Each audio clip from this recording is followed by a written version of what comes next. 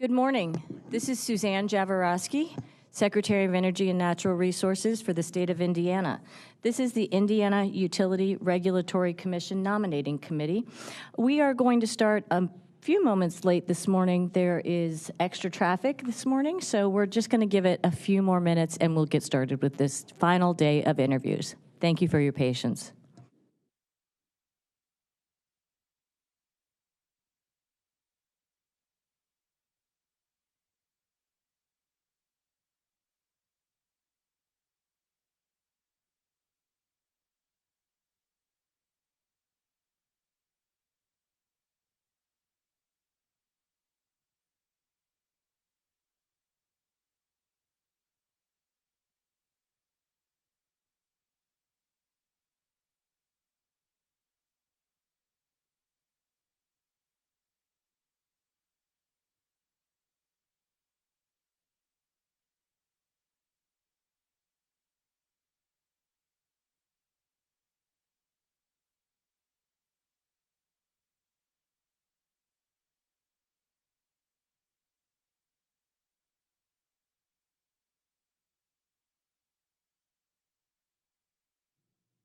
Yes, I'm ready. Okay, we're going to go ahead and get started. This morning, we have Elizabeth Walker here. Welcome, Ms. Walker. We're going to get started with our interviews, but first I'd like to go through what our agenda is today. This morning, today we have 8 interviews. We will start this morning with Ms. Elizabeth Walker at 9 a.m. We have Andy Zay at 9:50. Alfonso Vidal at 10:40, Josh Bain at 11:30. The committee will take a lunch break between 12:15 and 1:15. At 1:15, we have Alexander Jork. At 2:05, Matthew House. 2:55, Christina Hale. 3:45, Kylie Adolph. At 3:45. Then we will have deliberation at 4:30. We'll be back to make an announcement at 5 o'clock. Thank you so much. Ms. Walker, welcome. My name, again, is Suzanne Jaworowski with I'm the Secretary of Energy and Natural Resources. This is the nominating committee for the IURC. We'll go ahead and get started by having each committee member introduce themselves to you. Then we'd like to ask you to get started by introducing yourself to us, tell us a little bit about yourself, any kind of career highlights or anything about yourself that you'd like to share to get started. And then we'll just start with some questions for the conversation. Sound okay? Sounds great. Okay, thank you. Jim Merritt. Darlene Sherman. Good morning. Welcome, Lindsay Hake. Grant Smith. Good morning. Rachel Hazare. Good morning. Corey Cochran. Arvane Stover, committee staff. Thank you so much for inviting me to interview. This is one of my dream jobs. This is great. I'm so excited. So my name is Elizabeth Walker. I am originally from Indianapolis. I was born here. I went to school at the University of Southern Indiana in Evansville, and spent 4 years there, graduated, and then I worked as a social worker for a period of time. I worked with folks in a homeless shelter. I worked with folks who have severe mental illness. I worked with women and children in domestic violence situations. And then in 2001, when the terror attack happened in New York, I really kind of decided that I wanted to work on a macro scale and work in the policy realm.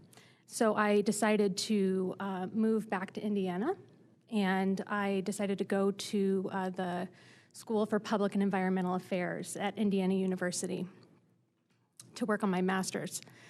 During that time, I was fortunate to receive a graduate assistantship and worked in research, doing social impact research at the Center for Urban Policy and the Environment.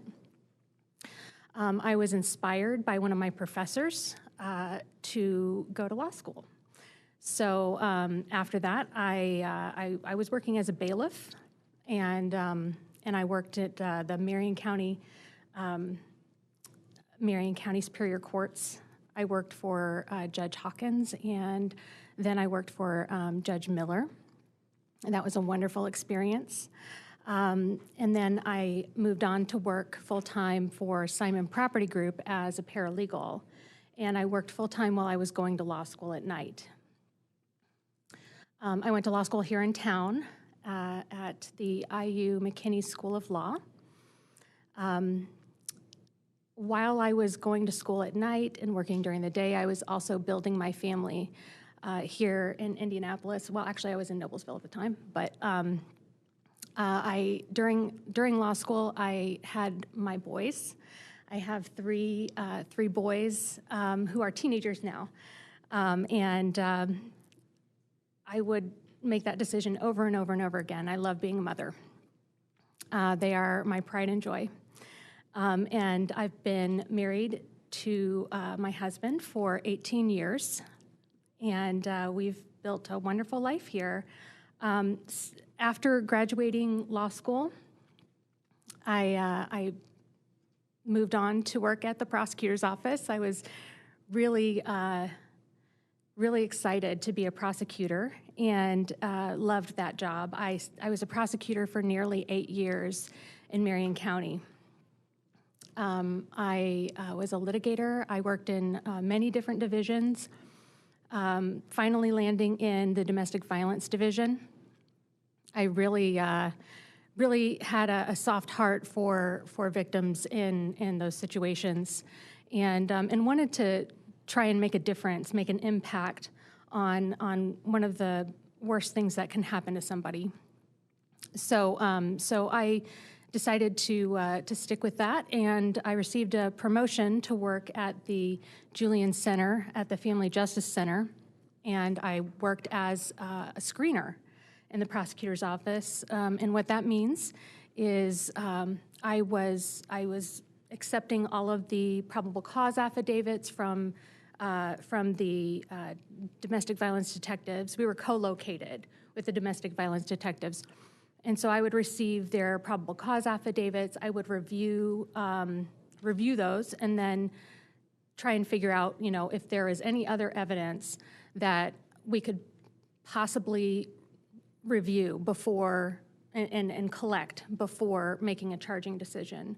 Because I wanted those charging decisions to be correct, and I wanted them to be solid, provable cases.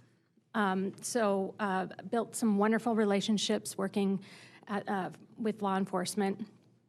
It was a great time, just practicing law, very fast-paced, lots and lots of volume. I also worked on new arrests as well. I was kind of the triage for new arrests, although I handled a lot of them. So a lot of times I was reaching out to the officers who work, on street officers, folks who respond, the first responders, and working with them on their probable cause affidavits to make sure that they had all of the elements to prove the crimes if those elements existed. During the pandemic, one would think that, all crime went down and nothing was happening, but that was not the case at all with domestic violence. A lot of crimes, were not happening, or at least were not being reported. But during the pandemic, the crimes in domestic violence, actually, those reports went up exponentially. And so we were very, very busy. And some of the worst days of people's lives were coming across my desk so many times a day. The volume was enormous. And my colleagues and I were beginning to experience some secondary trauma from seeing the worst injuries that we've seen in a long, long time. And over and over, and I would start my day at 6:30 in the morning, and I would not end my day until every single case was taken care of that had come across my desk, because I did not want for someone to be released before they were served with a protective order. So at that time, I decided that it was probably good for me to try and grow my skill set as an attorney. And so I applied to work at the state, and I was extremely fortunate to receive an offer from the Indiana Utility Regulatory Commission. I didn't know how lucky I was until I got here. I absolutely loved that position. I worked as an assistant general counsel for the IURC. And what I was assigned to was I was assigned to the Pipeline Safety Division. I was advisor to the Underground Plant Protection Advisory Committee, UPAC, and that was a lot of my work. But I also worked with the RTO FERC team, traveling to all of the meetings that the MISO and the PJM meetings, and just keeping abreast of everything that's going on in the RTO world. I worked with the commissioners who were presidents at the time, David Ober and Sarah Freeman, and they were great to work with. Really inspirational people to work with. I built a lot of relationships there. Working with other regulators in other states on the issues. I was able to file with the FERC on dynamic line ratings. Our take-home message was that the costs cannot outweigh the benefits, and that was our position as a commission. And so that was really cool to be able to file with the FERC, and I really treasure that experience. There was an opportunity that came to me when I spoke with someone about upward mobility. And in the commission where I was at the time, there was no room for upward mobility. And that was a concern of mine because I really did want to grow in my career. I wanted to be a leader in government, and that was important to me, to be able to have the greatest impact that I could in creating good government. And so an opportunity came to me to work at the Professional Licensing Agency.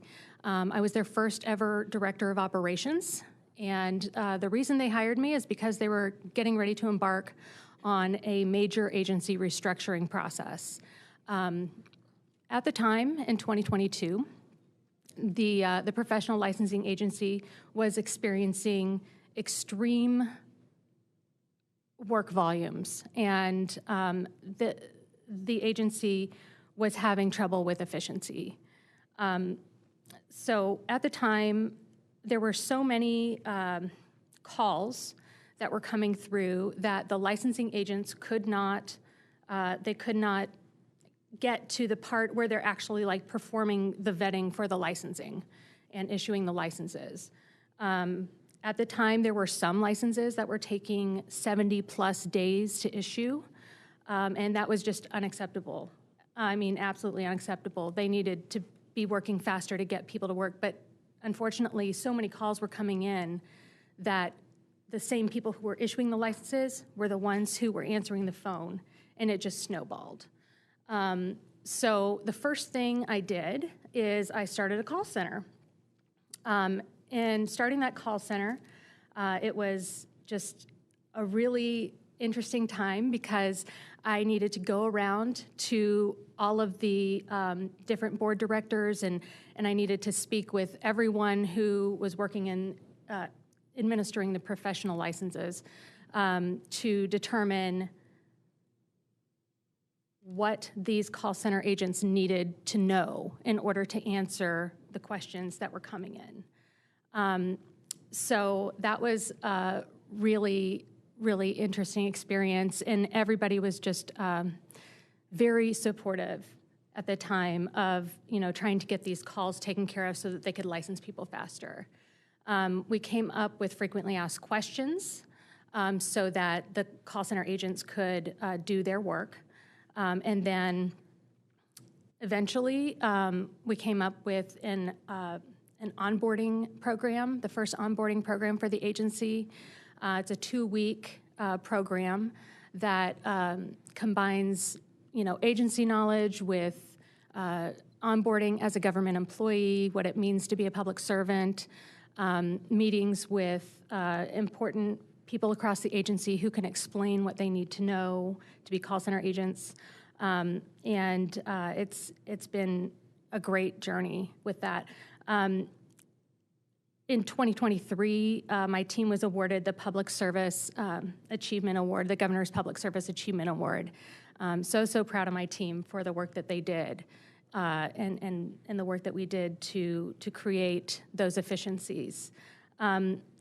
Back in 2022, people could wait on the phone for an hour to speak to a customer service agent. And now our average wait is 1 minute and 46 seconds. Remember when I said, the time to licensure in 2022 for some licenses was more than 70 days. Now, in July 2025, our average time to licensure is 6.1 days. In 2023, we instituted a new group, a strike team of senior licensing analysts. These are our most talented licensing analysts, and their job was to go from profession to profession during high volume seasons. The nature of the work there is it's never the same, because there are graduation seasons and there are seasons where we are, there's a profession that is renewing. So there's always going to be, like high volume seasons where we need extra hands. And so that team has helped with, with those efficiencies as well. Very, very proud of that team as well. Then in 2024, we created the Office of Litigation Management. And the Office of Litigation Management consists of the litigation coordinators who handle all of the litigation processing for all 34 boards.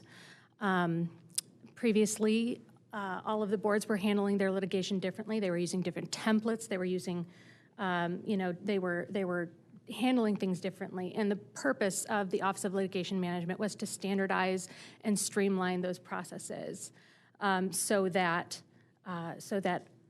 the people, the attorneys and the stakeholders and those who were involved in the disciplinary process would have a more predictable experience when dealing with our boards. And they would have one point of contact, our clerk inbox. And that has been very great as well. That team has come up with standard operating procedures to handle this litigation based on best practices across the agency. When I arrived, there was, in 2021, 2022, 80% turnover at PLA. And our turnover is very, very little. I believe it's less than 10% at this point. And that is due to a career path that we have instituted in the agency that begins with the call center. And we do our best to promote from within, and that has helped us to retain institutional knowledge and help people. It's helped tremendously with morale.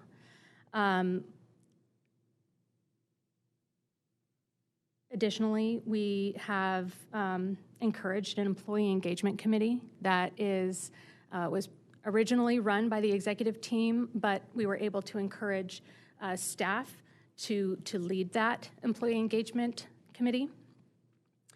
So operationally, I have a lot of government operational efficiency skills that can be helpful to any agency. I feel like this has been a really great experience, and I would love to bring those skills to the IURC, although the staff culture at the IURC is already good, and I already know that because I worked there. Everybody is very passionate about their work, very engaged, But we are getting ready to embark on a huge leadership shift. And with that leadership shift, there's always a risk of losing valuable employees. And the IURC employees are some of our most valuable employees in state government. They have so much knowledge and so much expertise. Very, very difficult to get employees up to speed at the rate and level of expertise that these folks are at. So I think that it's incumbent upon the choices that are made here, that we make sure that the people who are chosen are people who are going to lead in a way that people want to stay. And I feel like I have a lot of credibility there with the staff as well as just in state government in general because of the good work that I've done. So that's who I am. What it means to be a public servant to me. Number one, we are servants of the taxpayers, the Hoosiers, and we are stewards of their taxpayer dollars. And we need to be good stewards of their taxpayer dollars. We need to make sure that we are making decisions and spending money in a way that benefits the greater good. We are absolutely required to follow the law. We're required to be transparent so that our fellow Hoosiers can see what is going on with their tax dollars. Very important. They deserve that. They deserve an agency that's able to get results. And I feel like I have been able to get results in the work that I've done and the teams that I've led. You have a duty to keep delivering at the highest level possible, even when government is lean. And every agency is experiencing that right now, including the agency that I work for right now. Everyone is. And so we need to make sure that we are giving a good return on the investment of tax dollars that are given to us. We need to be fair and impartial, free from bias. And I have never had to accept donations. That's not an experience that I have in my past where I have needed to accept donations for a public office that I've run for. Not that that's a bad thing, but that's not something that I have. I've also I've not represented utilities. I've not represented consumers. I've represented neither side. So I have no agenda. I have no particular agenda. My only agenda is public service.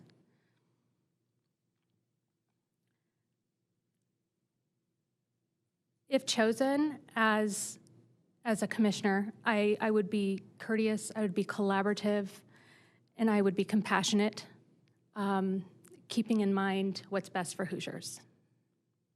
Thank you. Thank you very much, Ms. Walker. Lindsay? Thank you for that introduction. I'm going to go to your materials that you supplied for us. Obviously, your scope as commissioner with regard to your number one threat being private equity, those mergers and acquisitions are not, unfortunately, subject to IURC approval. That obviously is a conversation that will probably end up happening over at the legislature.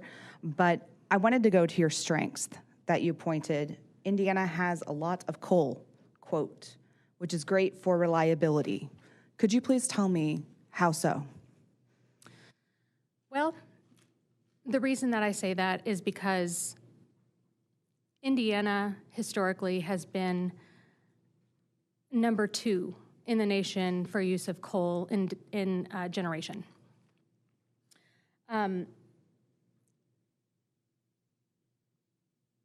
According to the IU Indiana Geological and Water Survey, we are sitting on 57 billion tons of coal. It's plentiful. It's something that we have as an asset. It is a fuel that if we need to have consistent generation, reliable generation, and we should be utilizing an all-of-the-above policy, including coal. Given that information, how would you expect to, with the all-above strategy that you've essentially, well, I guess the state has endorsed really, how would you use the uneconomic angle of coal as a resource in presenting a balanced decision-making authority as a commissioner, essentially, because your charge statutorily is to balance the interests of ratepayers with that of the utilities? How would you take that to that charge? Using an all-of-the-above strategy includes wind and solar, of course, and as well as coal. I think that it is important that utilities consider all of the possibilities of providing generation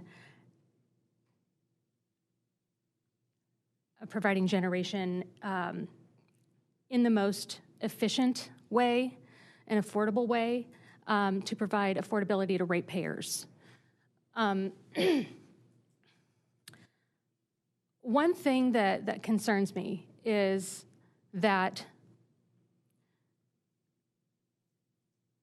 as a commissioner, I would really want to know that that utilities are operating in the most efficient way.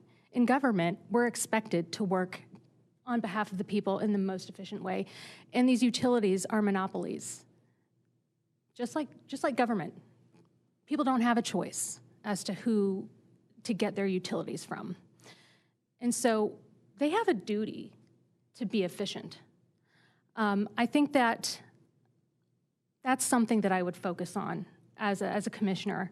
I would ask, utilizing my litigation skills, I would, ask questions of the utilities to make sure that I knew enough to ensure that they have considered all of the possibilities to operate in the most efficient manner. Thank you. Grant? Morning.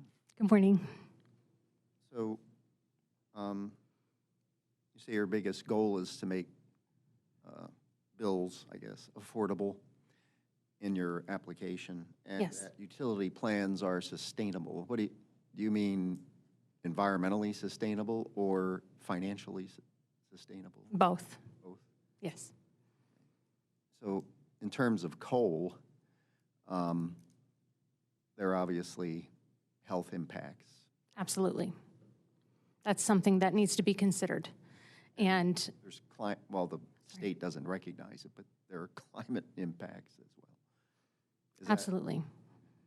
And then I was interested in, you also state commissioners have a responsibility to ensure that rates are just and reasonable as well as affordable. I thought that was interesting that you split those two out. And I was wondering your logic behind that. Just and reasonable rates don't always encompass affordability, and I think they need to. I think that all 5 pillars should be considered when making decisions, including environmental sustainability. I do think that it's important that our utilities operate in a way so that they're not ruining the environment for the future children of America. I guess my reasoning for separating those two out is because I don't think that they're the same thing. I think you're the first one who's actually stated that clearly in their application. Thank you. So have you had any experience with, while you were at the commission, maybe not, with DSM programs, with energy efficiency with respect to homeowners, businesses, et cetera? that type of thing? Well, something that I failed to mention in my introduction is how much I love energy law and how much I love utility regulation. And this has been something that I have really I've tried to keep up with as much as I can, given, my time constraints. And so over the years, I have tried to keep up by attending the utility law seminars. And something that I had the pleasure of doing is I got to go to Purdue at one of these utility law seminars, and I got to tour these living laboratories. I don't know if you've seen them before. They're really exciting and really interesting. Graduate students live at these two houses that are side by side, and one is called the DC Nanogrid, and it's a house that operates entirely on DC power. And so, there's a lot of, they have different ways of creating DC power, including solar and other ways. And that's fascinating to me. Things like that, I will remember that forever. That was so neat. And then next door is the Renew House, and that house has all of these different technologies that are being tested right now. And the graduate students, they monitor and they collect data. And that house exists to try and be a net zero house. And those experiences have, they have an impact on me. And it's something that I enjoy so much that I do this on my own time, with my own resources. I was able to go to, this is kind of a little off topic, but I was also able to go to a CLE at the Citizens Dig and Detunnel to tour their new sewer that is designed to reduce combined sewer overflows. That was really cool too. The reason I say this is because I truly do believe in this all of the above strategy, in that we really do need to be looking at sustainable, environmentally sustainable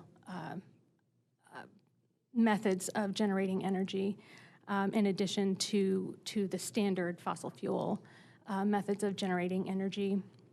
We have a really big task ahead of us with the huge baseload growth that we're going to be experiencing due to our AI race that is it's coming. We're going to be building out as a nation. We're building out all kinds of these data centers, and that's infrastructure for economic growth. And with those data centers comes huge demands for electricity, and we need to be prepared for that as a state. I had one more question, if that's okay. So, in your experience at Purdue with a net zero home, what do you think the capacity is for that in Indiana? If we were to expand that as a program, what do you think? What do you think the capacity might be? Oh goodness, there are so many different technologies in that home, and when we toured the home, they explained that it's not financially feasible to install all of them. It just doesn't make sense. But I do think that policymakers could potentially help by creating policies that incentivize homeowners or businesses to implement those kinds of methods of saving electricity. Thank you. Mm-hmm.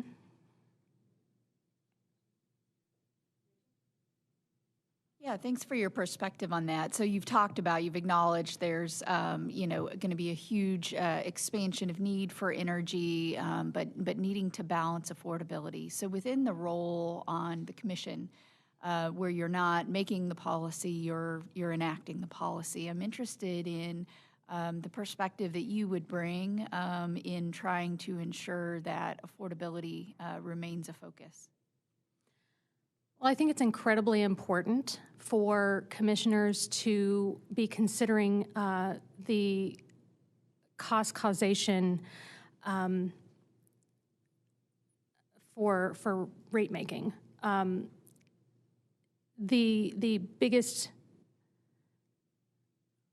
users of this energy and this infrastructure, the infrastructure improvements, should be contributing in a major way to the building of new generation and the infrastructure improvements required to our grid in order to be able to distribute this energy.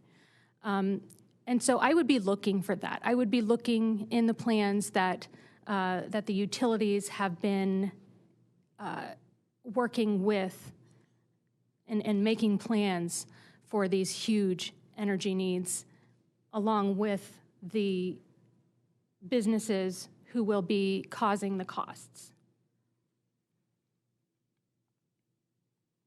Ms. Walker, I was very impressed with your SWOT analysis that you submitted as part of your application to apply to this position. And I think part of what impressed me was it showed a realistic perspective on where we are today as a country and where our opportunities are in moving forward. And there certainly is no silver bullet in the energy industry, as much as we've become very tribalized about the different generations that everybody likes along the continuum of our generation options. And my question is, how would you be and would you be impartial about the options that utilities are bringing to you of how they want to move forward? And there's no room for politics. I mean, it cannot be politics and partial and ideology here. It has to be keeping the lights on, what's best for Hoosiers in the future, those 5 pillars, and certainly focus on affordability. But like you said, being able to diversify, allow for different types of generation and investment in transmission. You talked about kind of energy innovation, entrepreneur solutions, balanced investment, infrastructure. You talked today about data centers and kind of, those are things that whether we like them or not, they're here today. And what I'd like to know about is, are you able to be impartial given all the different stakeholders that will come and lobby before you in this room? Absolutely. As a prosecutor, my job was to be impartial when making charging decisions, to look at things from an unbiased perspective, to ensure that I wasn't just taking people for their word, that there was actually evidence to support the facts that were alleged in the probable cause affidavits. One of the worst things that can happen is that you charge someone with a crime when they haven't committed that crime. And I took that very seriously. I wanted to ensure that that those cases were well proven, and I took that based on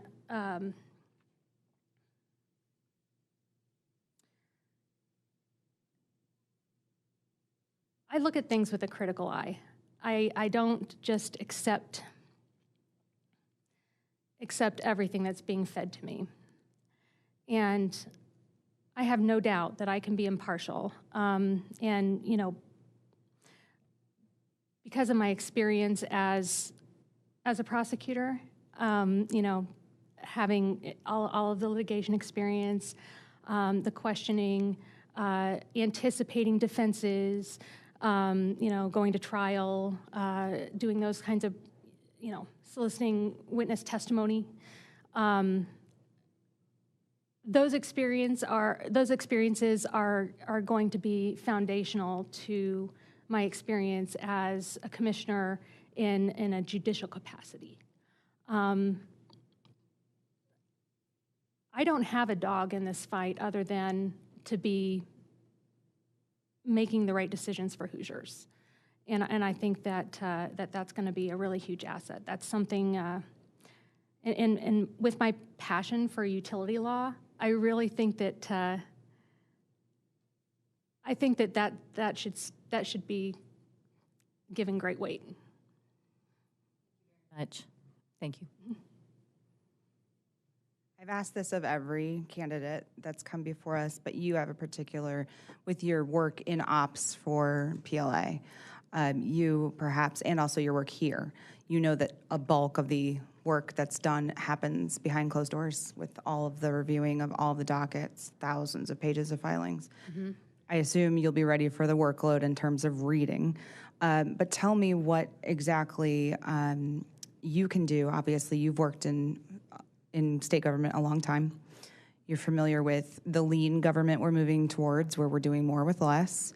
Can you tell me what you as a commissioner would be able to achieve in your advocacy for a robust staffing level at both the IURC and the OUCC?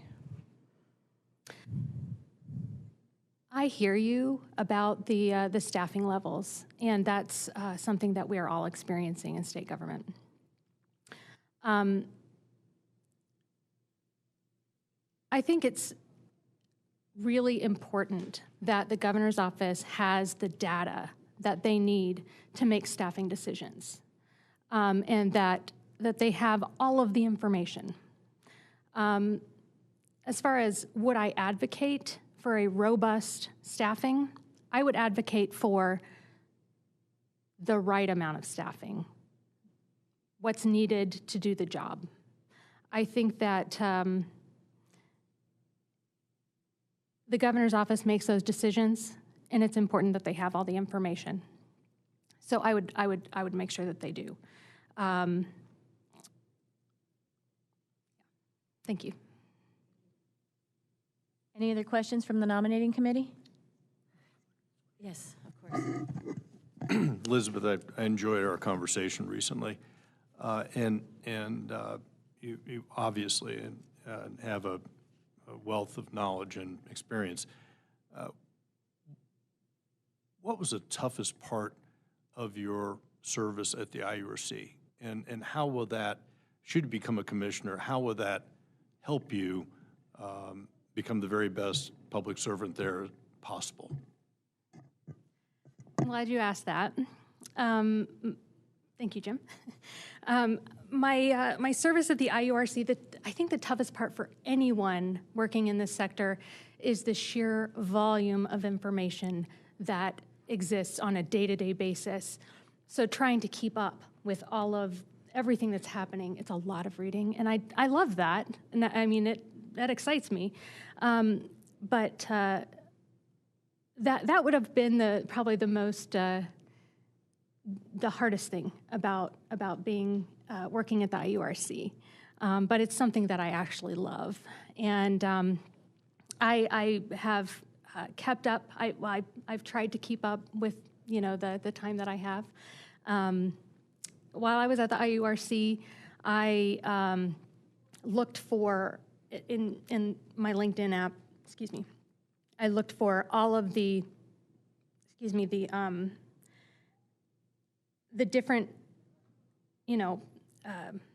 research institutes and organizations that are involved in this sector, and I followed all of them so that my newsfeed would be full of utility law and utility happenings, and just to have that newsfeed.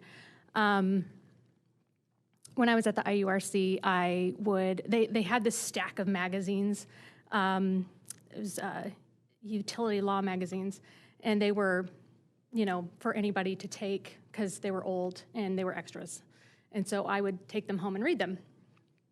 I found an extra copy of Title VIII, and I carried it around with me to meetings. That's so nerdy. I know I did. I carried it around with me, and I wanted to be prepared to answer questions at the UPAC meeting if anybody had any questions. I wanted to, and there were tabs on all my my most frequent You questions. can download that now, you can keep it on your I desktop. know. It was helpful to have it all tabbed and ready, I, yeah, I like to stay on top of things, and I really love to be just immersed in utility happenings and utility law. I like to know things. I have a voracious appetite for knowledge and for learning.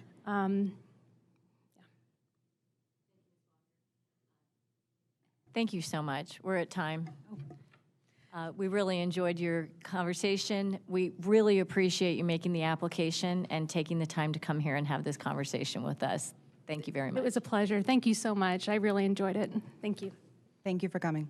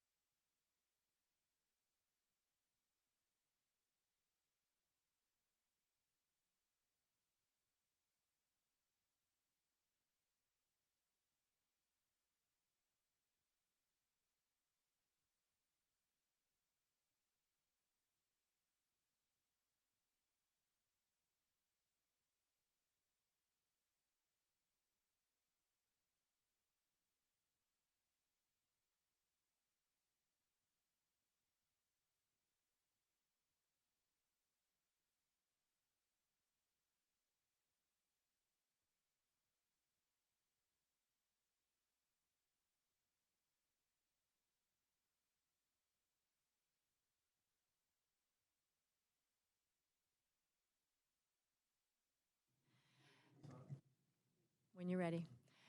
Good morning. This is the Indiana Utility Regulatory Commission Nominating Committee reconvening for our next interview this morning. We have Senator Andy Zay here this morning for his in-person interview. Welcome, Senator Zay. This is the nominating committee. We'll start by having each member of the nominating committee introduce themselves to you. And then we'll ask you to introduce yourself, give as much background as you'd like, kind of introductory statement if you would. And then we'll start with some questions and just have a conversation. Does that sound good? Sounds great. Okay, so I think you know me, Suzanne Jaworowski, Secretary of Energy and Natural Resources for the state of Indiana. Jim Merritt. Good morning, Darlene Sherman. Good morning, Lindsay Hake. Grant Smith. Good morning, Rachel Hazare. Good morning, Corey Cochran. Parvane Stover, committee staff. Well, it's great to be with you. My name's Andy Zay, and my first and largest responsibility in life is a wife to Cindy Zay, and being a good husband and a father of 5. And it's an exciting time in our life as we're now empty nesters, and again, proud parents of 5. Our oldest 3 are now married, and we have 4 grandchildren. And had I known the fun and blessing of grandchildren, I certainly would have started there and given up on those teenage years of raising all those kids. But it's been I've led a very blessed and cherished life. I'm a 3rd generation in family business. Actually this month, our family's celebrating 74 years following my grandfather and father's footsteps. I have served now in the Indiana General Assembly as an Indiana State Senator for the past, this winter will be 10 years. Serving on many committees, but most recently serving on environmental as the ranking member, pensions and labor, and utilities and commerce, which really brings me before you today. I've served in the utilities committee now for about 5 years, serving under the very able tutelage of Eric Cook. And, I think the dynamic of what we've seen in the utility sector in the last really just 2 to 3 years is, what makes this position very important and very challenging moving forward. Great. Senator Zay, before we go any further, just want to ask you to please speak into the microphone because a lot of the feedback we're hearing on the live feed is that people can't hear the interviewers. So we want to make sure everybody can hear every word you say. Absolutely. All right. Anybody have questions for Senator Zay to get started? Lindsay? Good morning, Senator. Good morning. Great to be with you. Obviously, your role here in Indianapolis would change definitively if you were to be commissioner. Absolutely. Considering that, I won't ask the obvious question that we've had for most folks is, are you cool with moving here? Because we know you've already established that you're working here consistently. My question for you is more about the transition to a more judicial type of authority versus legislative. How would you balance the interests of both the ratepayers and the utilities, which is our statutory charge here at the IURC? No, absolutely, and that's a great question. And really, I think that is the premier question of the Indiana Utility Regulatory Commission. In being a commissioner, I would say the skills in being in the legislative side where, collaboration, getting to the end and getting legislation passed is key. And those skills that, I've used and been a part of for the last 10 years and even a little bit before in local government, are what will be critical in working with the other commissioners to come to resolution on exactly where we need to be on rate cases and also working with the stakeholders that will be presenting these rate cases. So, the question is, how are we going to do that, and how are you going to do that? And you're going to do that through, hard collaboration, continuing to be a student of utilities, which is an ever-changing dynamic, certainly right now, and always with the focus on the ratepayers, because as a regulated state, we are essentially granting monopolies to the utilities. So it is our duty to be kind of the gatekeeper and the watcher of the ratepayers. Darlene and Rachel, and then Darlene, please. Yeah, I thank you for being here this morning, and obviously for your service, on the utility committee. I'm interested in your perspective. So you've been in the position of making the policy as it relates to energy in the State House. And one of the questions I think that we have is with some of the challenges that we expect to come in the coming years, do you think the IURC has sufficient authority to be able to effectuate its charge? Well, I think it does at this point. But like I said, this is a very dynamic environment now. We're stepping into the world of nuclear. We're looking at the reality of how wind and solar play out and what's already been developed and the challenges moving forward in those arenas. We're looking at historically aging infrastructure as far as generation goes and how we're going to either continue to update those or replace those. So do we have the authority? I believe we do. If there needs to be adaptations or changes to that authority, obviously it's going to be the collaboration with the legislative side that's going to be critical in changing the necessity of either pulling back regulation, which sometimes will add cost to the ratepayers, and or adding additional regulation as we move into some of these new domains going forward. So it doesn't concern me, I guess, is what I should say. I think at this point the balance is what it is, and I think that we can certainly operate within that structure. The commissioners will be able to, and I think they've done fairly effectively in doing that. Are there things that I would do differently? Likely. Are there things that we can do differently, and will I operate a little differently? Likely. But I think, I think that foundation is there to move us forward, and there will always be changes. And with that, I would feel very comfortable in networking through the secretary and or through the legislative body to work on changes that I think would make us more effective as commissioners. Darlene? Just to follow up on that, because that was going to be my question also. You probably know Title VIII better than most people do, and certainly more than Hoosiers in general do. You're legally required to make affordability sort of equal weight with the other four pillars. Mm-hmm. But the public is going to have a much higher interest in that particular area of any rate case. And so how do you assure ratepayers that you're meeting your burden on the affordability side? And do you think maybe specifically the statute is clear enough for both commissioners as well as the public to understand what that means? What is affordability? I understand there are no definitions for affordability or fair and reasonable rates, and there's a lot of confusion. Just how is that measured? How do you communicate in a much kind of higher profile way due to the interest of the public that you're meeting that burden?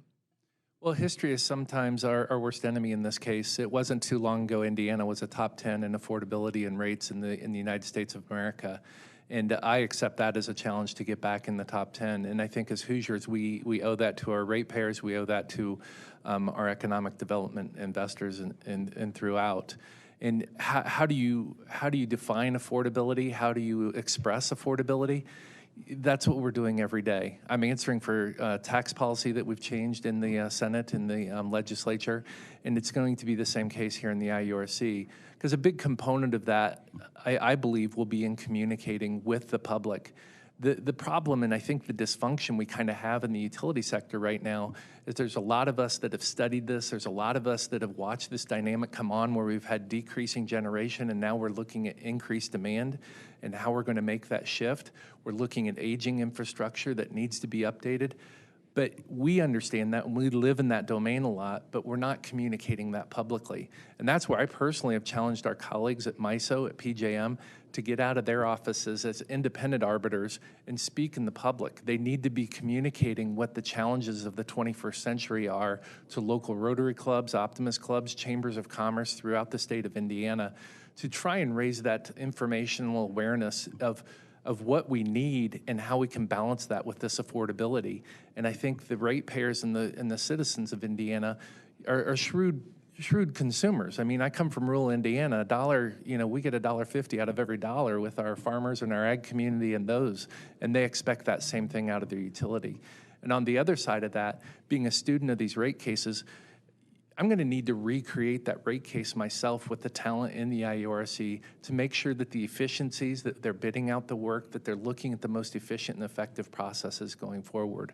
And we need to create the trust and confidence in the public that we are doing our due diligence, and then again communicating that out so they can have trust that we have their back moving forward, as well as being supportive of the 21st generation, what we need to do as a state to move forward and meet the administration's vision and goals. Thank you, Senator.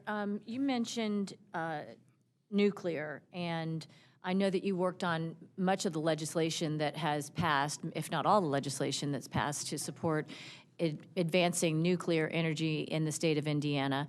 You just talked about increasing demand and having to increase generation. That equals large capital investment. You also talked about ensuring getting $1.50 out of every dollar that's been put in.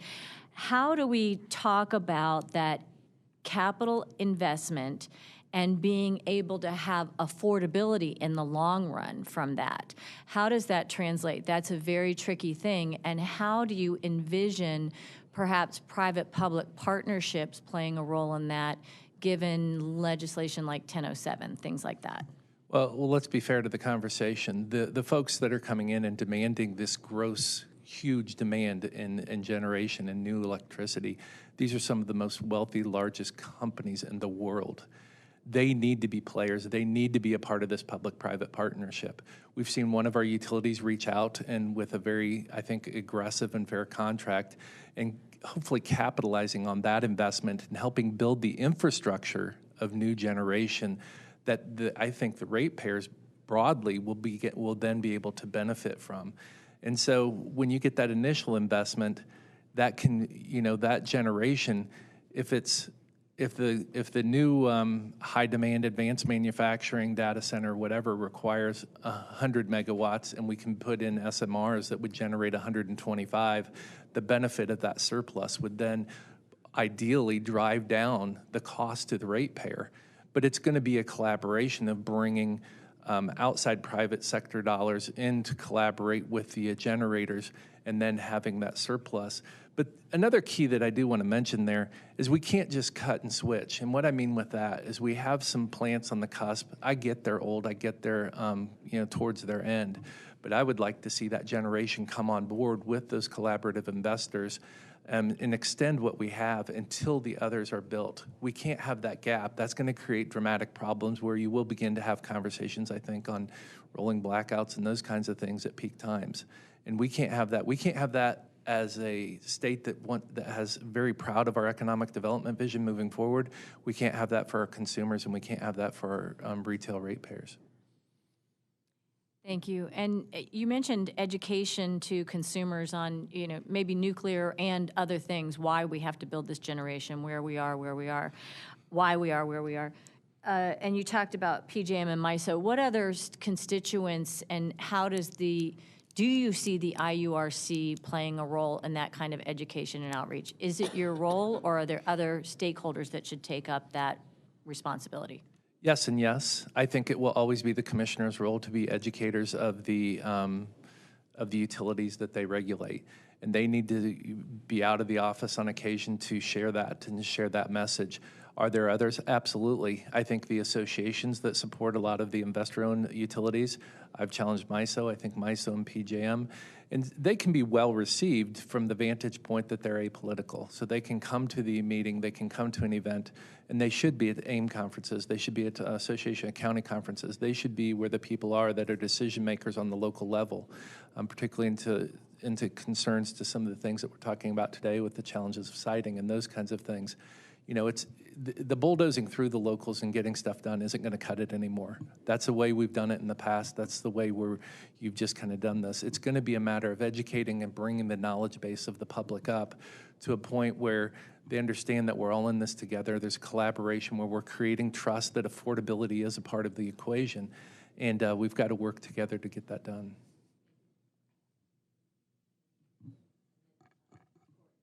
This is a follow-up to the previous, the question before the last, which was regarding nuclear.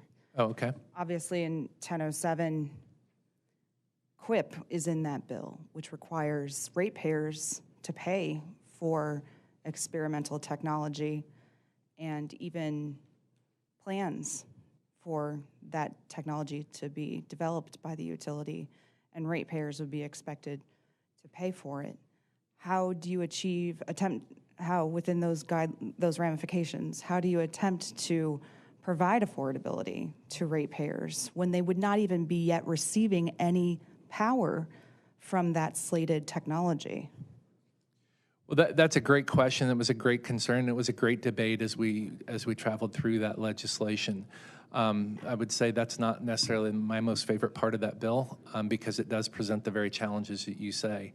How do we prepay for something where it's not generating yet promise the consumer affordability? And I would go back to the statement I just made. We have to be careful to make sure we're not closing plants too early or looking at all the opportunities and all the options available to us to extend that as long as we can. Because in the same way that we're prepaying maybe for some design work on that on one side, we're also cutting off environmental investments where they haven't been fully depreciated in some of the generation that we've made. So we got to make sure that we let that depreciation play out as long as we can, which will involve a lot of conversations with our federal counterparts that are regulating in this space. And again, but through the end game of nuclear, we believe that there is opportunity to create great savings. And really, in my opinion, in my estimation, and what I've seen, kind of publicly shared, if we're going to fully embrace the environmentalism and the sustainability and reliability question, you're going to really need to lean into nuclear because it's really the only true environmentally clean option that has the reliability and sustainability that the industries of the future and that the public of the future will demand. And there will be cost in that up front. But again, that key is getting, I think, collaborative investors that are raising this demand so dramatically to play a part in financing that. And hopefully they can help with that CWIP situation as well. And the other component of that bill, if I'm not mistaken, I believe it was that bill, that's very exciting for the state of Indiana is that we will ideally be developing some of that technology right here in the state of Indiana. And I think that is very encouraging and very exciting.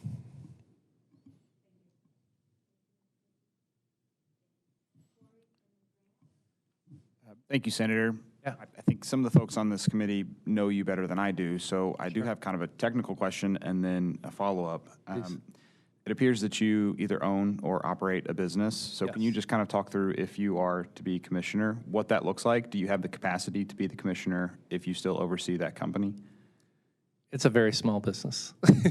So we're looking, there's different dynamics. I have all my baby's 20 years old, so my children are old. We're having some of those conversations internally within our family. We're looking at other investors to potentially either buy in or buy out the business. So for me, it's certainly a proud heritage that I wear and speak to proudly, as I did in my introductory statement. But the car business isn't what it was. And being an independent operator, the challenges aren't what they are. And honestly, over the last 10 years, I've really embraced and involved myself in the role of public service. So as a almost 60-year-old man looking forward, you get a little reflective. Both of my parents were deceased at the age of 72. So I'm looking at potentially a 12-year window here and hopefully longer.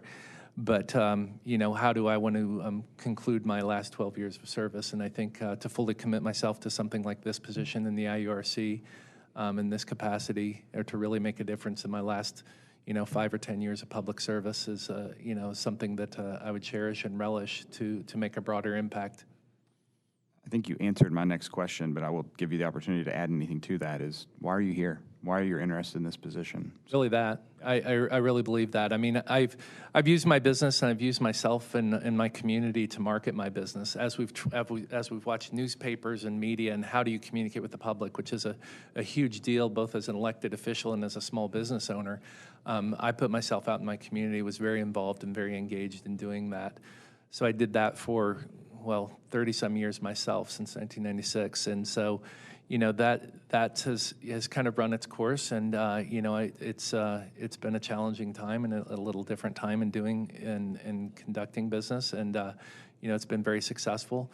But again, I've worn the hat of a public servant, and I've just absolutely relished and enjoyed the role of serving the people of Indiana. And, I'm very concerned. This is a very dynamic area right now. We've seen a lot of change. We've had a lot of conversations in utility committee about where we're at, where we're going, and where we need to go. And all under the auspice of how do we protect the ratepayer in doing that. And so, I just want to be in an area where I can really make a difference. And I think at the end of the day, this area needs some leadership. It needs somebody that's been there, that at least has a jump on this learning curve and is prepared to take on the challenges of embracing nuclear, finding out how wind and solar fit in, finding out how we transition some of these dated coal or gas plants and update them for the next century. Thank you. You mentioned in your application that the energy market needs to be stabilized with long-term economically and viable investments. And then you say that comes from regulatory certainty and can be passed to consumers in stable energy bills. What did you mean by regulatory certainty and then stable energy bills? Well, I think regulatory certainty, it kind of makes us chuckle because the regulatory certainty may last 4 years. And the problem in this particular sector, when you're talking about particularly electric and certainly water and gas pipelines as well, which the IURC oversees, how do you make $100 million, how do you make $1 billion investment and count on that you're going to comply with the next leadership's regulation ideas? And I think that's been no more prevalent than what we've seen now coming from the Biden to the Trump administration. There's a lot of regulation that comes in place, and there's a lot of cost with that. Now, our investor-owned utilities on the outside would love that regulatory certainty and that certainty of either grandfathering in the adjustments they've made and giving them kudos for that. Because even when we talk about coal is many times demonized for how dirty it is. Granted, it is maybe one of our more dirty, but they've invested in hundreds of millions of dollars scrubbers, and it's some of the cleanest coal in the world right now in burning that and running our plants. And I just use that as an example. It's not, you can question the affordability of that, but it's just the certainty of being able to make these substantial investments that are inevitably costing the ratepayer more because they're having to adjust, or we're closing plants where those investments in the environmentalism has not been fully depreciated. So when I talk about creating that stable, it's being fair with the investors, the investor-owned utilities, that then can translate into savings for the consumers. Because when we close plants early, we're leaving depreciation on the table, and they're having to eat a lot of that.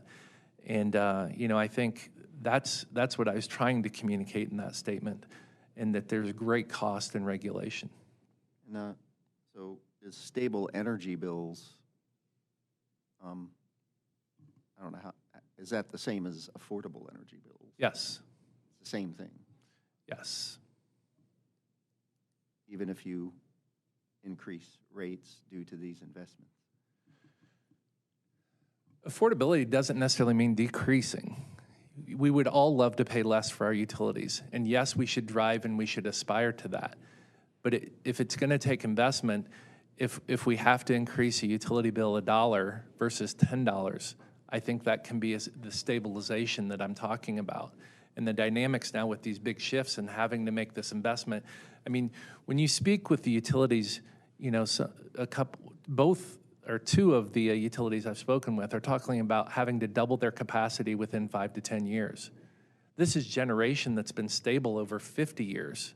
And so how are we going to accomplish that? And that was the question that the Secretary asked a few moments ago. We're going to need outside investors to do that. And how would we control it as commissioners should I be chosen? And the reality is that we need to try and keep those rates as stable as possible if the ratepayer has to be a part of that. And again, ideally, we'd like to keep it level or decrease.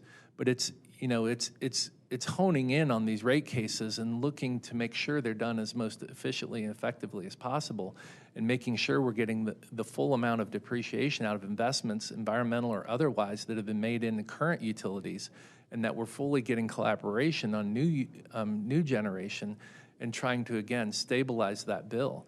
It's the up and down and the spikes that are really that are actually today hurting Main Street and hurting our commercial users of power. And one more question, is that okay? So you mentioned that investments in climate change, if we focus that as a policy, it would bankrupt the country. Absolutely. And why would that be? Well, climate change's definition is by the World Energy Institute is 0.2 degrees Celsius. It's never been quantified in dollars how much it would cost us to reach that 0.2 degrees Celsius. But America as a country has already spent trillions of dollars on this, in both subsidizing solar and both causing very extensive regulation in coal, and to the point of really trying to push them out of existence. And I get that. We should always be stewards of the environment, and we should always have our eye on that. But at what point does the investment in speculative technology, speculative generation, become cost prohibitive? And I think we're reacting to that a little bit now, where you've even seen folks that have been very engaged in this industry, just as yesterday, where Bill Gates commented that it's time to pivot from climate change. We've made the investments we've had. We've tried to react to that the best we can, and we're falling a little bit short. We're in a dynamic now where we can't go through a decreasing generation load. We have to increase generation. And so we're going to need to do that creatively. We're going to need to do that with conviction. And in Indiana, we need to do it here with leadership. So part of that will be not being wholly owned and invested in climate change, but being good stewards of our environment as we look at things like nuclear that are very clean and also reliable and sustainable. Wind and solar are wonderful, but we're not getting much solar today. And so we've got to be very careful how broadly we go with those investments. They can play a role, and we're an all-in state, and we should be an all-in state.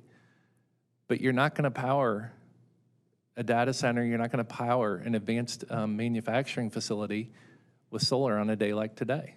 And we need to be real in those conversations, and I think that's the realization that people that I don't always agree with, like Bill Gates, are beginning to say now, who's been all in on this. And, we've seen a slew of regulation coming out of Washington, D.C. that has put a lot of pressure on this industry to clean things up and do that. And I'm not saying it's bad, but we need to be real with how much investment we can make. And realize that all that regulation and that shift is falling onto the ratepayers. So that regulation is costing my neighbors, myself, more money to power our house, to run my business. So you say sorry. Okay. So you say wind and solar are speculative. I mean, do we know the costs of wind and solar? Do we know what the cost is when utilities say we're going to install solar and wind and battery storage, hybrid systems? Do we know the cost? We know the cost, right? I mean, we know what that is going to cost. I mean, you're saying it's speculative, but we understand what the... It's speculative from a reliability standpoint because they're not reliable even with 24/7, 365. Is that a fair statement? I mean, I can pull up my application right now and I can show you how much we are getting on MISO now, and it's probably less than 1% of what is being demanded in the grid today. Well, they're reliable because we know when they'll run and when they won't, and they're always available. But solar is always available in terms of its ability to generate power when it's able to generate power. No, but the concern is the sustainability because it's not reliable at midnight tonight when there's no sun shining. And I mean, that's the point. We've made a strong pivot and a strong commitment to that as a nation. I understand, but do we know the cost of what an SMR will be? Yeah, it's significant. That's a very real challenge that we're going to need to face going forward. But with an SMR, you have reliability and sustainability that you don't have with wind and solar. Well, that's a discussion for another time. But no, it is. And I mean, from a commissioner standpoint, it won't be yes or no, one or the other, because that case will come to us as it is, and it'll be walking through that case and determining, what is best for Indiana, really, and what is best for the ratepayer in doing that. I'm not suggesting that all you have is wind and solar. I'm just saying that playing a substantial role internationally, globally, at this point in time. Yeah. Very substantial. I mean, renewables, wind and solar generation, globally outdid coal generation for the first time this year. Right, but what concerns me, again, is the reliability and sustainability, because we need the energy 24/7, 365. I'm not saying that you're not- Particularly with the investments that we're looking at going forward, a data center is requiring X amount of energy all the time. Well, this isn't an all or nothing proposition. What's an all or nothing proposition? I mean, don't mistake me. I believe that we are an all-in state, and I believe that it presently is playing a role and will continue to play a role. But I think the subsidies and some of the regulation that has come down has made energy prohibitively more expensive. And if we're going to have a conversation about ratepayers, which I think the commissioners of the IURC are gatekeepers, that's a very real conversation that needs to be had. And that's where this first line of questioning was about regulation. Does regulation cost the ratepayers money? Yes, it does. And if you invest in generation that maybe is not reliable and sustainable at the times we need it, then that can be a regulation that costs the ratepayers more money. Well, can it be a complement to what we do? Absolutely. And can it be a savings at peak times or daytimes when it is performing? It can, yes. yeah, that's what I wanted to get at. I'm not saying all or nothing. I'm not saying that's all we do. I'm just. No, I understand. Thank you. I just want to clarify my point. Since you were elected in 2016, excuse me. Yes. Follow the Money tells me that you've received almost $40,000 worth of contributions from electric utilities or their PACs or interest groups. Okay. Can you tell me and reassure me and all of us that you will be able to be a neutral arbiter considering that healthy number of contributions to your campaigns in the past? Absolutely, because I've received hundreds of thousands. I mean, to offset that, if we want to look at things that way, I've received hundreds of thousands of dollars from individuals, and I've been responsive to my constituents every day of the week and twice on Sunday. And believe me, it is twice on Sunday. So I'm hearing about this all the time. $40,000 in contributions over 10 years, approximately $4,000 a year. I raise somewhere north of $50,000. I intend to raise over $50,000 about every year. So though it is a voice, it is a way that the legislature operates. I get what you're driving at. It is not the sole reason. And I think I've actually shown that in my voting record. I have not gone along with utilities on every case. I have been a bit of a thorn sometimes. And, I think that's the role that plays. As I stated in one of my answers in my application, the right thing to say sometimes is no. But that is not the end of the road. The no is how do we collaborate to come to a different result or a better result for the ratepayer or the utility. But I can assure you that I will be completely independent. To that point that you brought up at the legislature, you've been active in advocating for energy efficiency audits of the state government facilities and also other facilities as well included in the state of Indiana footprint. Can you tell us what else about the energy efficiency component to an all-above strategy would factor in? How did you come to know that was should be a priority for the state of Indiana, and how will you take that experience to the commission? No, thank you very much for that question. That's something I'm actually very passionate about, because if we're going to talk about clean energy, if we're going to talk about regulation, if we're going to talk about implementation of solar or wind, I think Indiana should lead.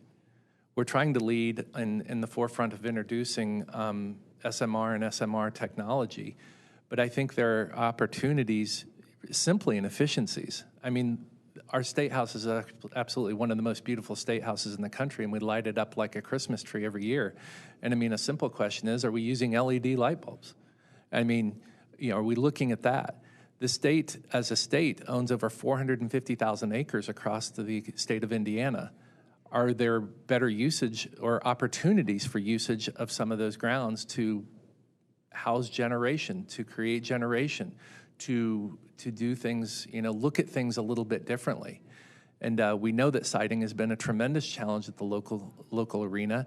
Is that an arena where we can play as a state with some of the grounds that we own across our state to be a contributor to this increase in generation and demand that we're looking at? And I believe that it's at least worth a look, particularly when you're talking about 450,000 acres and you're talking about capital investments through every corner of the state to make sure we are operating as efficiently, to see if there are opportunities on grounds that we own to be a partner as well and what's to come in this future generation. Yeah, thank you.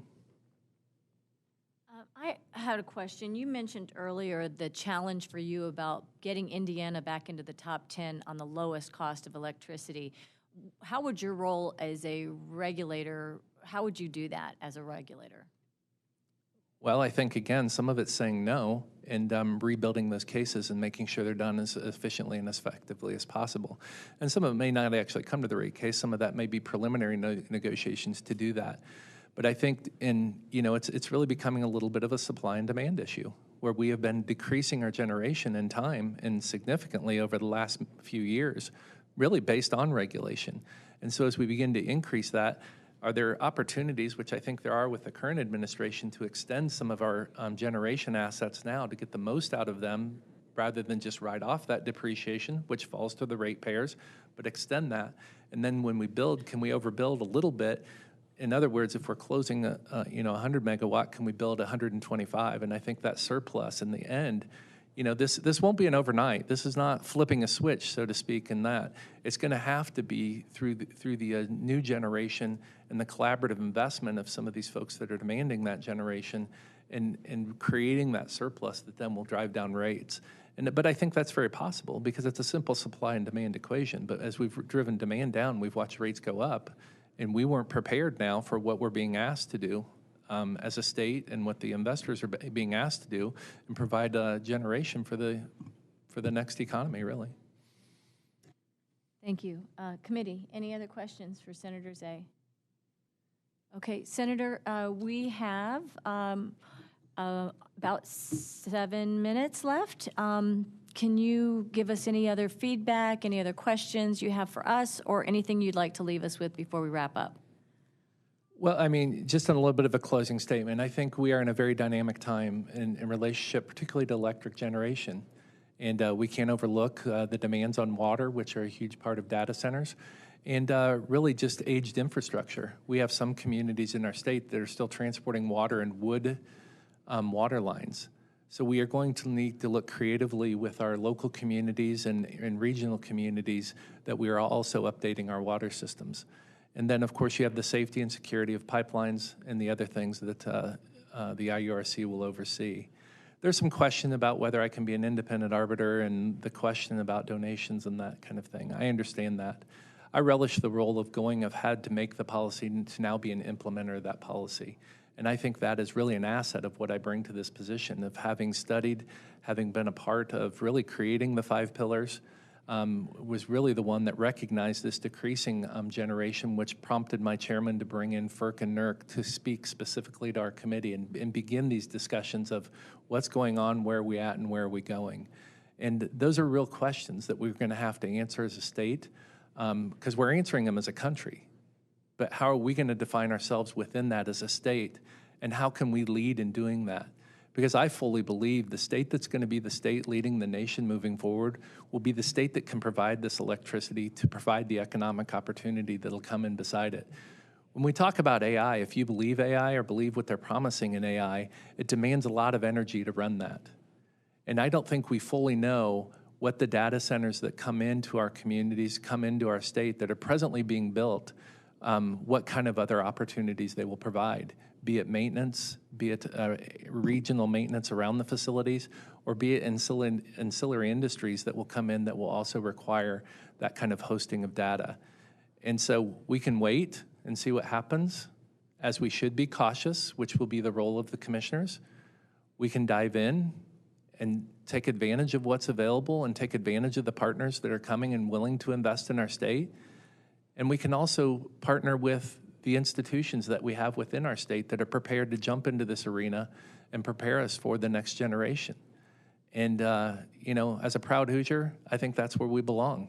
We have tremendous assets here when you look at our institutions of higher ed, when you look at the innate companies that are here in our state looking to dive into this arena. And it's, you know, it's incumbent upon us to find that strategic balance of protecting the ratepayer and giving them affordability as the absolute best we can, and to try and stabilize that so it's not jumping all over the place, but to make the investment in the future and the technologies that come first. And I will speak quite selfishly. The biggest reason for that is I want my kids to stay in Indiana. I don't want to chase my grandkids and watch them grow and go to their ball games across the country, unless we're traveling, of course. But I want them to live here in Indiana and have the opportunities. And, you know, that's certainly a conversation that we have continually in the legislature. And it doesn't completely begin and stop with energy, because we're also looking at it in education and so many other domains. But where we stand now as a country and as a state, it is very critically important that we have a person in this position that spent some time in it, that understands the dynamic, a person that's been to a nuclear power plant, a person that's been to a coal power plant, a person that's been to a gas-powered plant, and understands the roles that those can play, as well as been to ribbon cuttings for solar farms, for strategic storage development. So, I mean, these are critical things that we need to understand.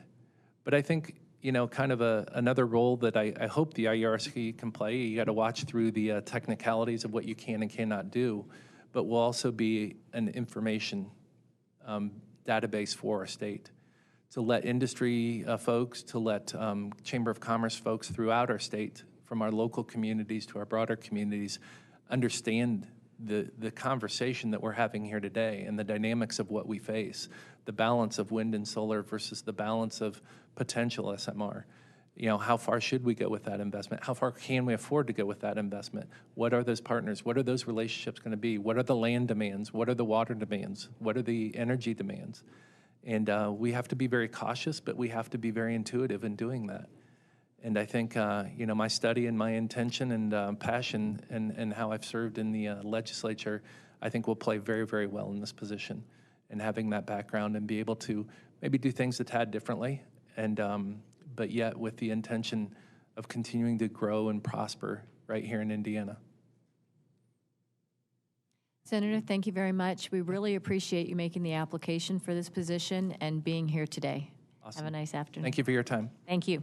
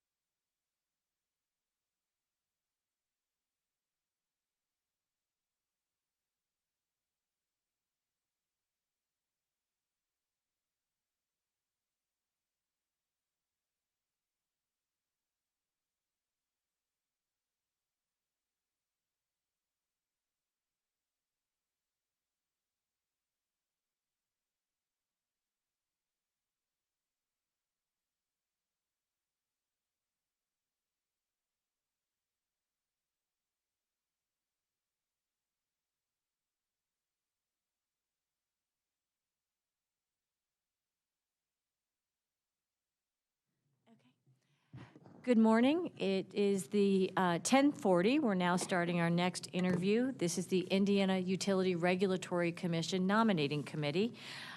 We have Mr. Alfonso Rafael Vidal with us. It's okay with Alfonso Vidal. Thank you.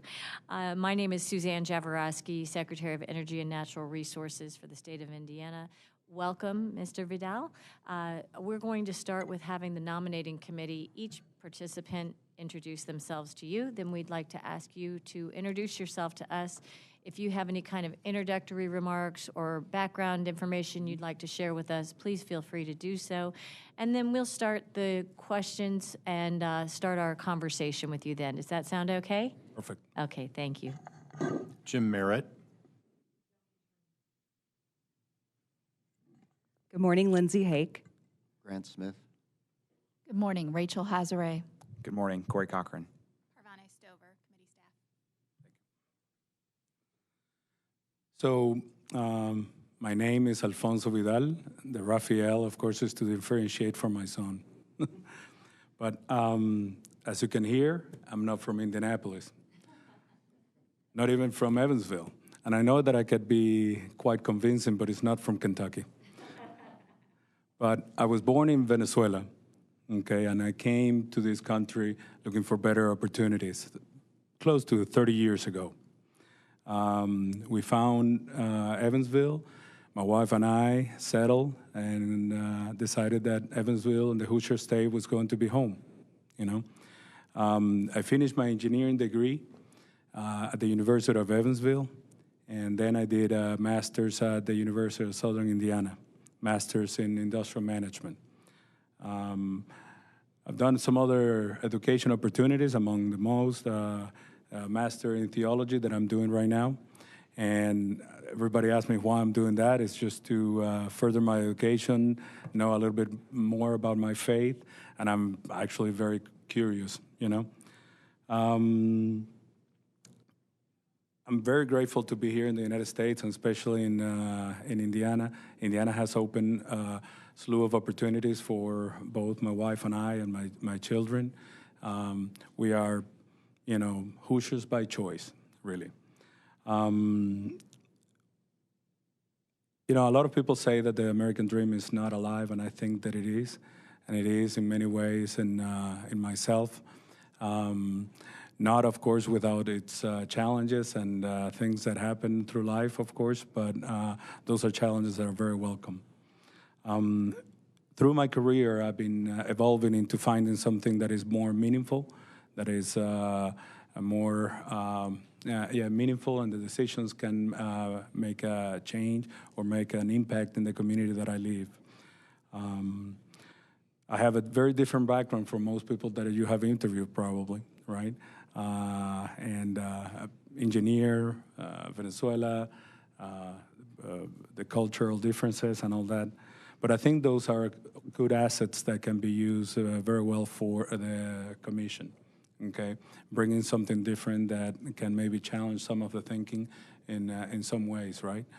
Although I understand that it's a very judicial process, and we are not lawmakers in any way, shape, or form, but takers of what the legislature wants to achieve, right?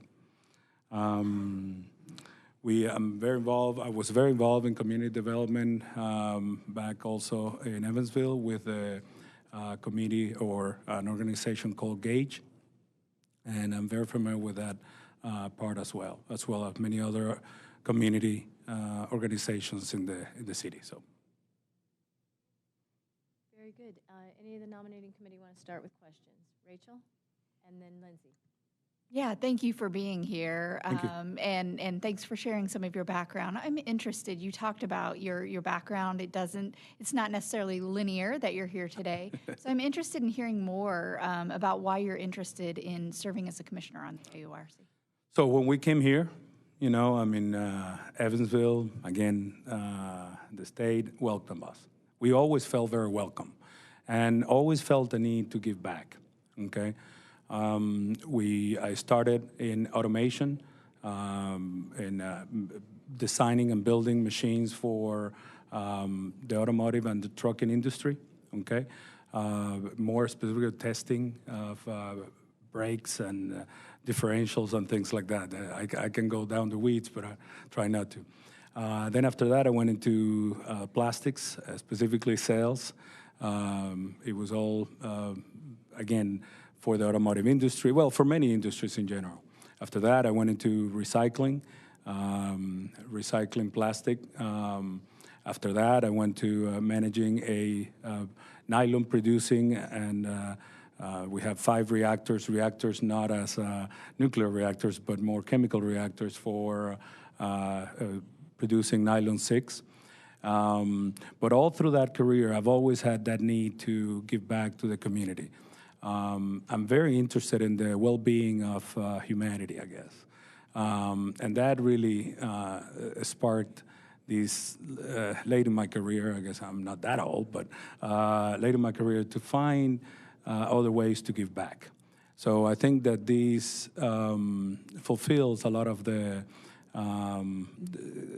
desires that I have to give back, and as well as utilize my technical background to further any endeavor that we would have, in this case, the commission and the energy in the state.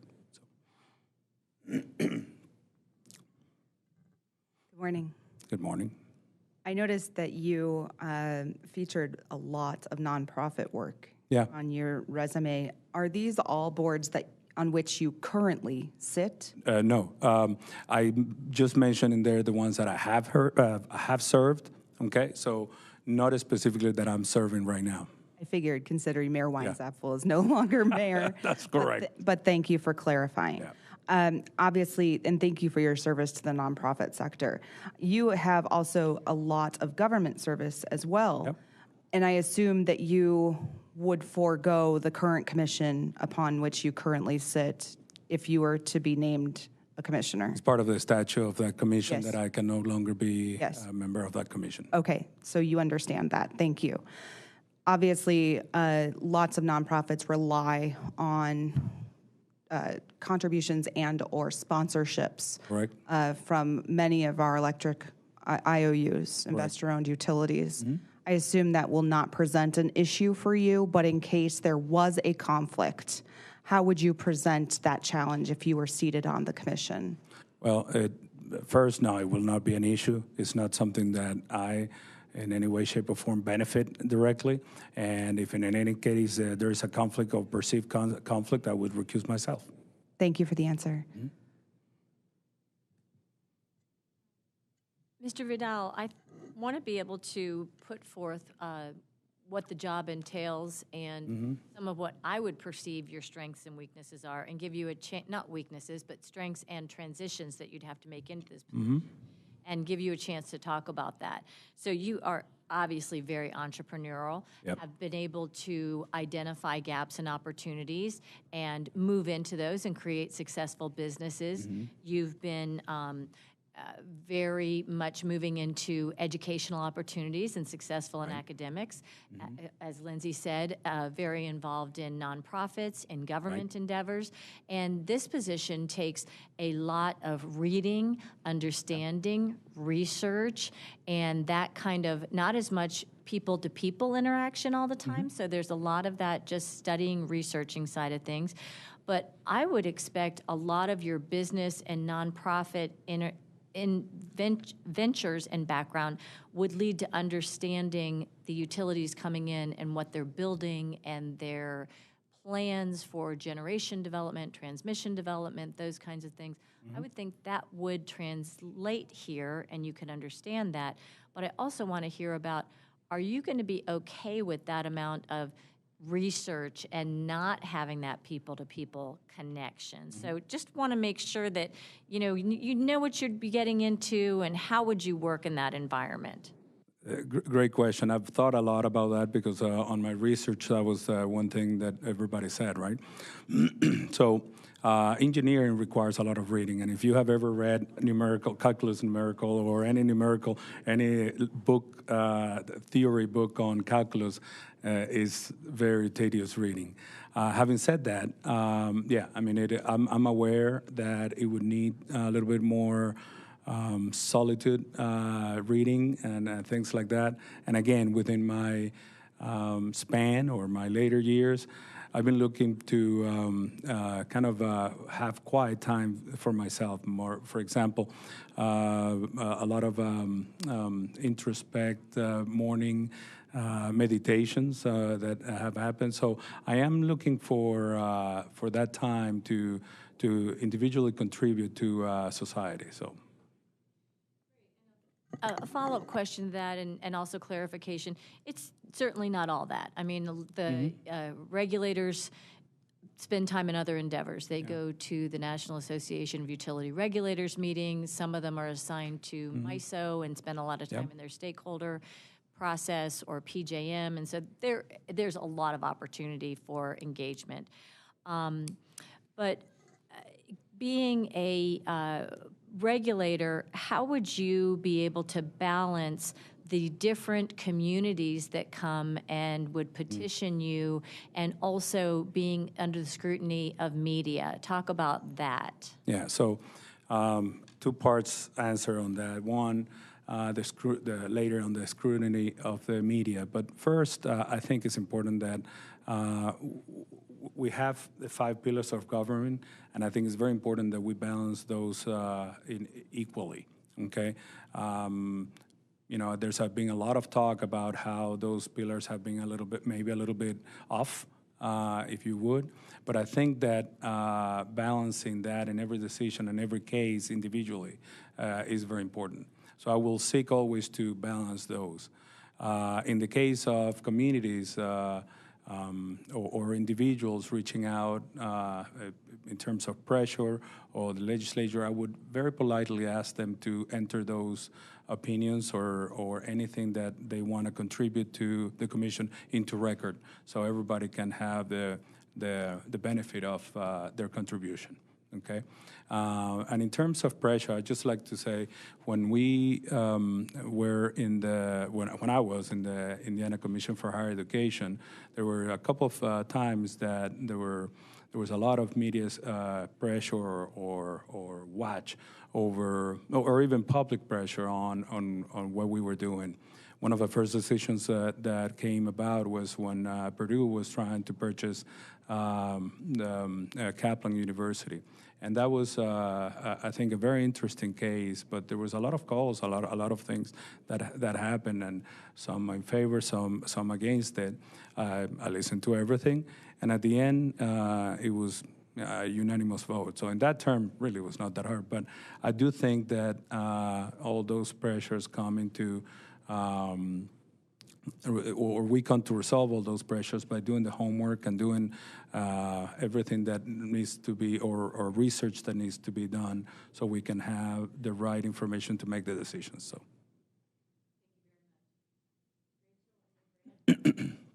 Yes, so we understand you have your adopted hometown of Evansville, Yeah. And it's great to hear perspective from that part of the state. Sure. One of the pieces of this role is that it's located in Indianapolis. So wanted to hear from you your perspective on relocation or how you would handle that. Yeah, so in sales, I had to travel quite a bit. Okay, I was on the road all the time. In fact, we had a company in Mexico, and that required me to be gone 1 week every month. When I would come back, my wife had the suitcase for the next trip ready. I always wondered what was that, but no, we're very used to be traveling. There are 2 high, powerful careers, and we're used to balancing that. That a relationship like that comes with a lot of challenges and opportunities. We have been able to navigate that. In fact, that kind of sustains us. So to answer that question in short, I would get an apartment here, and I think my wife maybe would be happy to meditate without me.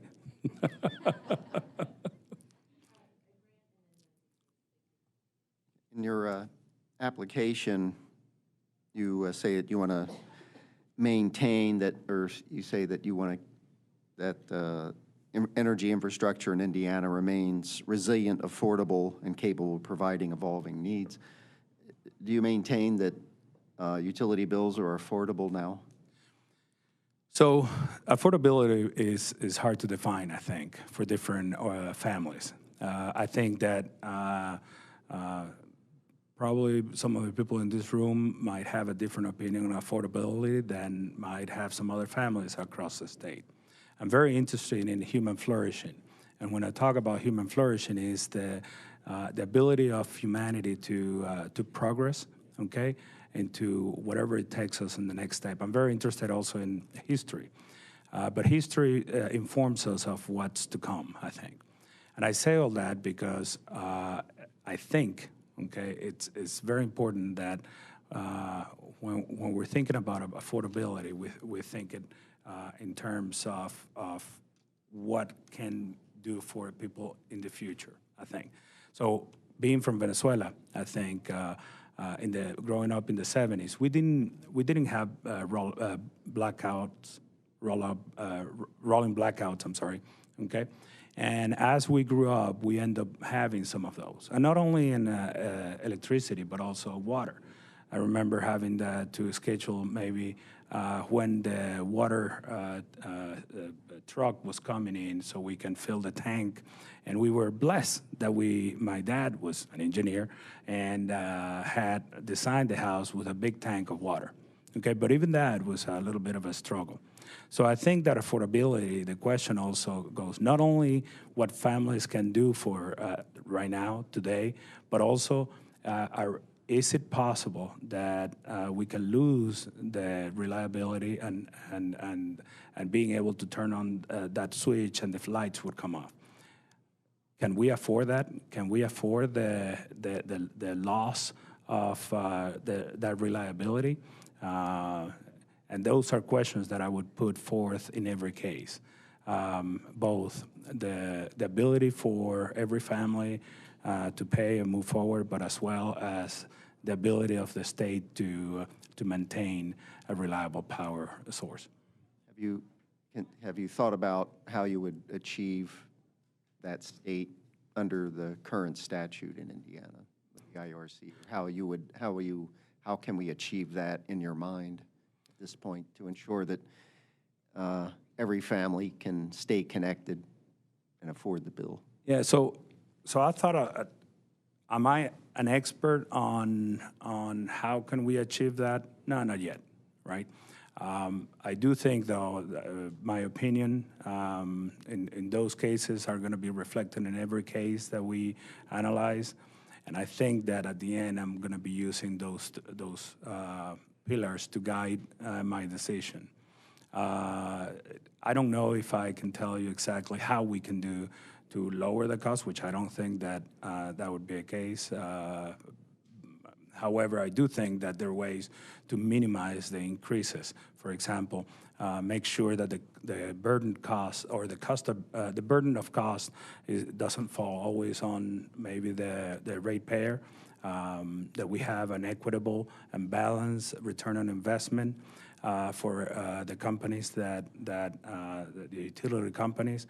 So again, I believe in balance. You know, I think balance is the best because all the forces that we're going to be battling, or that we are battling in this new world of extra energy that we require, are going to be very important for us to balance and try to maintain. Because again, at the same time, we cannot have families not being able to buy food because of maybe a rate on energy is too high. But that balance is going to be hard, and I think that's a matter of every case. We're going to have to sit down and very thoughtfully think about these forces. Does that make sense, I hope? Yeah, thank you. Yeah.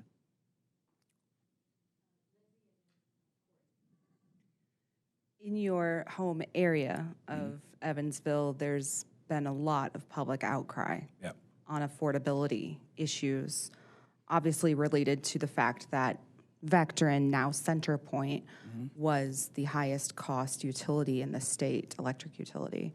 That has since changed. It's now NIPSCO, but I'm curious, obviously, it's not every day we see people in the streets objecting to utility bills, and obviously it is incumbent on all of us to make that decision within the governor's stated publicly criticality of importance of affordability. So obviously, that requires such a careful balance here at the IURC because it's not just ratepayers that you have to listen to, it's the utilities as well you have to balance. And I'm curious how your background in all of these sectors, transportation, all of that, will lend to your ability to balance those priorities here. So, I think that every decision has to be kind, fair, but pragmatic, okay? I think my opinion is not so much what should be done or not. I would be, if I'm chosen, one member of 5 that would make sure that the legislature's statute, right, the statute, it's fulfilled. So I would look at that. My opinion is kind of secondary to upholding the law. So that would come first. The balance of the forces would come second. And if there's any wiggle room, but I don't think there's much in this case. But my opinion really doesn't matter that much at that point. But you would be taking your, I'm sorry, follow-up? But you would be taking your background, having worked in so many sectors, to this role. And so what in that experience would you use or draw upon to achieve those stated goals you've mentioned? So we are all a composition of our experiences, and everything we do is that, a composition of our experiences. I've been in the manufacturing world, and I know what is required to get a business going, especially in the plastic, which is very heavy on heating. I've been in the non-for-profit. I've been really, like you've seen, I'm not going to repeat it, but in many cases, I'm a composition of all those experiences. So what am I going to draw? Depends on the case, and the case will give me, I will draw from each experience as the case pertains. Thank you so much. Lindsay's really good at stealing my questions. So I heard. I'll give you the opportunity to kind of elaborate a little bit more, but whether it's on your resume or, as you said, through conversations, tell me why you're qualified for this role, number one.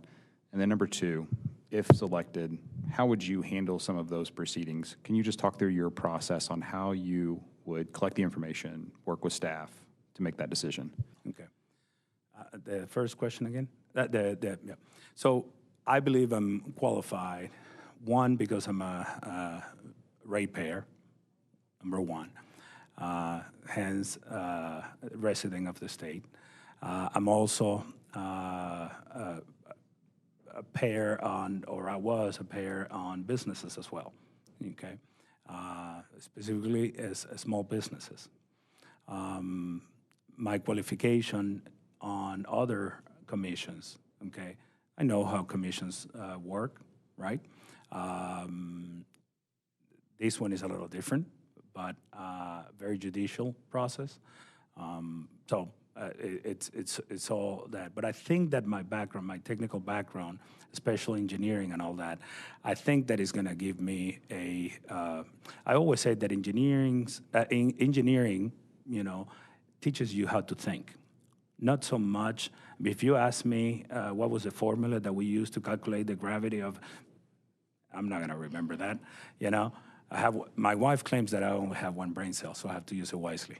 But really, is the ability to think, to understand very complex problems, and I have a little bit of an ability to distill that into very simple answers or very simple results. Okay, that comes a little bit with what I think is I'm pragmatic on that. Now, in the commission, I think it's very important to be very transparent, okay? And I think communication is key as well.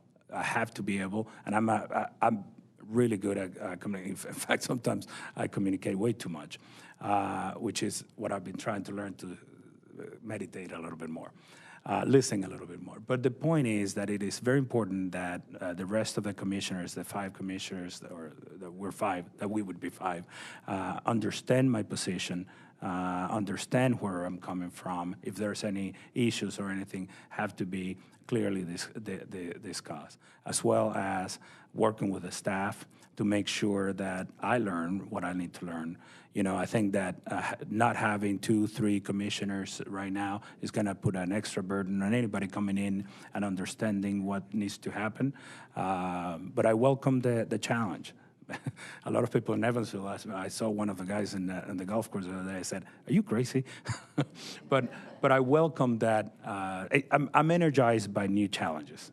Okay, so I think the challenge of what's this new field, not new field of energy, but the new perspective of what we're going to be trying to go after, especially on the consumption and all that. I think it's going to be fascinating, right? I think nuclear has been something that has been talked about. I think it would be fascinating for me to find out more about what can we do with that.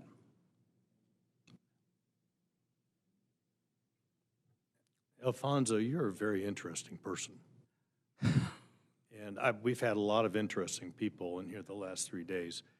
And you spoke just now about challenges.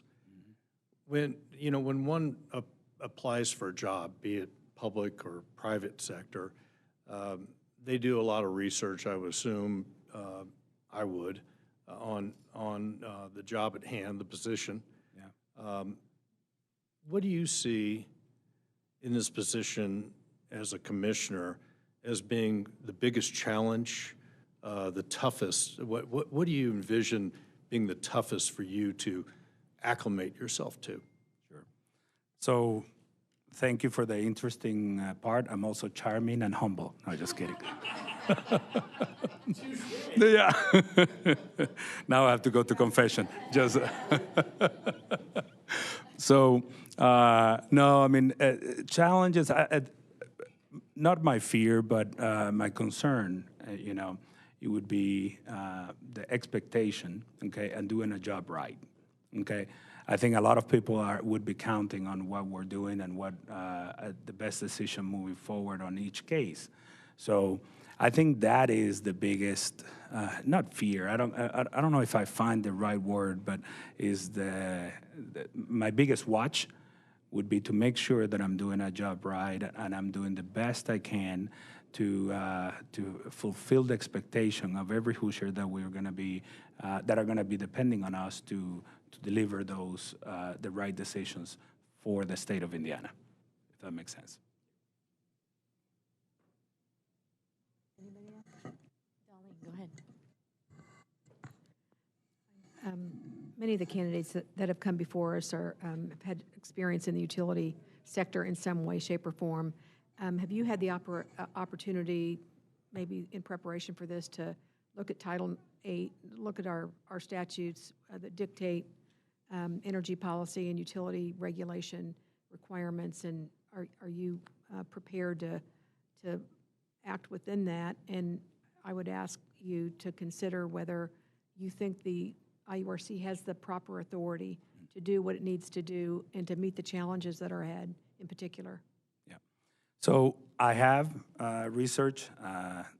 It's a lot to take in a week or so. I don't know if my opinion matters in terms of if the commission has the proper authority or not. But the way I take it is the authority is given to the commission by the legislature. Okay, and I just got to make sure that my understanding on every statute it's in accordance with the law, and make the decisions according to that. I don't know if that's going to change, if the legislature are going to change a different approach or not. But at the end, it doesn't matter as long as we uphold the law and we make the decisions that are pertinent to the job. I think the only wiggle room that the commission really has is in negotiating some of the rates and some of the before the cases basically are issued. And I think that we would need to apply a little bit more strong negotiations in that case. I've asked this question of every candidate. We are working in a time of very lean government, some would say understaffed government. The IURC and the OUCC are not immune from this. There's already short staffing as we know it now. Yeah. Given that, how would you use your role as commissioner to advocate with the governor's office for robust staffing at both agencies? Yeah. So I was in the trucking industry. If you know, to hire drivers is extremely hard, okay? I guess I'll compare it to see how hard it is in this case. But we're also, I'm also in the commission for, the BMV, and it's also very hard to staff. But this is the way I would answer, two parts on that. One is we need to make sure that, the way I would advocate, I need to make sure that if we have the proper measure of goals and objectives and timelines of everything that needs to be done, okay, and understand if the staff is meeting those expectations within the time constraints or the resource constraints that we have. Once that's done, right, because we want to do, we want to do as much as we can with as little as we can, because we're the stewards of our taxpayer money, right? But once I understand that, then I will determine if the staffing level is appropriate or not. Now, having said that, there's many other ways to keep, okay, and attract employees.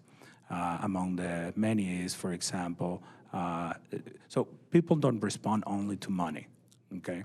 People respond to rewards, people respond to feedback, people respond to mentorship. There are many other ways that we can address the staffing issue, okay? And it's not only money, or it's not only for asking for more staff. Maybe different ways of achieving the same goal with the same personnel. Maybe we need to think outside the box on some of these, on the processes that are happening. My wife, for example, is very involved in lean manufacturing. So is there a way to what they call tag time, you know, the processes that are in the commission to get to the answer, or to get to the line? So all these things is I think is an all-encompassing answer or task, I would say. Mr. Vidal, I want to make a comment and then a question. Sure. My comment is that, you know, in your application, you note that you became a naturalized citizen in 2013. Yep. And so over the 12 years that you've been a U.S. citizen, I'm extremely impressed with all the things that you've done, accomplished, gotten involved in. It's amazing. And so I want to know, how did you learn and get up to speed on all those new and different things that you stepped into, and how would you do that in this role also? Because I want to make note, there are a lot of people that are applying for this position that have a lot of experience in this industry, but that's not a requirement here. Right. We need really smart people who are inquisitive and demonstrate, like you said, thoughtfulness, kind, pragmatic, fair, you know, people who can do that job, and it's not necessarily a requirement to have been in this industry. So how would you get up to speed in this role? I'm from Newburgh, and I'll be spending a lot of time in Indianapolis. No, but in the answer to that is, there's going to be a lot of, I'm going to put a lot of time. I mean, I'm expecting that I'm going to put a lot of time in it. And part of the part that I'm glad that I'm not going to be back home is that, especially at first, it's going to require a lot of time at night, reading, researching, a lot of meetings. The time that I'm going to be in the commission, I suspect that I'm going to be spending a lot of time with the staff trying to learn. I'm very sensitive to what how people think and what people are thinking. So I'm going to spend a lot of time with the staff trying to absorb as much knowledge that I can, because I'm sure they will know, especially at first, much more than me. Second to that would be, of course, a lot of reading. And reading is just going to be sitting down and going page after page after page. And then talking to the commissioners, the other commissioners, I should say, on what are things to do. I think there are also a lot of industry, conferences, and probably there's going to be a lot of that. But in essence, it's going to be a lot of research. Thank you very much.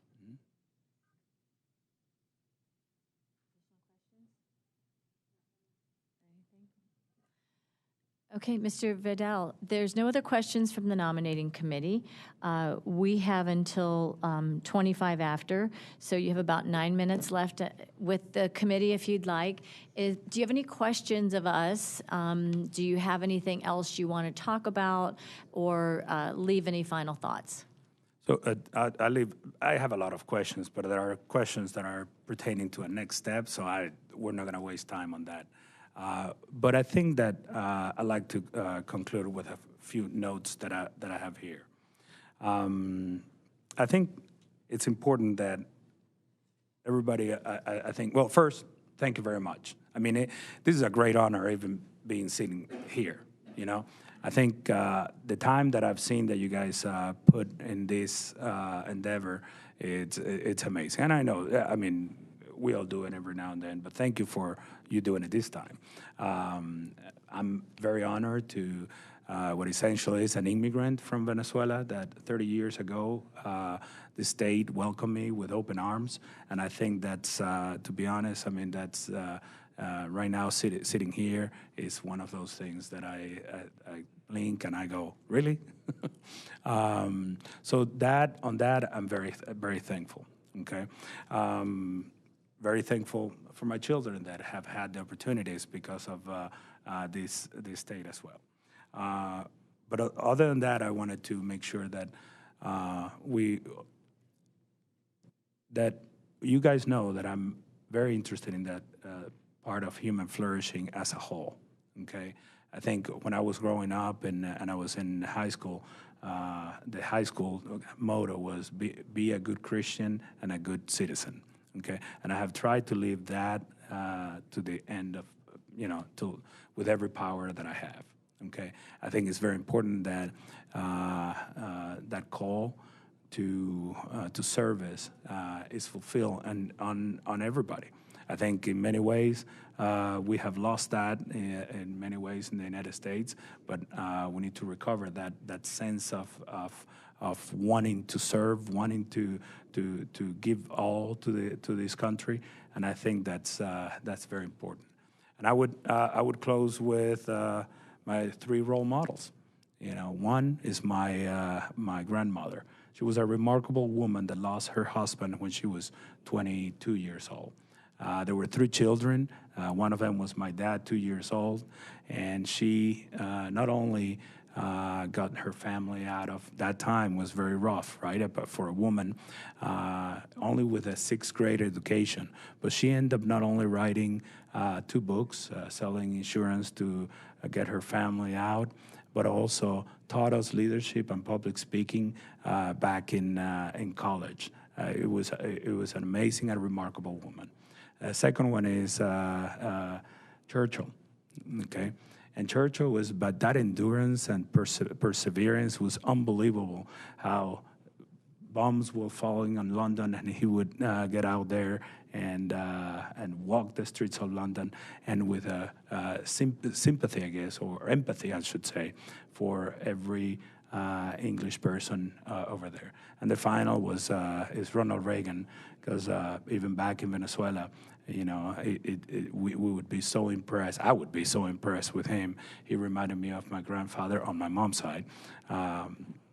Not the dead one, but the other one, on my mom's side, because of who he was and the manner in that generation conduct themselves. And of course, save us from losing the world. So with that, thank you very much. So. Thank you, Mr. Vidal. This concludes our interview, and we really appreciate you making the application for this position and for coming here today. And I have a feeling your grandmother's very proud of you. Thank you.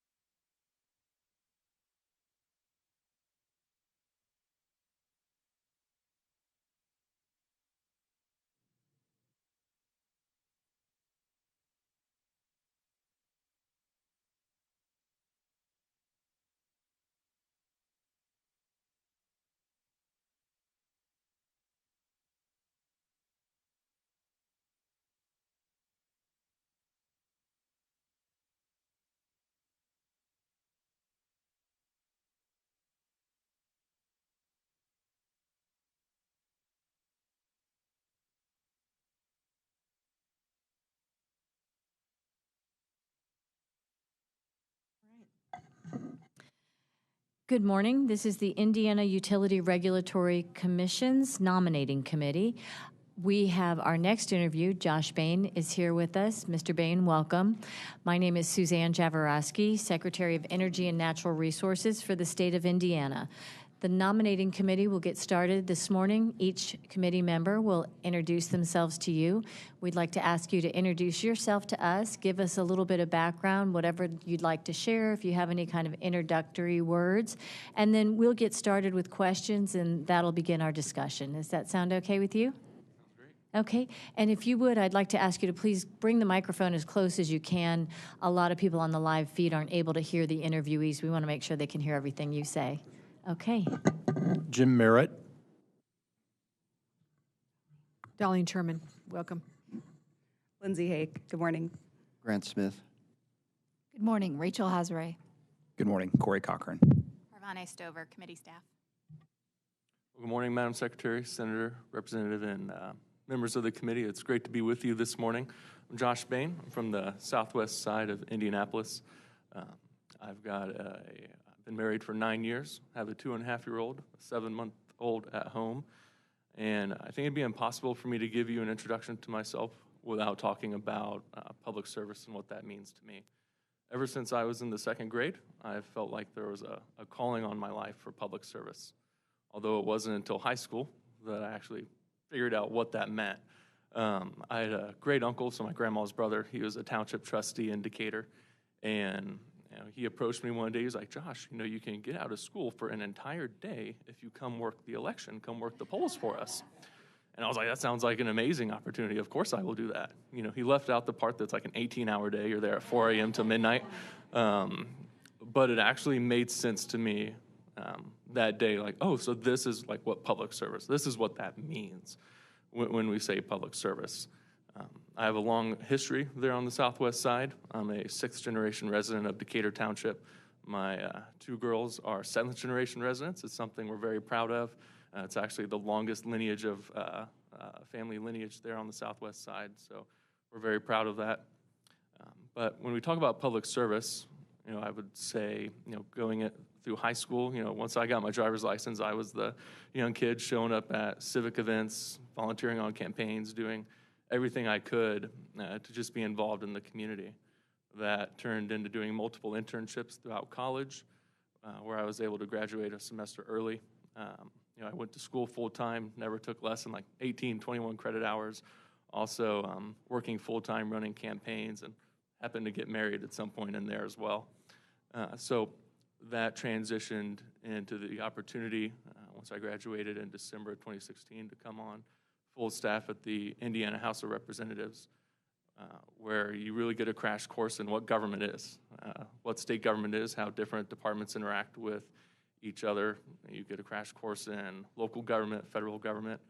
You have to be very dynamic in that role. There's many times where I'd be sitting in the back of a committee room taking notes for our policy department, and then truly the next minute you're on the phone with a constituent who's having the most difficult time in their life with a DCS case. And so you have to be very nimble and dynamic in that role. Once I was there for a few years, the opportunity came available for me to throw my hat in the ring for a vacancy on the City County Council. There was a caucus for that. If you go back and look at the results, it'll tell you that I was unopposed and that it was unanimous. A lot of work went into making sure that was unanimous and unopposed. But I've been doing that for about the past 5-6 years now. I really enjoy it. That is a part-time role, or at least it says it is. It's one of those things where it is what you make of it. You can put 5 hours a week into it, or you can put 35 hours a week into it. But there was a crossover there about 6-ish months where maybe even a little bit longer than that, where I was working full-time at the General Assembly, and I was also doing council work as well. And I don't know about you guys, but like 65, 75 hours of politics a week is a lot. And so I started looking like, what could a day job be that still scratches that itch of public service, but not necessarily in that partisan political role anymore, given that you have city county council. And that's what ultimately led me to my current day job, where I work for the Center for Energy Education. It's a 501c3 nonprofit. I was hired on originally as the Indiana director. As of earlier this year, that was changed to the Midwest director.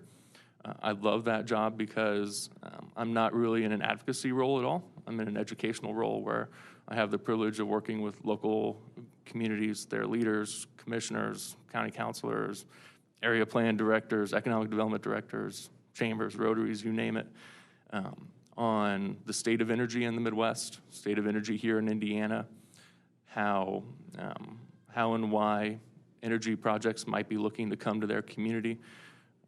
Common feedback that we get is, well, this energy project isn't going to exactly benefit me here in this county.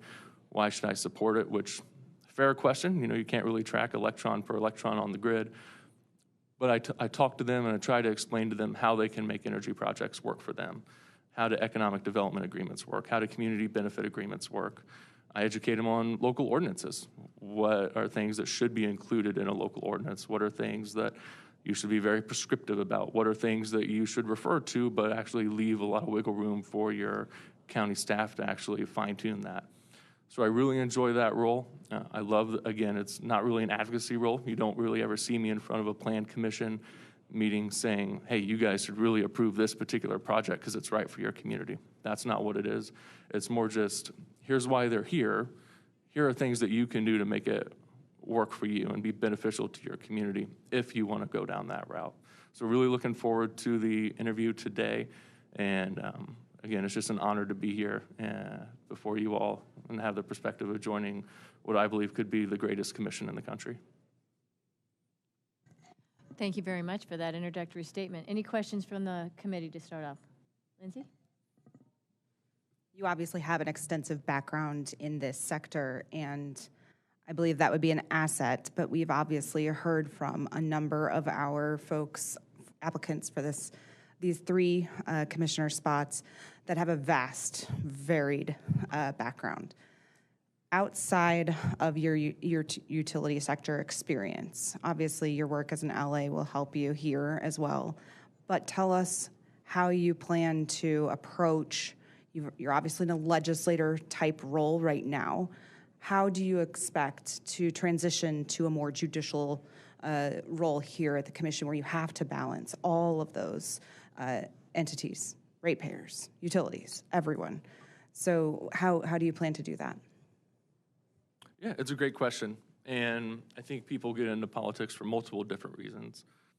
For me, it's never really been about the partisan politic aspect of it. It's always been about the public service aspect of it. So when I say it's a calling on my life, I truly believe it's my ministry, and I would view this role as a continuation of serving the public. When we talk about balance and how we approach that, it is a different capacity. I have to compartmentalize things right now. There might be things with my job that I'm like, hey, I actually think this would be a really good idea, but it's not my place to say that.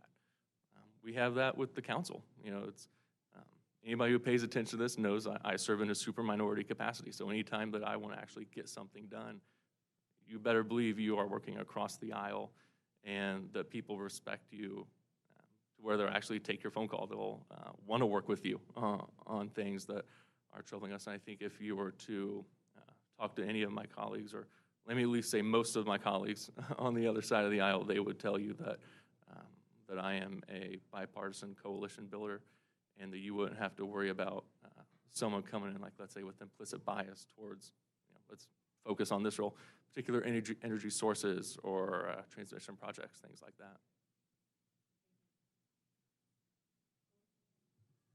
Thank you, Josh. Good morning.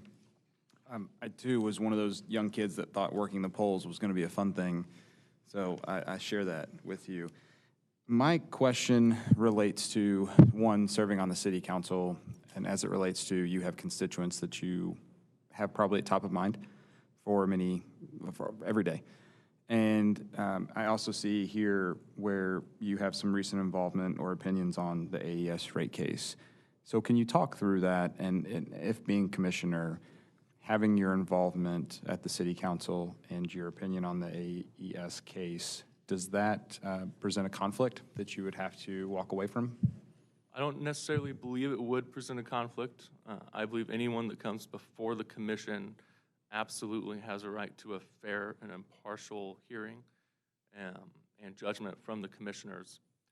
Of course, that's something that I would defer to legal counsel on. I know the Attorney General is the legal counsel for the commission. If they approach me and they say this could be an issue, obviously I would take their guidance on it. I don't believe I would come in with an implicit bias towards that. There are different roles with different responsibilities. My job as a counselor, I'm there to fulfill the will of the public sentiment of the 38,000 people I have the honor to represent. If I was not involved in that decision, I was forced to. I'm not necessarily the one that introduced it, but when you're on council or you're in an elected office, and even if you're here on the commission, you don't necessarily get to choose what comes before you. You don't necessarily get to set the docket. That was a case where I believe if I wasn't involved, if I took a step back, my constituents would have every right to ask me, where are you? Why is our counselor not involved in this? Our governor's made it clear that we can't take it anymore. I've heard that from many constituents and small businesses in my district as well. That being said, I will certainly compartmentalize my role, and you have to shut off some of those things if you're a commissioner. And if I have the honor and privilege of serving on this commission, I'll do that. Yeah, let me follow up real quick. I appreciate you answering that. I think that that's just more of a technical question on my side.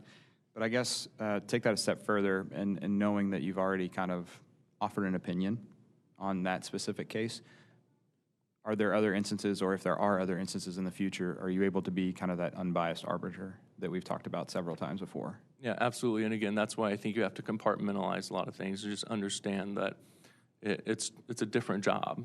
You are there to be a balanced, neutral arbiter. Again, it's kind of like a judge. It's quasi-judge. Every judge has their own judicial philosophy that they bring into roles like that. But again, every person that comes before the commission has every right to a fair hearing. I kind of view it similar to like a rezoning case. Anyone that owns property has every right to file a rezoning petition, and it's their responsibility, and it's the responsibility of government to make sure that they have a fair and impartial hearing, and that there's nothing that would go in and cause a conflict or give the appearance of a conflict. Again, I'd work with legal counsel on that to make sure that that's something that I can be a part of. I would have every intention to. I would want to be a part of those discussions.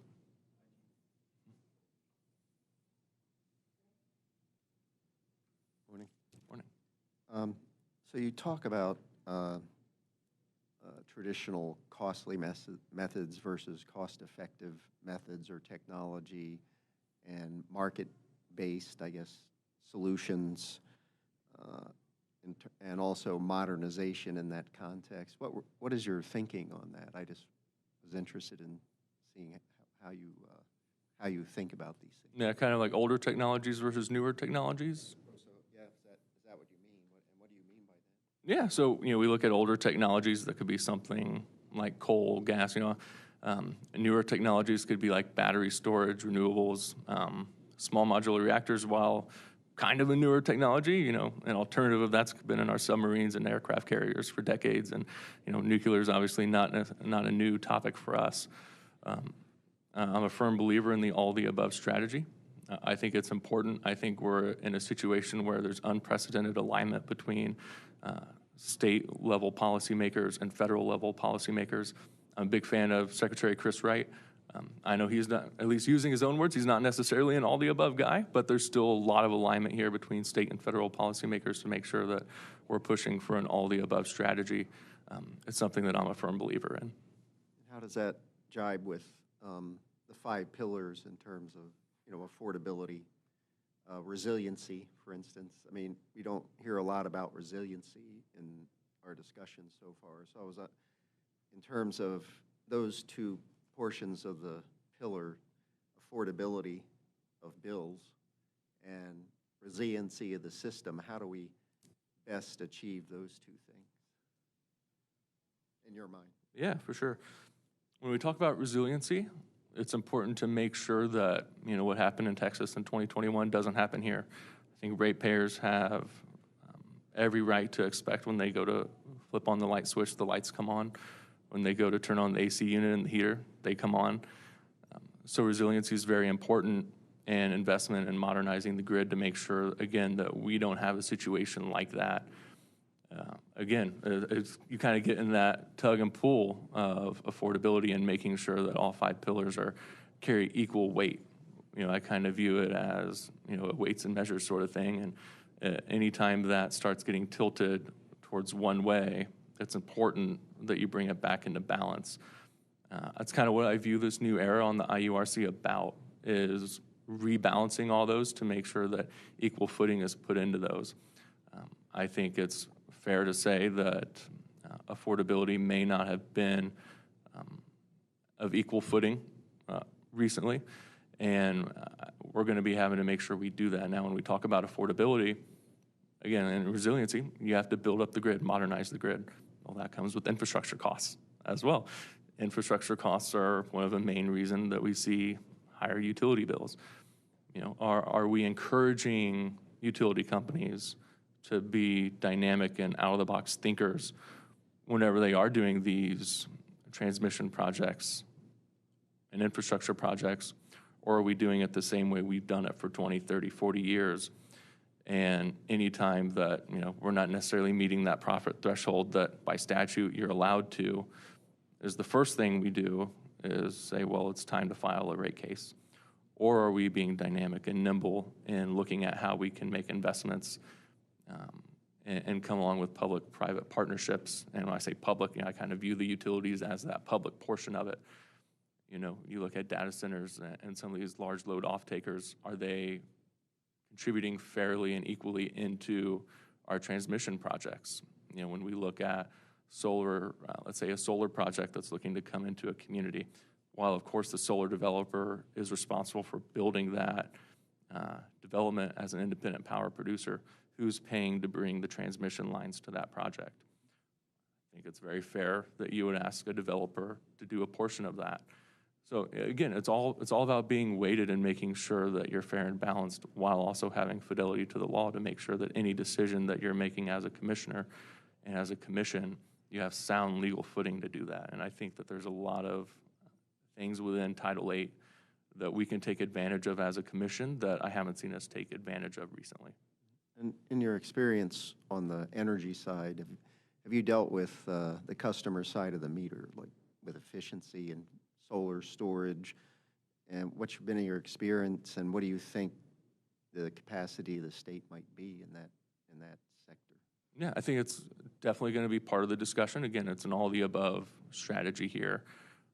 I hate whenever we get to this position where we feel like coal and solar and gas and wind are competing with each other, because we're not in a luxury, I believe, to say no. You know, you look at some of the reports coming out of MISO and PJM, and they say you're at risk for brownouts in the not too distant future. And I don't necessarily want that to cause alarm, but it means that we need to be proactive and we need to take this very seriously.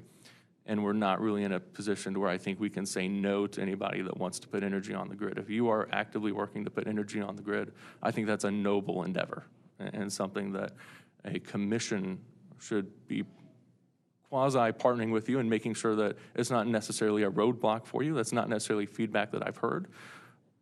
But we need to make sure that the commission is being active and proactive in planning for this and making sure that as energy continues to come onto the grid and people are trying to put energy on the grid, that they're being responsible in that manner. Thank you. Sort of a follow-up, but also you are, I think, perhaps the only individual who mentioned interconnection queue at MISO right now, which is a lot, probably building as we speak. And so given that comment, or that, excuse me, that answer to Grant's question, and if I remember you stating correctly, you said we're just not in a position of saying no to anything. I would agree. Can you tell us how, if any way, you foresee, given this challenge of the queue at MISO, how to maneuver that? Or I don't know if the advocate's the right word, but how do you attempt to address that at the commission? Yeah, well, I think MISO and PJM do fantastic things. What you usually see pop up in the news and gets all the attention are usually things that need help. And we do face a challenge where it shouldn't take 3, 4, 5 years to get a project through a queue. That's extremely costly. It's not practical. Now, thankfully, we have ERAS, which I believe is there for more of baseload power projects, such as, you know, bringing on a new gas turbine, something that's going to be high efficiency, run you know, as close to 24/7 as possible. That's probably what that's geared towards. But you know, if you're a fan of The West Wing, I always love what Martin Sheen said in there when he said, decisions are made by those who are involved. How involved are we with NARUC? How involved are we with Organization of MISO States? You know, I know we have, expedited generation resource plans here in Indiana, and I don't know if we have necessarily time to get into a lot of it here, but I've had a lot of conversations over the past 5 months about this role. And, when I was thinking about it, what are the challenges facing us? And that's a common one, is people say, well, you look at MISO, look at PJM, how long it takes us to get a project through. But yet they're in our backyard here. We could drive to MISO in 20 minutes probably. What does that relationship look like? Are we being active? Are we active participants in MISO? Are we active participants in PJM? We might be, and I don't necessarily want to come here and tell you that we haven't been, but again, decisions are made by those who are involved. How involved are we with MISO? How involved are we with PJM? How involved are we with, FERC, who regulates them? I think that we need to make sure that we are active in those discussions. Thank you. Mr. Bain, I really liked what you said about this commission being the best in the country, and I can tell you the governor and I and probably everybody on this committee shares that same goal. And I also want to give credit to the existing commission and that all the work they've done. I think they also are nationally recognized. And this is a time where everything is changing in the energy industry, and I've said to many of our applicants here that most, every state in the nation has access to pretty much every generation, very similar. The thing that makes us different are our policies and our regulations and our regulators. So how would you see, what does it take for a regulatory body to make the state the best that it can be? And the vision for Indiana being the most energy prosperous. What kind of regulatory body do you see that being, and what kind of characteristics do regulators have to be that strong entity that makes us the best? Yeah, it's a great question. And, I'll kind of take the last part of that first is, what does it take to be a great regulator? I think it takes someone with integrity, people with the ability to multitask. You don't just have one case before you at any given time. Of course, rate cases are getting most of the attention right now, rightfully so. But the IURC does a whole lot more than that, than just, particular utility rate cases. You need people with a strong work ethic.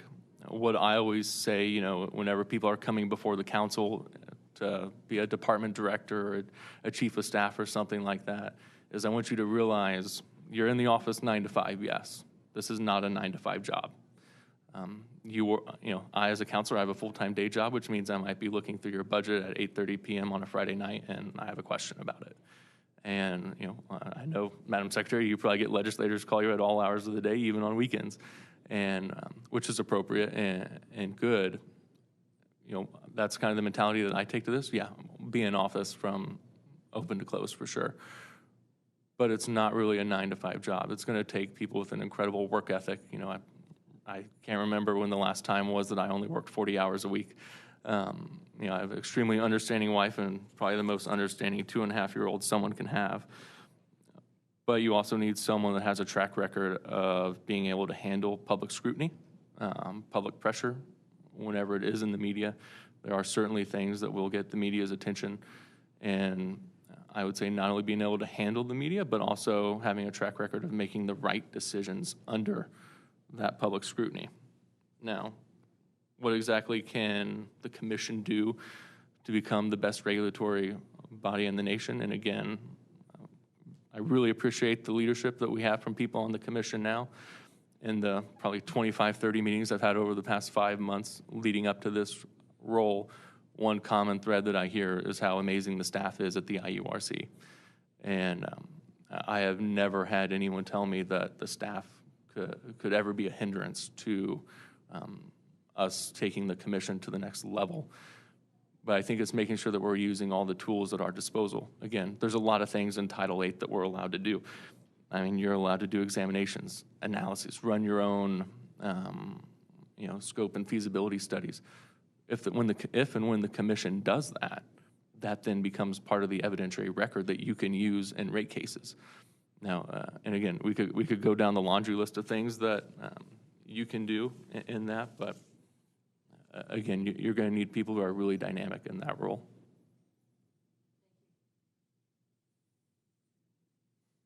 Josh, you've obviously studied up, and you know what the job means and what the job is. What do you think is going to be the toughest part of the job for you? It's a great question. It'll probably be, again, I think the biggest challenge here is finding that balance. And, I already have some things that I believe are out-of-the-box ideas to how we can solve kind of our affordability crisis and our demand crisis here. But it's going to be keeping in mind, you are a regulator. You are a policy taker. We don't need commissioners that legislate from the bench. That'd be inappropriate. And plus, every decision you make has to have sound legal footing. You have to have fidelity to the law. So balancing all that and making sure that you're doing everything you can to keep all that in check. Again, we're in a high-cost, high-interest rate economy. Indiana's doing really well. I think we're one of 15 growing states right now, but we're not immune to the pressures of national policies and things that do affect us. Thankfully, wages are growing here, but when you take all that into account, we still do have our challenges here in Indiana and on the commission. I have a two-part question.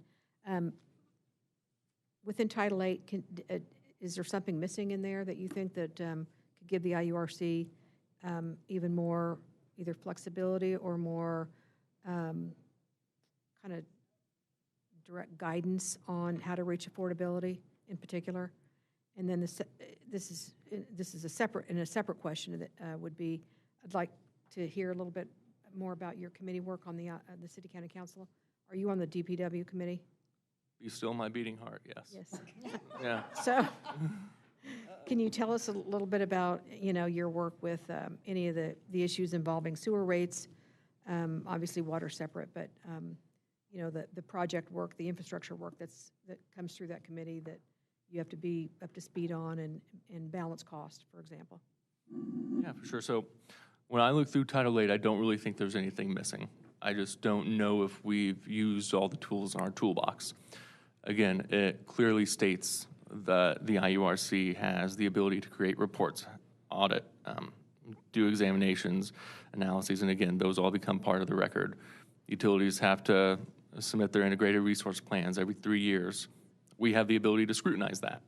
If the commission does not believe that that utility who submitted their IRP has adequately invested in the energy needs, or at least the predicted energy needs of the state, you can charge them to go back and look at what can you do to bring on more energy, what can you do to increase generation, buy more electricity, so that way you're prepared over the next 3 years. Now, as far as committee work on, one thing that I think could be interesting, and within Title VIII, I don't necessarily know if you need a change for this, but the IURC, the commissioners, have a very unique up-close perspective of what's going on in the energy industry in the state. I always like to say the reason you have department heads and directors and staff is because the elected leader, so in this case the governor, doesn't have the capacity to do every single one of those things, be at every one of those meetings. So in a way, we're kind of your eyes and ears as well. If there are things that we see over the span of time that are like, well, you got X, Y, and Z here, we've noticed, and let's just pick a random thing, I'm not necessarily advocating for this, but it seems that the right of first refusal could be leading to potential increased affordability concerns in the state. It wouldn't be, I don't necessarily think it'd be appropriate for a commissioner to call up a utility chair in the legislative branch and say, hey, I think this is an issue, you should look into it. I do think it's appropriate for the commission to look to the secretary and the governor's staff and provide that feedback. I haven't seen anything in Title VIII that precludes that, but it might be interesting to say, hey, one of the reports you do every year at the IURC is an affordability report. I think it's also important that, you're working with NARUC, the affordability workshops, things they have as well. Now, getting into DPW work, I could go on a long time, but I will not. Infrastructure is by far and away the number one issue I hear from constituents. We have aging infrastructure, aging water infrastructure. I remember when I was on legislative staff, there was a big push to kind of bring some of the pipelines up to code, and they were digging some out in southern Indiana that were made of wood, that were still actively being used. And I'm like, well, wait, what? Like, we have wooden pipelines out here carrying water and wastewater and such. So I think it's important to make sure that we are certainly adequately investing in bringing our infrastructure up to par. As far as, rates and fees, it's things that the council talks about all the time. A lot of our fees and such haven't been raised in 40 years. And you go down the list on all those fees. If you're a representative, if you live in Indianapolis, you haven't had your waste pickup fee increased in like 30 years. Yeah, your trash pickup fee. That's a discussion the council's having at the moment. Then again, this goes into how I would view the role as commissioner. We're also living in a very high cost, high interest rate economy. Our quality of, if you look at kind of the cost of living here in Indiana, it's very good. I think it's one of the things that attracts people to Indiana, is there's a very low cost of living. But again, we're not immune to high interest rates, high costs. So it's about balancing that. And it's like, while there may need to be a time where that fee is looked at, now is not the appropriate time for us to have that discussion. And so again, it's about having discretion within the law. Are you familiar with the concept of energy burden? Yes, I am. Obviously, that goes to, I think we all feel the criticality of the governor's priority on affordability. I think we're all hopeful to see that be a priority for this commission. Obviously, that's been my personal role for decades. I'm curious, given the fact that IRPs are nice, but they're not governed in the way that perhaps they could be, i.e. required. I was wondering how you anticipate being able to learn of our needs, demand needs here in the state, and how you see energy efficiency or other perhaps DSM initiatives, especially considering the industrial opt-out currently. How do you see that role within this above all of the above strategy, just because of the nature of how it expressly deals with addresses affordability? Yeah, for sure. And when we talk about affordability, it's kind of, what is affordability? It's kind of different for every person. I've read a lot of studies. It seems a lot of studies kind of point towards 6% of your household income is what's considered affordable.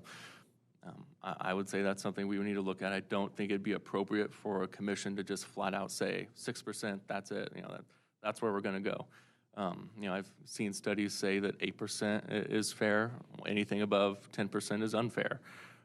I've been in plan commission meetings, and I have I wouldn't necessarily say I've had constituents show me this. Certainly, constituents are feeling the burden of high energy costs. But across the state, I've been in plan commission meetings where people bring bills, energy bills, and they say this is 30% of my take-home pay.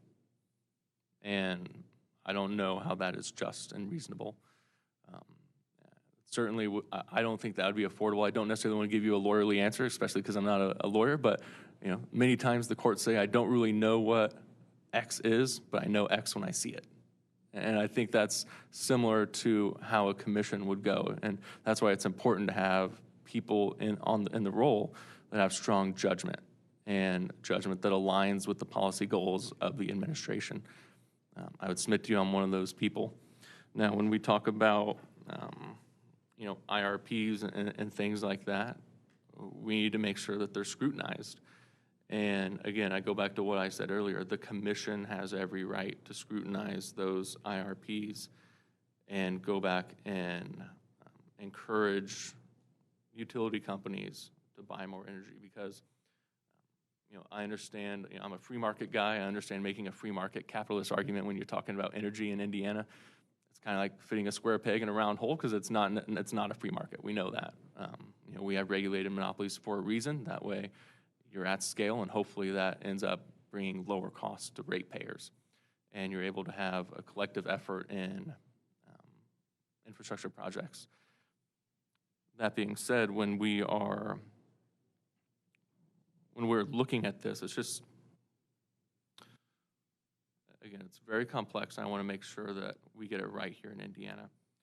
But when the IRPs are out there, we have every right as a commission to scrutinize those and encourage utilities to buy more energy and make sure that we are prepared for the future.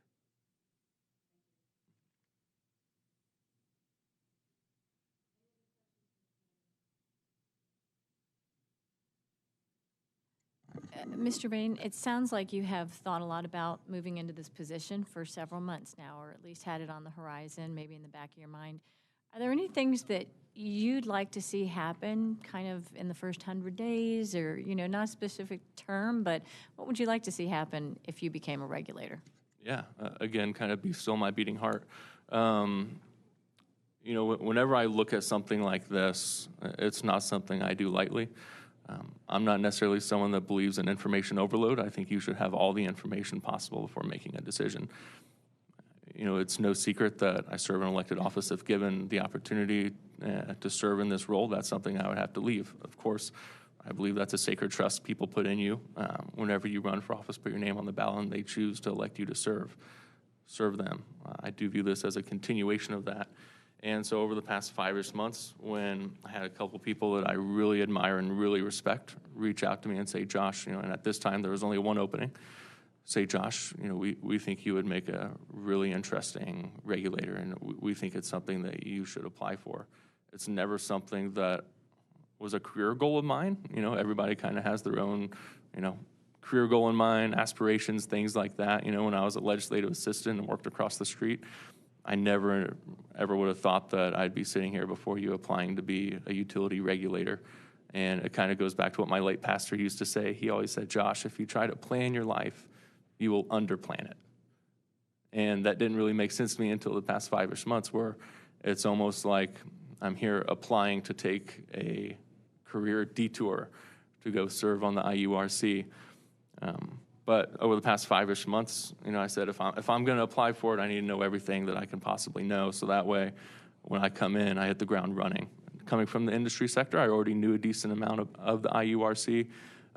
It was more of a peripheral view, but that has led me to where I've kind of created a 30, 60, 90, 180-day plan that I submitted with my application that I believe is a living, breathing document, and that is there to help guide the commission. I don't necessarily believe it should be exclusive to this. There's going to be things that you learn, 5 years into the job, if you have the honor of serving more than one term. I've spoken with commissioners who have said, I've been here for 10 years. I still learn 2 or 3 new things every single day. And that's just how big the energy sector is. But I believe that this roadmap gives us a clear vision of what we can look for in at least the chairman role. It's the chair of the IURC that's automatically a part of a lot of these organizations that we can have a say in. And again, that's where I want to go back to. Decisions are made by those who are involved. And just because you automatically have a seat at the table doesn't mean that's an active seat at the table. And I want to make sure that Indiana gets it right, and that whoever's there is an active participant in making sure that Indiana is getting the attention that it needs and deserves from our RTOs. Thank you, Mr. Bain. And I think I speak for this whole committee when we say we agree with you. We want to make sure Indiana gets it right, too. Thank you. We have just about 6 minutes left in your interview time. Is there anything else you want to leave us with, or any questions you have for us? Well, I, again, just really appreciate the time. It's an honor to even be considered for an interview for this position. I'm endeavoring to serve here at the commission. It'd be an honor, one of the highest honors of my life.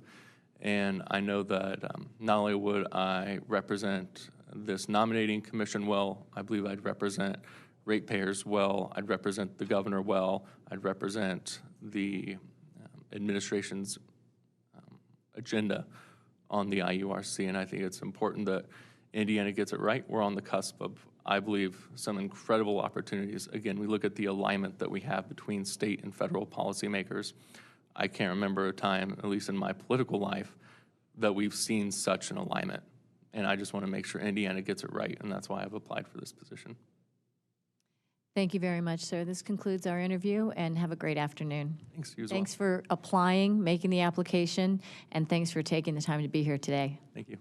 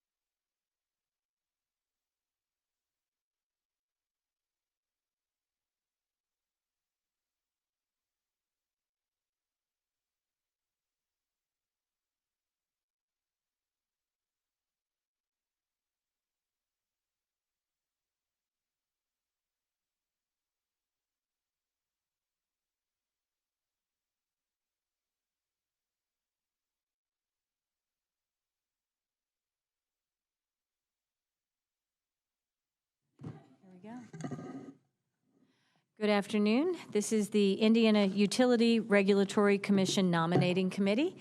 I'm Suzanne Jaworowski, Secretary of Energy and Natural Resources. We have with us Alex York here for his interview.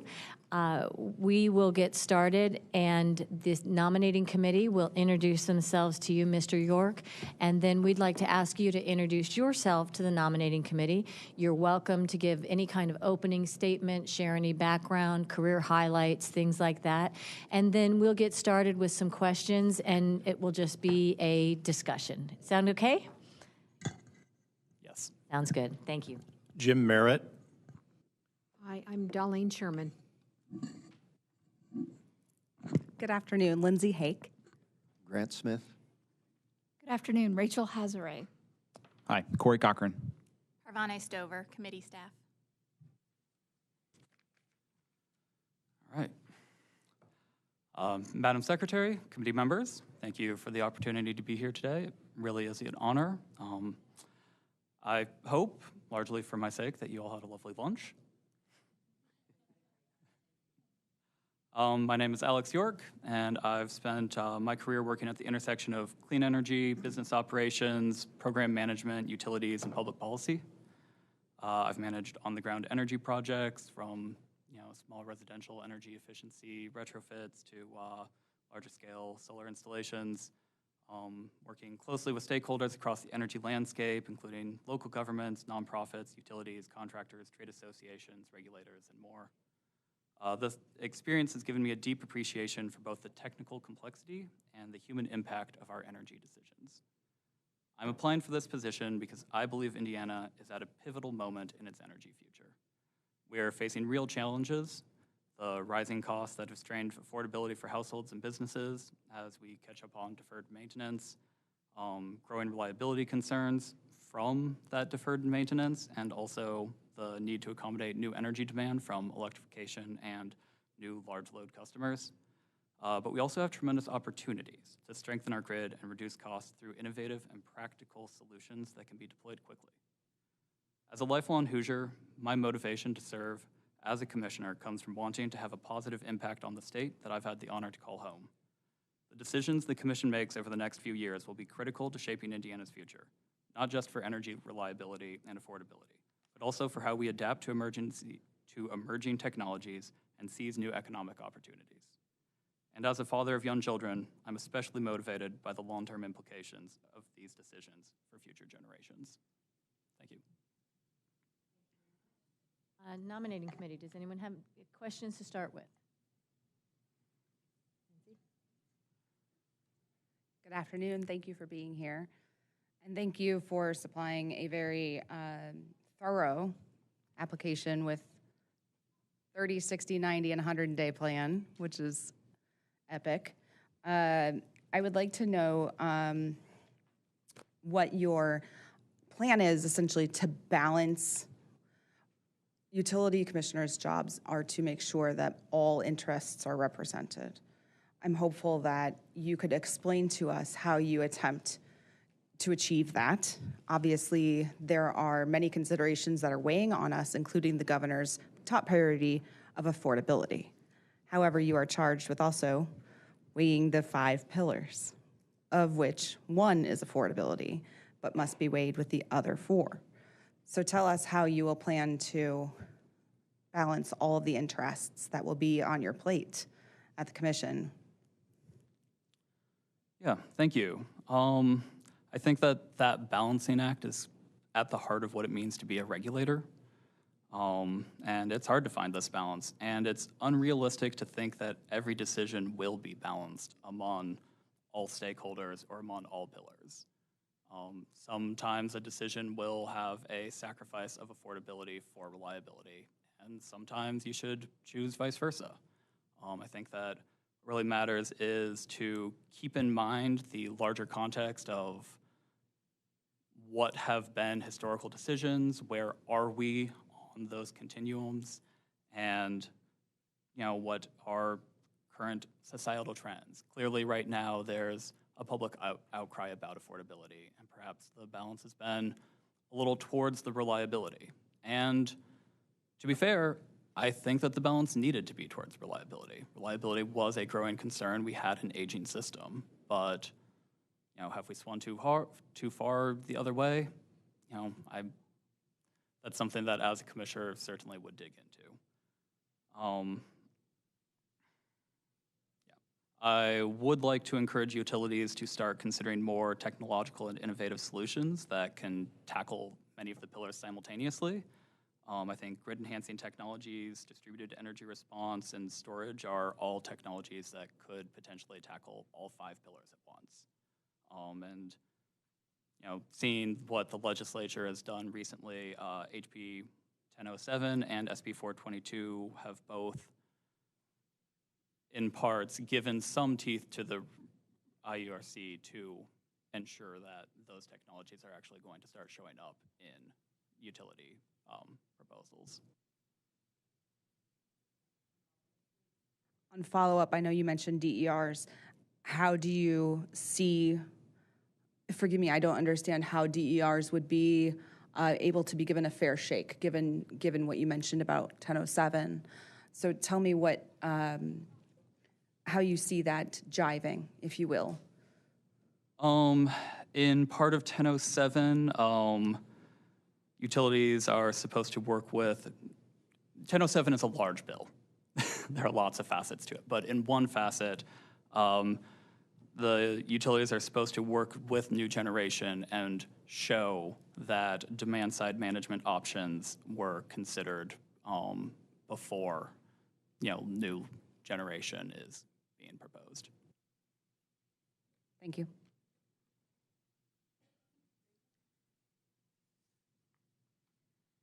So coming from private business, I appreciate your note that not all decisions are going to be balanced. As you go through and you are trying to make that decision, what are going to be the guideposts that you look to determine if overall your decisions are aligned with the 5 pillars and other charges of you as a commissioner?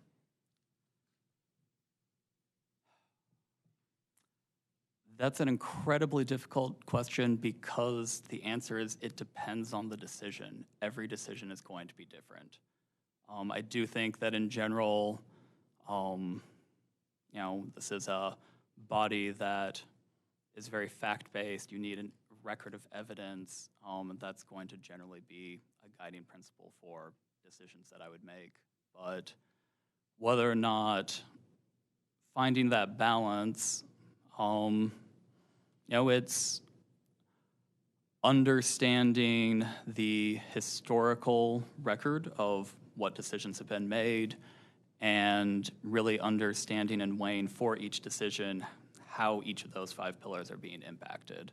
Comparing in that one decision how each of the 5 pillars are being impacted, comparing that to the historical record, and making a decision based on that analysis.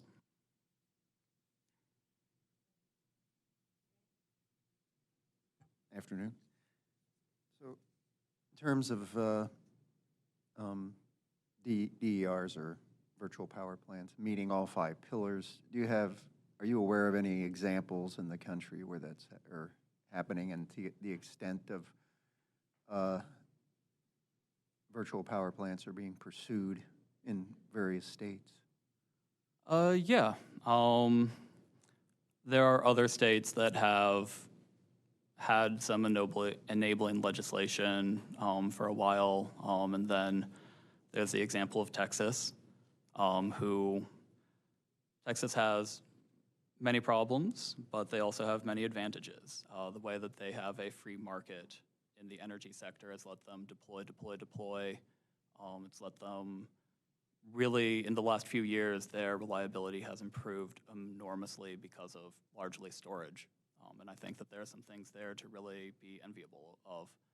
But there's an example of a virtual power plant program in Texas that is being brought on over a 5-year period that's going to provide 1 gigawatt of capacity.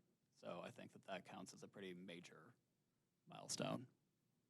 And in terms of affordability, in the context of monthly bills, right? And the DERs, do they have, what kind of capacity do they have to, people today have talked about stabilizing price, I guess, bills. Do they have the capacity to reduce bills, stabilize bills for people, make it more affordable to the extent that they have access to those technologies? I believe so. DERs being distributed, I think that there's a real role to work closely with utilities. Whether or not utilities are the correct entity to run DER programs is another topic, another conversation. But in general, we see that the large virtual power plant companies are private companies and are not utilities and are work as contractors with utilities. But I think that there's a real role to work directly with utilities very closely because utilities know their places of congestion. And bills have been rising much more so due to transmission, distribution, and operations and maintenance costs and not generation. So if we know where those distributed energy assets can be placed to help the grid, we can use those a bit as non-wired alternatives and avoid additional distribution transmission upgrades, which will help bills in the future. And they're also the cheapest generation resources you can put on the grid, basically. So they would lower bills from that perspective as well. Thank you. Mr. York, my question is, in your application, you were very thoughtful in your SWOT analysis, and I really respect it and thought you made several good points. One I thought was really good, and I talk about this myself a lot, and I agree with you here, but I'd also like to hear a little bit more background on your thoughts on this, because I think it's something that people are talking about a lot. You said in your opportunities, data centers provide a unique opportunity for both economic development and lowering rates by helping to grow the demand base and paying for the majority of the deployment of new technologies such as SMRs. Can you talk a little bit more about that, give some context? I think sometimes there's a lot of unknowns around that. They're all new technologies. It's new things that are happening in the state. You're a very knowledgeable person. I'd love to hear your background and thoughts on that. Yeah, thank you. I appreciate the praise. So there's actually an analysis that just, I think this week, came out by one of the national labs and the Brattle Group working together. And they found that states that had large data center deployment and therefore large load growth actually saw a decrease in rates. And on the reverse side, states that saw a decrease in load saw an increase in rates. From your classical economics, it kind of doesn't make sense. More demand, lower prices, less demand, higher prices. But from the utility regulatory compact, it does make sense. Utilities are allowed to get a return of a certain amount of revenue spread over all of their kilowatt hours. If they sell more kilowatt hours, then that's a decreased price for everyone. So when we do see that load growth, if the load growth can come, without corresponding incredibly high growth in generation and transmission and distribution networks, we see that there's a lowering of rates.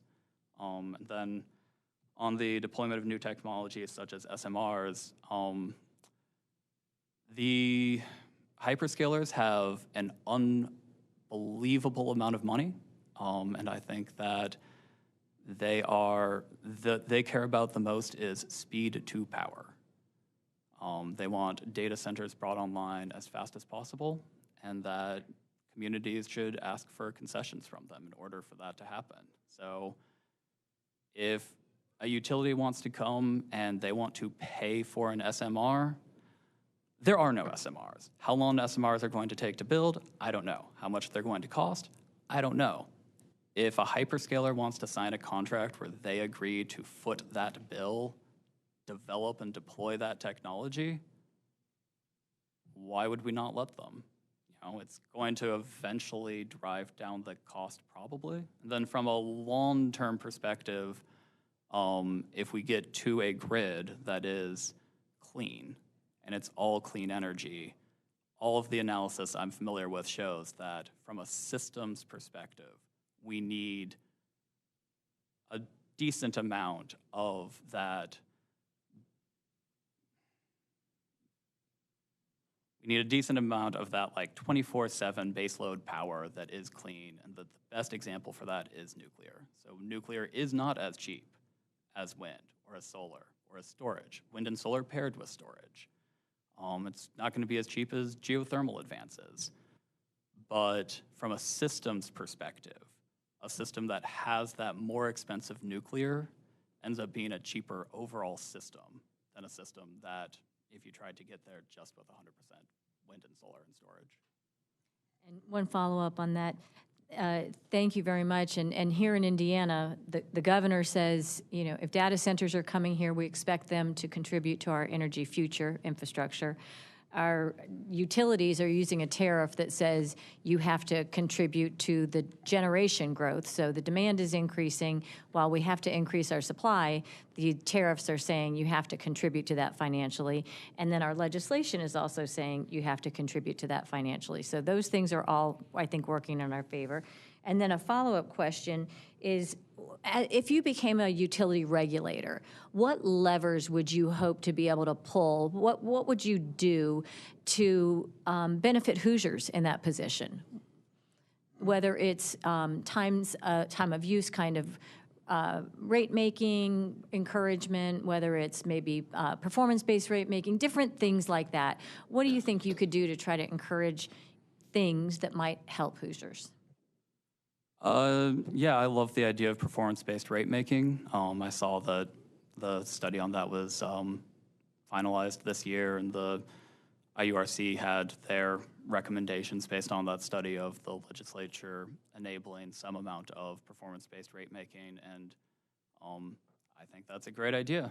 To a question that you've asked every candidate, I do think that the IURC currently has the authority to regulate utilities, but more tools in the bag aren't a bad thing, and I think performance-based rate making could be a powerful tool there. Having said that, it all comes down to implementation.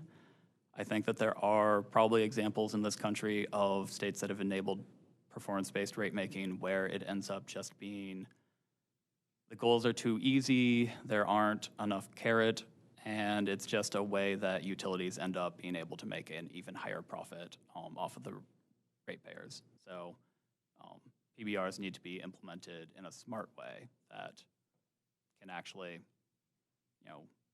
get at the results we want. Thank you very much. Lindsay? What role does the IURC play in economic development?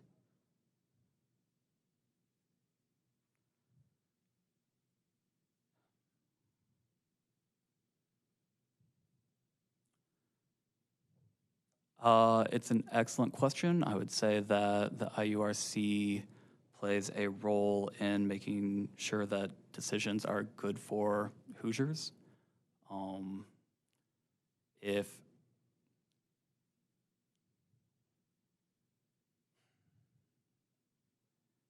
If a data center wants to come here, I think that there are probably a lot of local concerns. What are the land rights? What is going to be the local pollutions? What are the water rights? And those are all important considerations that I think are largely completely outside of the IURC's purview. But from a electricity perspective, from a grid capacity, from a do we need additional generation, if the data center isn't going to harm ratepayers, and I think that that's a very important if, then the IURC would be irresponsible to stand in the way of economic development. Thank you.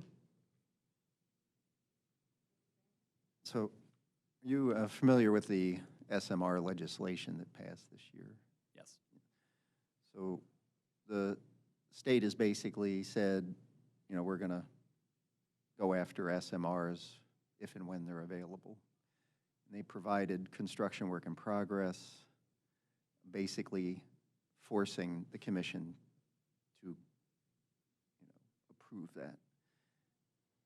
In terms of the whole data center thing, we've got, so in that context, first of all, wouldn't the utility rather own it and not, you know, if they could get cheaper financing by borrowing from ratepayers, and when they just sell it on the grid to say we're supporting data centers, is that an issue?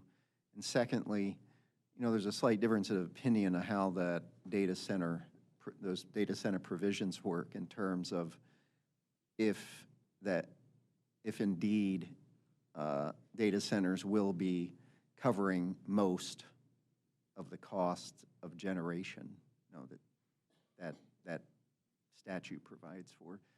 So I see what you're saying. I mean, if the bill said, yeah, they got to pay 100% of this, and we're going to make sure that these things are deployed primarily or exclusively with data centers, it might work. But the cost issue for ratepayers in that context, how would you maneuver that in the commission when you have the ratepayer essentially getting risk shifted to it from the stockholder to build these things, and how would that work in terms of, I mean, there'll be more kilowatt hours, I guess, generated, but there'll be possibly a pretty good enormous impact, you know, with QIP on a monthly basis for ratepayers. So how would you, I think what you're saying is very rational, and how would you maneuver through that type of scenario? I mean, there's.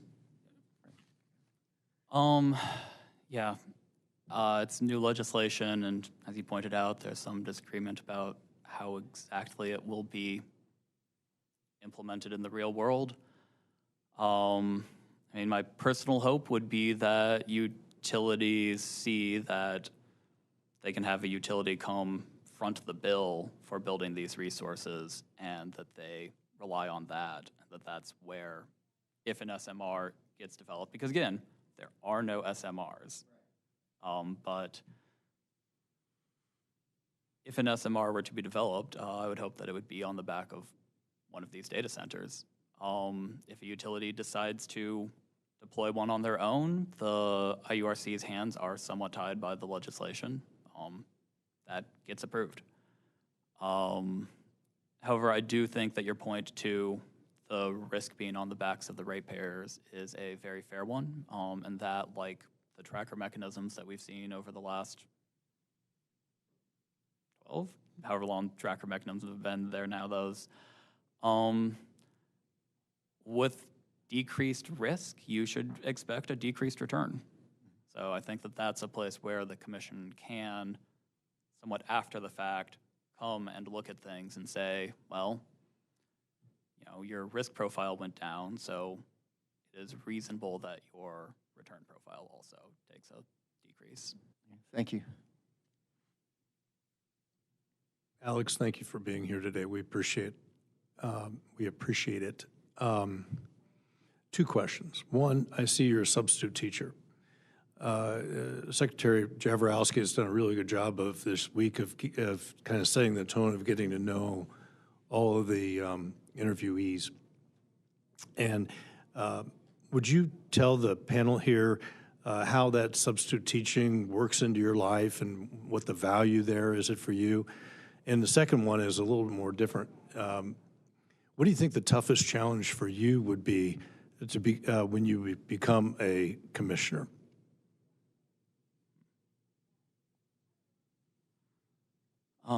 Yeah, thank you. Substitute teaching plays a small role in my life, honestly. I put it down on my resume because the resume asked for all positions, and I have technically received checks from the Monroe County Community School Corporation, so I listed it. but it's just a little bit of extra income where I am currently doing some hopping between part-time and consulting-ish gigs, and it has a way of providing a little bit of extra stability. So that is the role that it plays. Yeah, I engaged in it because through some of largely my volunteer work, I have had the opportunity to go in and be like a guest teacher in college and high school courses and things, and I really enjoyed connecting with youth. And I think back at when I was in high school and some of the like best teachers I had, and I was like, I could be a cool math teacher, I could be a cool science teacher. So yeah, it was kind of getting a foot in the door to explore as well, to see like, is this actually another career path for me? But ultimately, my passion is energy systems. I'm sorry, the second part of your question. Oh, yeah.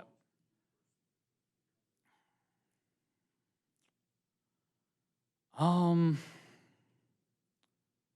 think it's a hard job. I think it's an exciting job. I think it's an important job. Considering my background and skills, I can't think of a more important job that I can do. And I just think in general it's demanding. And I'm going to have to, I'm generally known, from people that I've worked with, people I've managed, my friends and things, I'm known as somebody who is extremely fair. I am very good at not bringing bias in with me and making those decisions based on the merits. But that doesn't mean I don't have preferences. So I think that there will definitely be times where I'm making a decision that is a fair decision based on the evidence and based on the merits of the case, but that I have personal reservations about.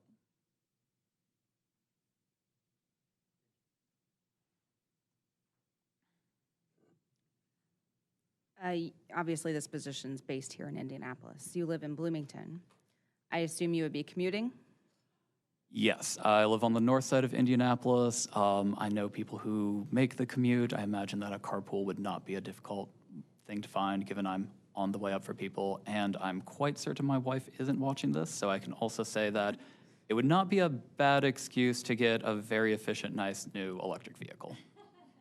Okay. Well, don't want to put you in any personal quandaries, but did want to make sure that that was understood. May I? I've asked everyone. The bulk of the work here at the IURC happens behind closed doors. There's a lot of analysis that happens. Analysts left and right are working on the thousands of pages of dockets that are filings that are continually, there's just a lot. I'm curious, obviously there's a trend towards lean government and doing more with less. How would you advocate as a commissioner for a robust staffing level at both the IURC and over at the Consumer Counselor's Office? Yeah, thank you. I think it's a very important question. I've been interested in what other people had to say on it as well. I know that for me, that technical staff is absolutely going to be key. I believe in modeling. I believe in analysis. I'm kind of a data nerd. So that would be so pivotal for my analysis and my decision-making process. So I need a well-functioning staff. And Secretary Jaworski, to your questions earlier about, to other candidates about having like the best IURC in the country and things, I think that having great commissioners is important, but I think that having a world-class staff is at least as important as well. So how would I advocate for that? I don't know that I would. I don't know that that's an appropriate role for me. I would talk to council and to the chair of the committee, who since I'm up for a Democratic seat, I'm going to assume would not be me. I would talk to the chief of staff, and I would ask them, is it appropriate for me to have a role in this? And if it is, I'd be happy to do so. I know that in advocacy, you have to tailor your message to the receiver. I interacted with him mostly as Senator Braun. Governor Braun now. He has a large business background. For him, I would make the business case, bring a business case to him. I've brought lots of business cases to executives in my time. So, tracking, like, where were times that having more staff would have made a difference? Trying to put numbers on what could more staff help us accomplish. But the current mandate from the governor and the legislature is, unfortunately, to do more with less. And to that extent, again, I don't know how appropriate my role would be to kind of get involved in kind of management, but I have worked in operations and management, and I'd be happy to provide some assistance and guidance there. I do know that machine learning and the power of supercomputers in the energy world has started to really make an impact. On the interconnection side, there are organizations that are starting to use these technologies and are decreasing interconnection studies from 6 months down to a couple of days. So there might be a role for harnessing such technology to expedite the IURC's work in the future. Thank you.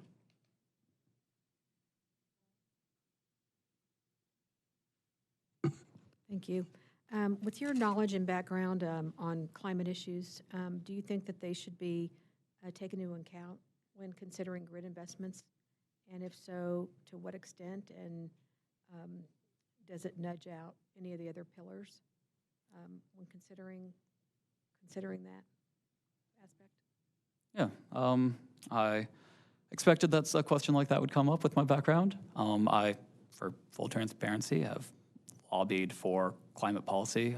The policy I generally lobby for is very market-based and, yeah. But in this role, I think that climate concerns falls under sustainability, and it is one of 5 pillars, and the 5 pillars are not supposed to get undue weight comparatively. So it is one of the things to consider. There was a question on the pre-questions on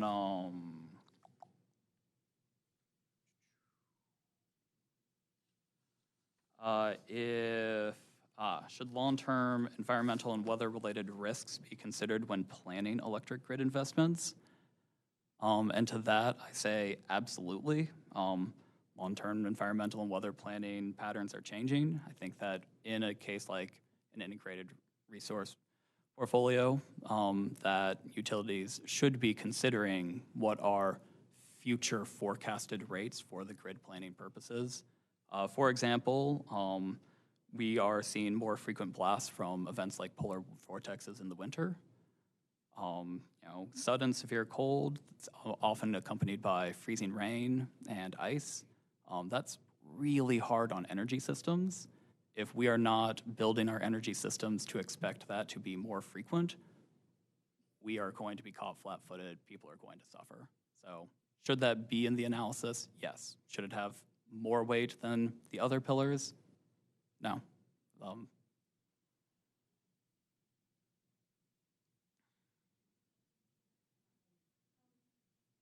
Mr. York, can you go through your work experience a little bit? Like starting with Whole Sun Designs, May of 2018 through January 2024, and you talk about that in your application. Is that where most of your energy background comes from? That, and it looks like coupled with your climate interest and lobbying. Is that where, I'm just curious where most of your knowledge and interest in the energy field comes from? Yeah. I also was a program manager for community energy efficiency projects with the city of Bloomington. That was in support of the Georgetown University Energy Prize, which was a national competition. So I held that role until the competition came to a close, and then, it was always a temporary position in that way. I also have some work in the volunteer capacity with SIREN, the Solar Indiana Renewable Energy Network, and I have 2 masters in more or less energy policy from the O'Neill, when I was there, SPIA, from the O'Neill School, so not just from Holson. Okay, thank you very much. And then I'm also curious, this is not specifically about being a regulatory commission, so I wanted to make sure everybody asked their questions about being a commissioner.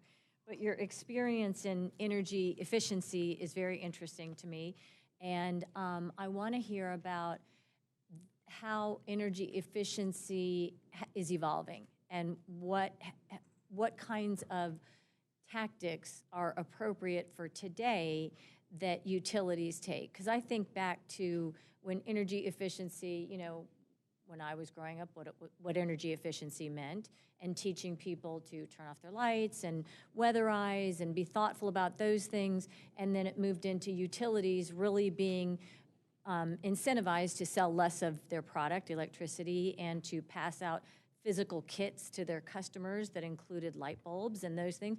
And what's an appropriate energy efficiency program for our regulated utilities today? What in your mind does that look like? I mean, I'm literally just curious about what that would be today. Yeah, I think that much like with virtual power plants, most of the best energy efficiency programs are being handled by companies who what they do is run energy efficiency programs for utilities. I'm being considered for a program manager for an energy efficiency role with a company who does this right now.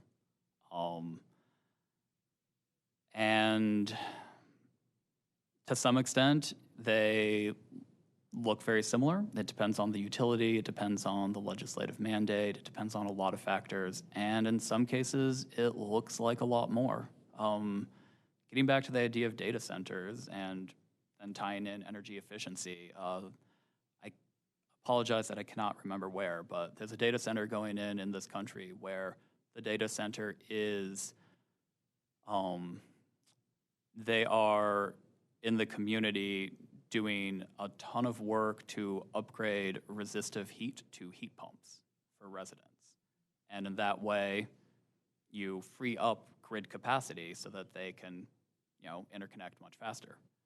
And that's amazing, deep energy efficiency work that is more the kind of thing that I think the market is moving towards and more the kind of thing that we need to do, but almost everybody has all LED lighting, putting weather strip around a window or a door doesn't do very much, changing out, the faucet. Like, what we need more is that deep retrofit energy efficiency work. It's harder to get. I have pitched through this kind of thing over and over to people, you need attic insulation. And the number of times I had that conversation with community members and they were like, well, how much do you think that would cost? And it's like, I'm not a contractor, but I'll ballpark you around $2,000. I can give you some contacts of contractors that we've vetted. And then they turn and go, well, how much do you think it would cost to get a solar system to offset that instead? And it's like a factor of 10 more, and that deep energy efficiency work is not sexy. It's not visible, so it, there's definitely a community education component that is needed there. Thank you very much. That's very interesting. Any other questions from the committee? We just have a few minutes left. Do you have any questions for us? I've watched a lot of these, so I've had my questions pretty well answered, but I do have a closing statement.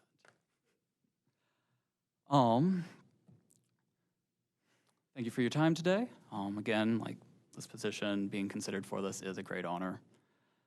I see this position as a chance to contribute meaningfully at a pivotal time for Indiana's energy future. And also I see this as a role where I can continue to grow. I'm in the middle of my career. And one of the things that excites me about serving as a commissioner is that it's a position of lifelong learning. With each case and each term, there's the opportunity to deepen judgment, strengthen understanding, and continuously improve and serve as Hoosiers. I'm guessing I'm one of your younger candidates, and I could be on the commission for decades. I also believe that I can bring an important perspective to complement other strengths of the commission. One grounded in familiarity with newer distributed technologies like storage, virtual power plants, demand-side resources, and grid-enhancing technologies. These are tools that can be deployed quickly to enhance reliability and affordability now, while the state continues to invest in longer-term generation and infrastructure. Thank you so much, Mr. York. We really appreciate that you took the time to fill out the application and apply for this position, and that you took the time to be here. We really appreciate it. Thank you very much. This concludes your interview. Thank you.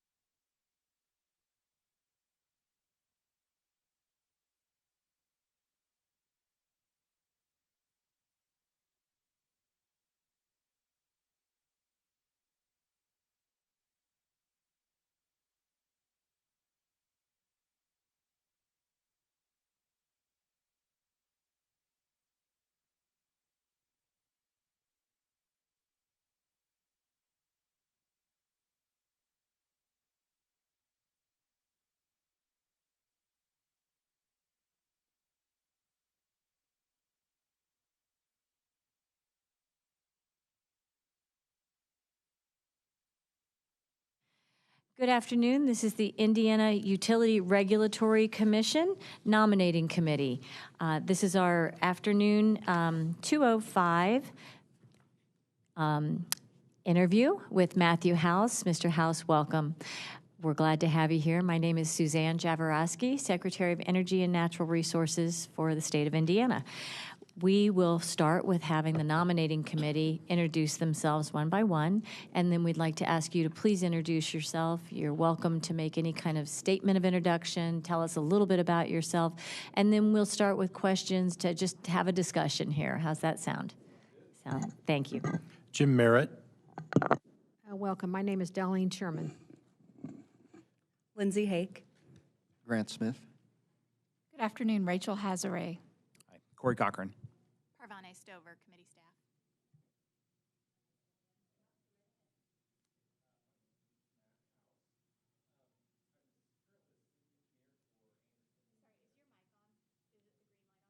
Oh, here we go.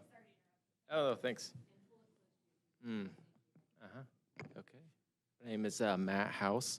I am the city engineer for Anderson. I started off my career working for the Indiana Department of Natural Resources, doing a kind of regulatory floodway permitting. And then I worked in the private sector for a transportation engineering company after that for about 6 years.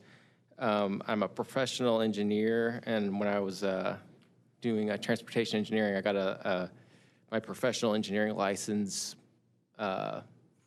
by taking the transportation test. There aren't specific licenses, but and after that I worked for the city of Shelbyville as their city engineer, and worked there for about 7 years. Then I moved jobs over to Anderson. And as city engineer, I do kind of general things like site reviews, road construction, plan reviews, a lot of those type of things, stormwater design. I also do, I'm considered the head of the stormwater utility. And then I also am the person who permits utility infrastructure installations and reviews those sort of things, normally because they're going in the public right away. So I also, I'm head of the sewer infrastructure for the water pollution control plant. So I do a lot of design and review of others' designs. So I have some familiarity with utilities, mostly in the transmission lines and distribution lines, not as much in like plant operations, but I do have a lot of background in the transportation or transmission and distribution side. So. Welcome. So do any of the committee have a question to start off here? Rachel, please go right ahead. Hi, thanks for being here today. I'm interested, given your background, you obviously have knowledge of components of this role, but this is a very different role, being kind of quasi-judicial. I'm interested in what makes you interested in becoming a commissioner. Sure. I do have a background in things like a contract review, that sort of thing. I spent a lot of time in my own job going over small details that are in contracts, negotiations, that sort of thing. So I don't have a strong background on the judicial side. I've been reading a lot of the different cases and everything the last few weeks, and I see that there's a lot of the discussions are kind of based in that world.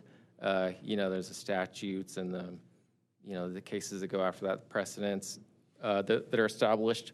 So I'm interested because I do this kind of work in my own job and I like to make a big impact, and I think that I'm good at negotiations and looking at contracts.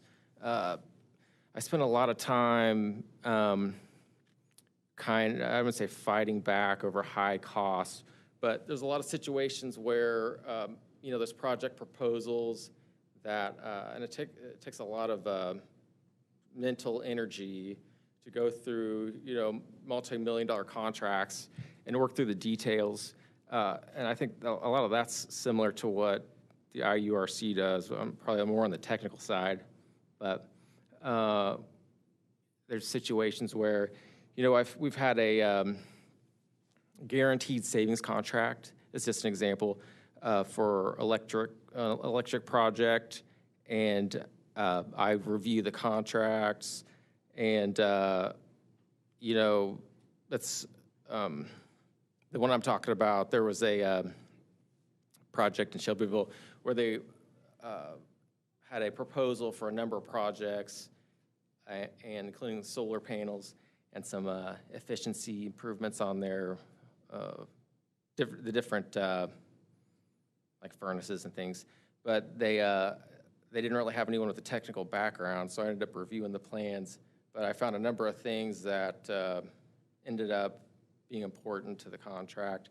I don't know if I'll explain very well, but I have the ability to take a contract that I'm not personally familiar with and find the important details and negotiate them.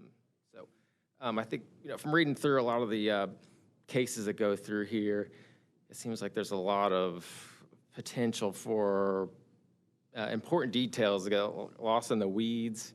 It seems like it's probably hard for the IURC to really go into the detail of what it would take to really, if they had comments on a very expensive proposal for some new infrastructure, it would be hard for just a board to really say yes or no to what the details of the projects were. So, kind of rambling, but that's sure. Have you ever read through any filing at the IURC before? I have. Yes. Lengthy, obviously. Yes. Your experience as a PE would be very helpful, I think, to the board, from simply to the commission, just as a hands-on operator, well, not operator per se, but being in the weeds, essentially, from an operational standpoint.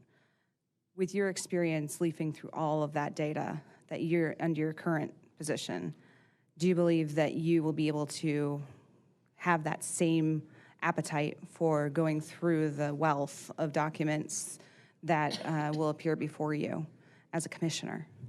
Sure. Yeah, I do. I do think so. I imagine there's a technical staff that there is a lot of that.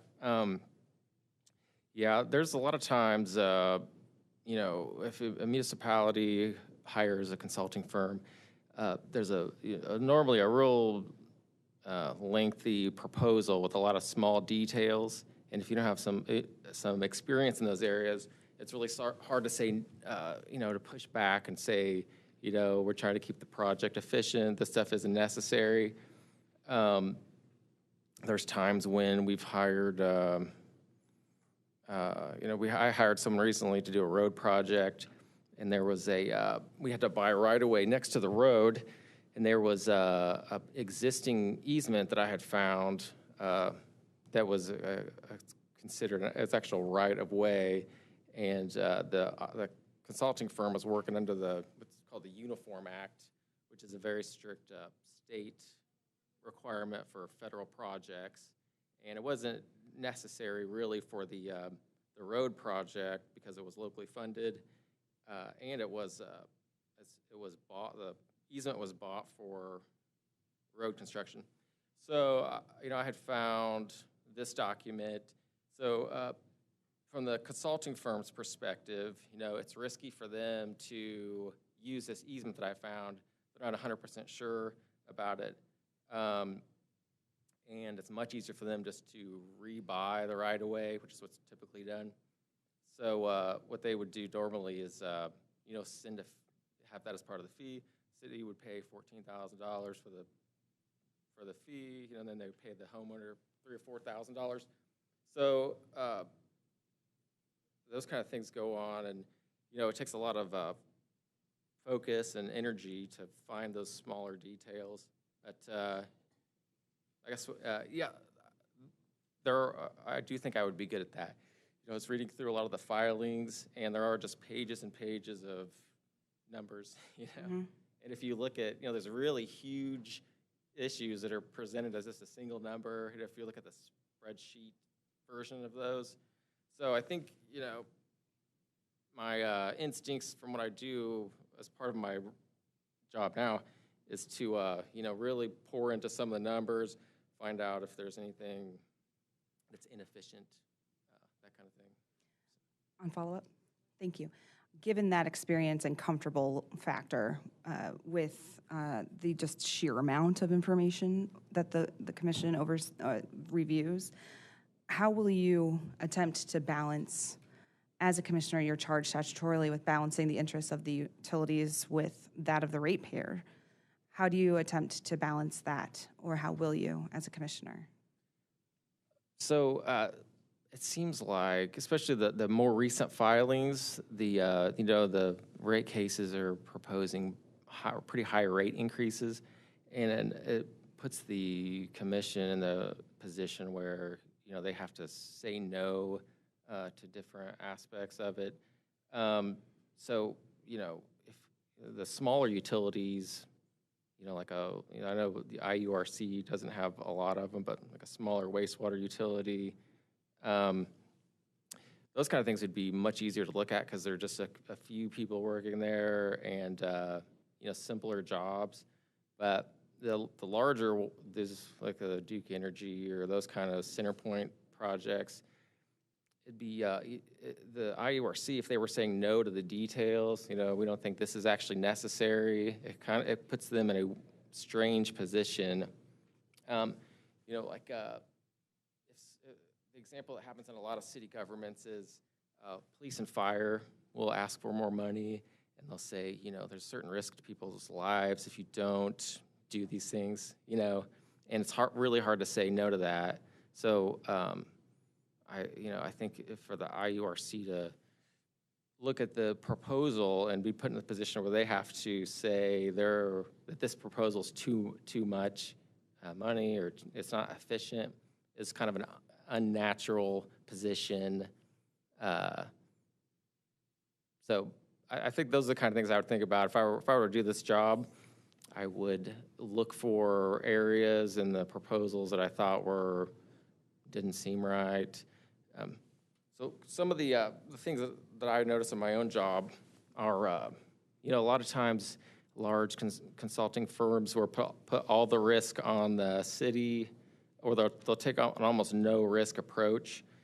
So these IURC cases are real complicated, and this would just be one aspect of them. But for example, if someone were to, if I were to build a stormwater line in town, I would do what's the least amount necessary to get the job done. You want to keep maintenance and everything up to speed, but I would take a lot of time. I would, look at every little part of the project. But if a large consulting firm is doing work, they're not really motivated to pay attention to details, and there's much more a safe project for them just to do, straight to standard, anything they have a reason to do. So that's, and I think there's probably a lot of situations where the commission is in a position where they're encouraging, good maintenance habits and that kind of thing. So my answer is kind of more, defending ratepayers against high increases. So that's where, I was reading through a lot of this stuff, and that's where I really was focusing on. When I'm working in my job and I see the way different utilities operate, we'll see some that come in and they'll hire, all their consulting work is done out of house, they'll hire a bunch of companies, and then there's different utility firms that'll buy new right-of-way. They won't even try to go into the city right-of-way. So, I wonder about those type of things. If I was doing my job, it'd be real easy for me to just hire everything out, try to look at details, just have other people pay for new right-of-way. So the other thing I was going to say is that the utilities operate in different ways. Like, major ways, like the thing I'm talking about. Some utilities do have in-house engineers and designers and do some of their work themselves. So if, you know, I wonder if the commission, if they have some sort of control over these things, it was probably one of those ways it would be way more efficient. You know, I wonder if people are asking, you know, are these huge statewide installations being done in an efficient way? So to circle back around, I think those are the kind of things I would look at if I was trying to balance ratepayer to the utility. Thank you. Mr. House, it sounds like you are very strong in the functional part of this job. The things like evaluating the efficiency of what's put in front of you, going through the details and making sure they make sense and that things are being done at the best way they could be done. That's what I'm hearing from you, from your experience as a professional engineer and the jobs that you have had before. Does that sound like an accurate interpretation? Sure. Okay. And if there's anything else, please add to that, but that's what I'm hearing from you. My question would be in getting up to speed on the energy side of things, and honestly, I think every single candidate, no matter how close they are to this body, the IURC, they'll all have some form of learning curve. Everybody will have some form of learning curve coming into this job. So there'll be different curves, but everybody will have some learning curve. How will you address your learning curve of getting to know the energy industry better? I imagine there's, you know, a lot of reports and conferences. I think Purdue puts out an annual report on their anticipated energy costs. I imagine the information would be available. You know, I can read fairly complicated things and understand them. I think, you know, I had watched a couple of the other interviewees, so I was kind of thinking about some of the things they had said. I think, you know, in my job, you know, if you go to a lot of the continuing learning engineering conferences, you end up in kind of the same, around the same people and along the same assumptions that are made in the industry. So, you know, I also, you know, when, you know, as far as like anticipating energy increases over time, I imagine also the utilities are presenting that information as part of their rate increases. So, you know, I don't know if the board would have reason to really push one way or the other. It seems to be kind of reactionary to proposed increases. But, you know, I also I watched the guy who'd worked for the IURC for 25 years. He had a real interesting interview, but he had a lot of things to say about, you know, there were some questions asked about, you know, kind of this seemed to push the limit on what could the IURC could actually do in these different situations. So, you know, I wonder if there'd be a real benefit to, you know, commissioners learning about, who aren't attorneys, learning about, you know, kind of the, you know, actuarial science behind stuff like, you know, the approved operating rates and all those kind of things, the cost of money. You know, there's people talking about, you know, if you say, why does the utility get these kind of profits? It's all based off a series of things that have been approved. So I guess I don't know. I think there's probably easy ways for, you know, relatively easy to keep ahead of the energy. And I also wonder if there's a benefit to really diving into some of the money side, judicial side of the job. Yes, and I think some of the things you brought up are exactly why we've invited people who have not spent their whole career in the energy industry, but bring other talents and a fresh perspective. Thank you.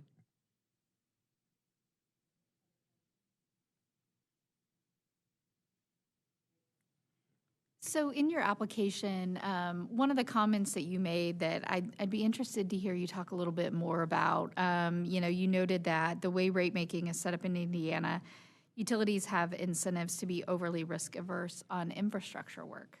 Can you expand a little bit more on your thoughts on that? Sure. The way, I think there's, to start off, I think there's also a potential financial benefit for utilities to do large maintenance projects. I think there's some, the way their calculations are done, if they spend a lot of money on installations and maintenance, then the profit that's allowed is based off that. So that's part of it. And also, the other point I was trying to make is that I was trying to explain it, my perspective earlier. But if you're in a position like I am, where you're doing your own design, it becomes very personal. You're trying not to spend a lot of money doing various things.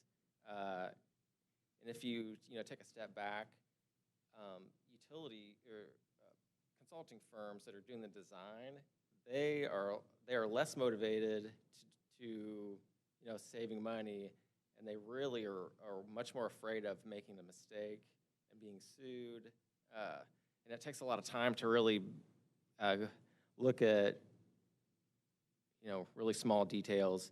The example I was using with the right-of-way, if we're hiring a consulting firm, and it would take a lot of time to find that easement that I had, and they would lose money essentially. So all these different factors end up making the consulting firms really risk adverse.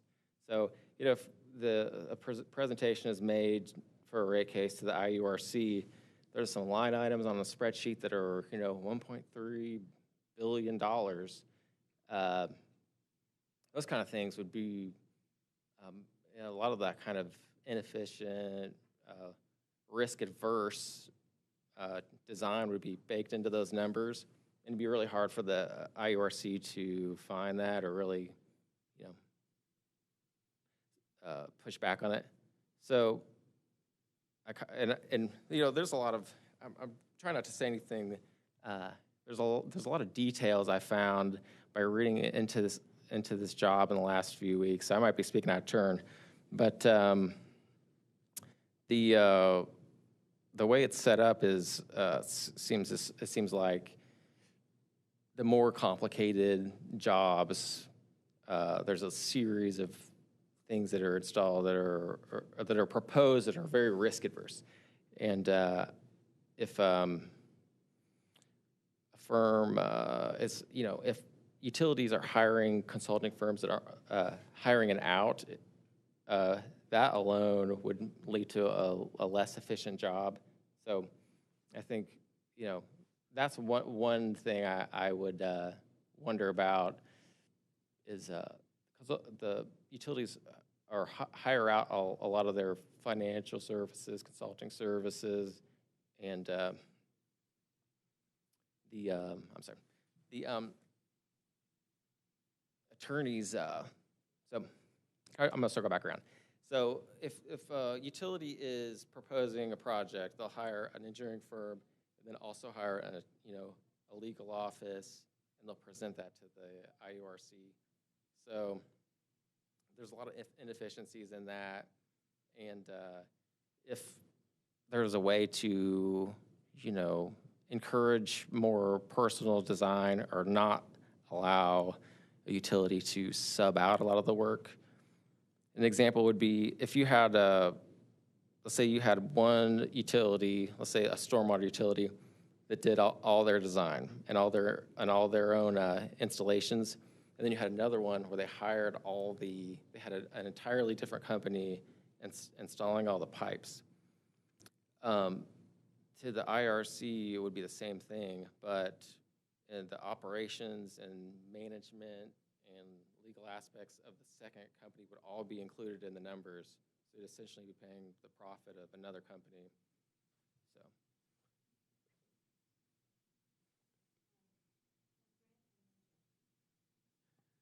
I noticed you mentioned in threats to the state, potential regional water shortages.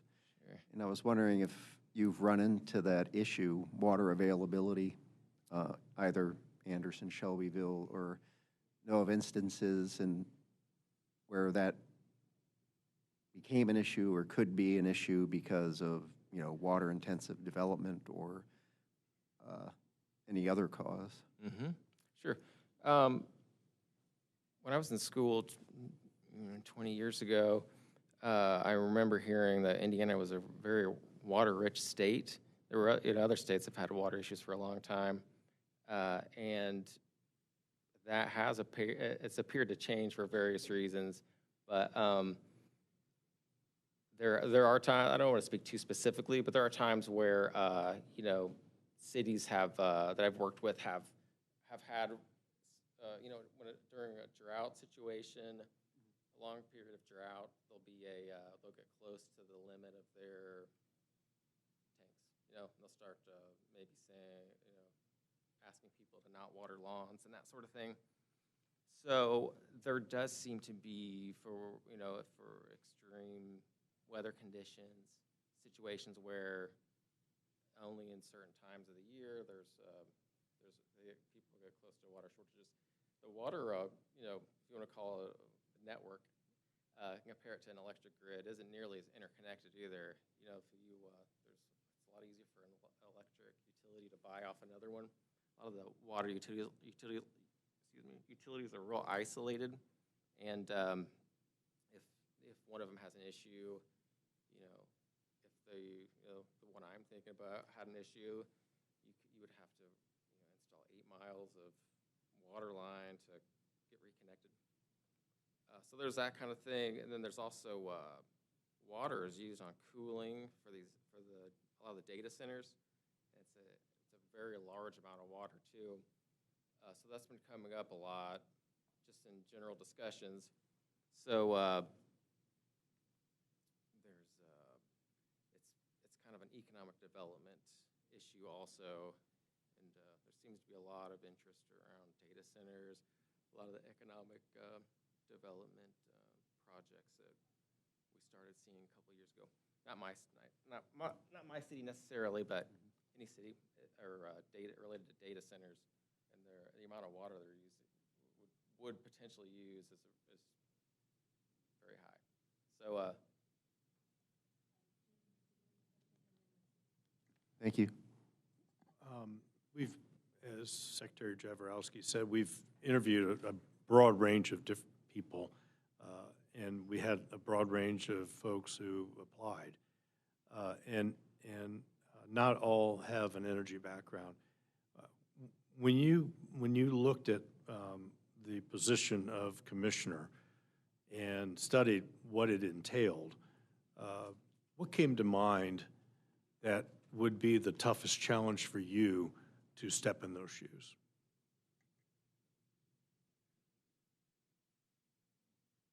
Probably the legal side. I'm familiar enough with a lot of topics adjacent to energy and utilities, but in my current job, we do deal with city statutes, state statutes, those sort of thing, and those can get a little complicated. But if as I was reading about this job and actually listening to a couple of the interviewees on the first day, there's some topics that came up that were very complicated that I'm less familiar with. There were some questions about, and I don't want to summarize anyone else's statements, but kind of why isn't this being done? Or if the state decided to do something like this, is it possible for this to be done? And there's legal aspects of, interpretation of the original ordinance, and then cases since then. So that's something I'm not as familiar with. If it came down to if the utility is permitted to operate in a certain way because of a legal case based on another legal case, it'd be a learning curve for sure. What role does the IURC have in economic development? From what I've seen, depending on what type of project it is, when potential projects are brought to the city, and this is during a presentation by the city's economic development team. We'll have different potential projects. The cost of electric and water are often a big part of the conversation.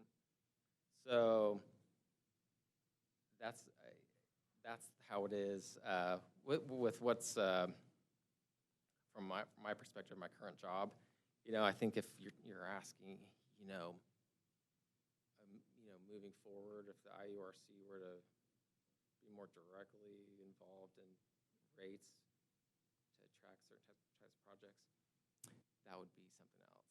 That would be I don't know if it would be a motivating factor for, I don't know. I think I would just look at it like, if the IRC is, if there's some, reasonable number for electric rates, depending on all these different factors, if there was the ability to find this actual number, that would be how I would look at it.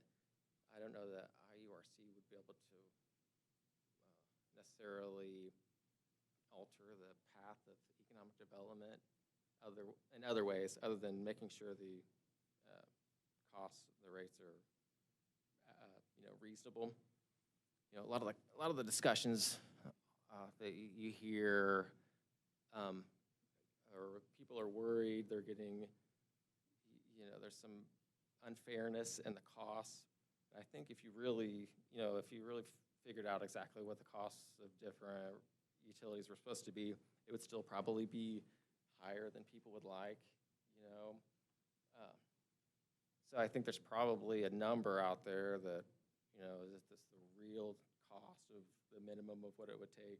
And so I picture the IURC being more focused on that, and then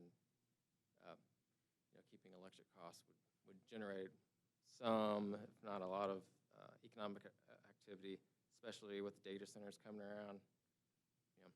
Some of the data centers use more electricity than a whole city. They use just an insane amount of electricity. Thank you.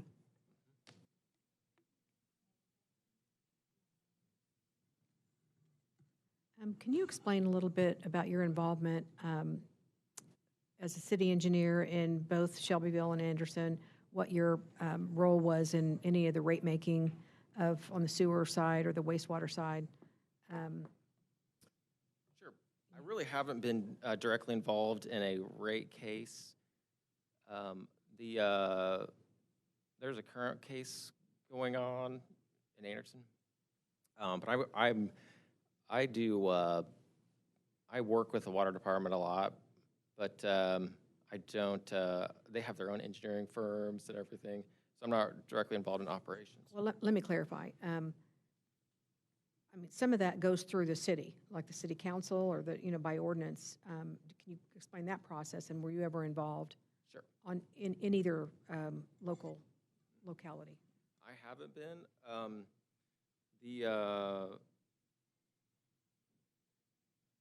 cities I've worked in Shelbyville, we never asked for an increase in the stormwater fee. Stormwater fee that a lot of cities have is, that they started out with 20 years ago was $3.50 for a residential, a normal residential house. And both cities I've worked in have maintained their similar to their original number. And when I was working at these different places, at the time it seemed like there was enough funding around, and that the city could, if they were focused on being efficient, we could get most of the work done in those numbers. So I don't have a good answer, because a lot of the, in Shelbyville, I don't know if they had a rate increase on the wastewater while I was there, but that would have been a bigger one. and I'm not directly involved in the ones in Anderson, but a lot of the discussions are around those kind of things. There's no matter what the situation is, it is a political negative, so that's a big part of the discussion. Were you part of the analysis of the need for a rate increase in Shelbyville at any time, or they just took the position that they were going to not raise rates, and then maybe the job of the staff was to find the efficiencies to make sure that you didn't have to ever request one? Yeah, the stormwater on the two cities I've worked in is just way less formal, and kind of the risks are a lot lower. A stormwater pipe, if it's fairly maintained, will mostly work. There's not really a failure of service at any point. If you have a gas line, it's pressurized. If it leaks, it's a huge deal. So I haven't really been involved in, and I also don't really want to say.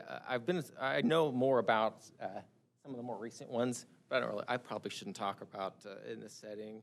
But I think it's normally comes out. I know you're not asking anything too crazy, but normally it's usually presented by the utility. They've got a great need. They've talked to a consultant, and they have propose these giant projects, and that's usually what initiates a rate increase. And then they'll talk about what kind of bonds to get, and so that's during that step. They'll talk to city leaders and ask them if they would like, can we do this? So that's normally what starts it off. Is there'll be a really big project that they'll have to bond out, so they'll kind of talk to the banks at the same time, see what kind of bonding they can get, and see what kind of how the life of the bond, those kind of discussions. So, sure.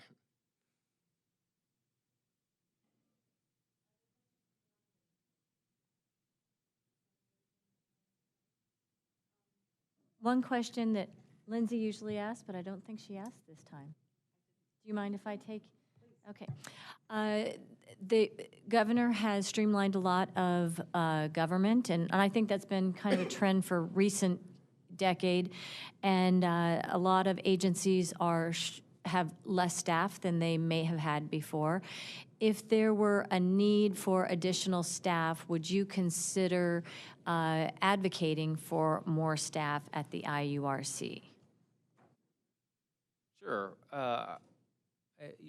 And some of the things I was talking about, if you really were to drill into some of the numbers that are presented, probably would take more staff. And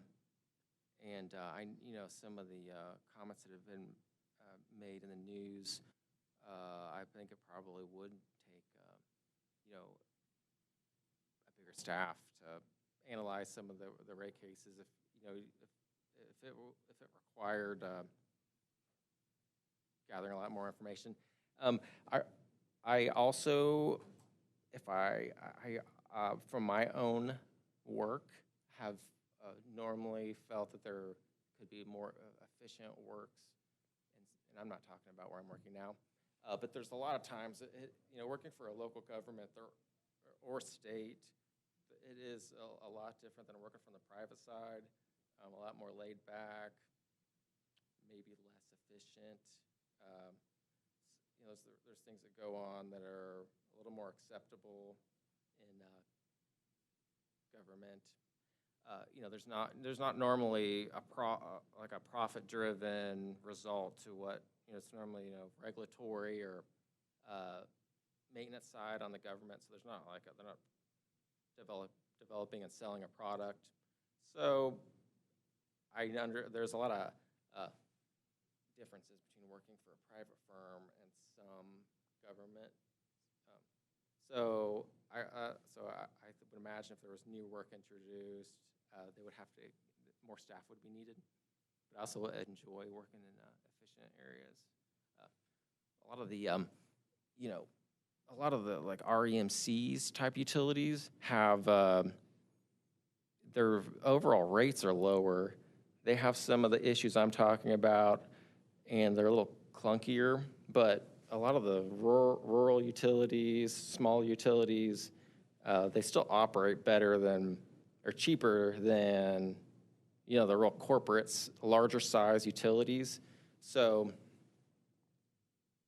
I think there's some benefits to being efficient, and also there's some negatives to running a real corporate size, profit-driven utility from a ratepayer's perspective. Thank you very much. Anything else? Do you have any questions or closing comments for us, Mr. House? I don't think so. Appreciate the opportunity to interview. Thank you very much for making the application and taking the time to come here and meet with us. Have a great afternoon. Thank you.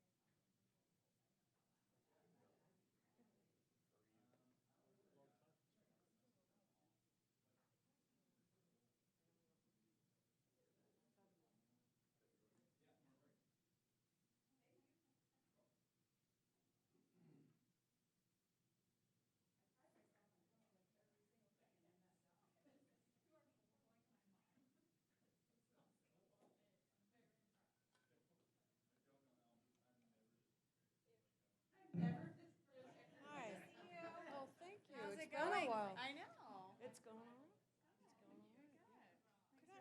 Oh, I really appreciate being here.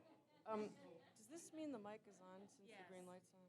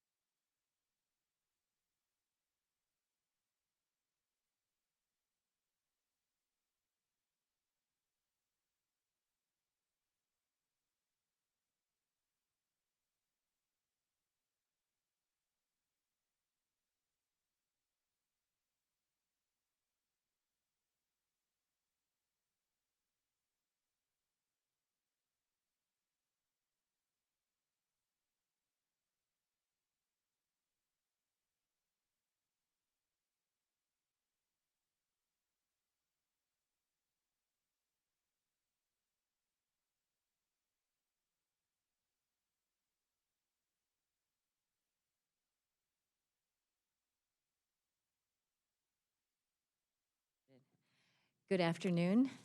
Welcome. My name is Suzanne Jaworowski. This is the Indiana Utility Regulatory Commission Nominating Committee. Our interviewee this afternoon is Ms. Christina Hale. Welcome, Ms. Hale. We're glad you're here. We'll start off with introductions from each of the nominating committee to introduce themselves to you. Then we'd like to ask you to please introduce yourself to us. Please feel free to make any kind of introductory statement or just tell us a little bit about yourself. Then we'll start with some questions just to get the conversation started, okay? Sounds great. Thank you. Jim Merritt. Darlene Sherman. Hello, Lindsay Hake. Grant Smith. Good afternoon, Rachel Hazaray. Hi, Corey Cochran. Parvane Stover, committee staff. I'm ready. Can you hear me?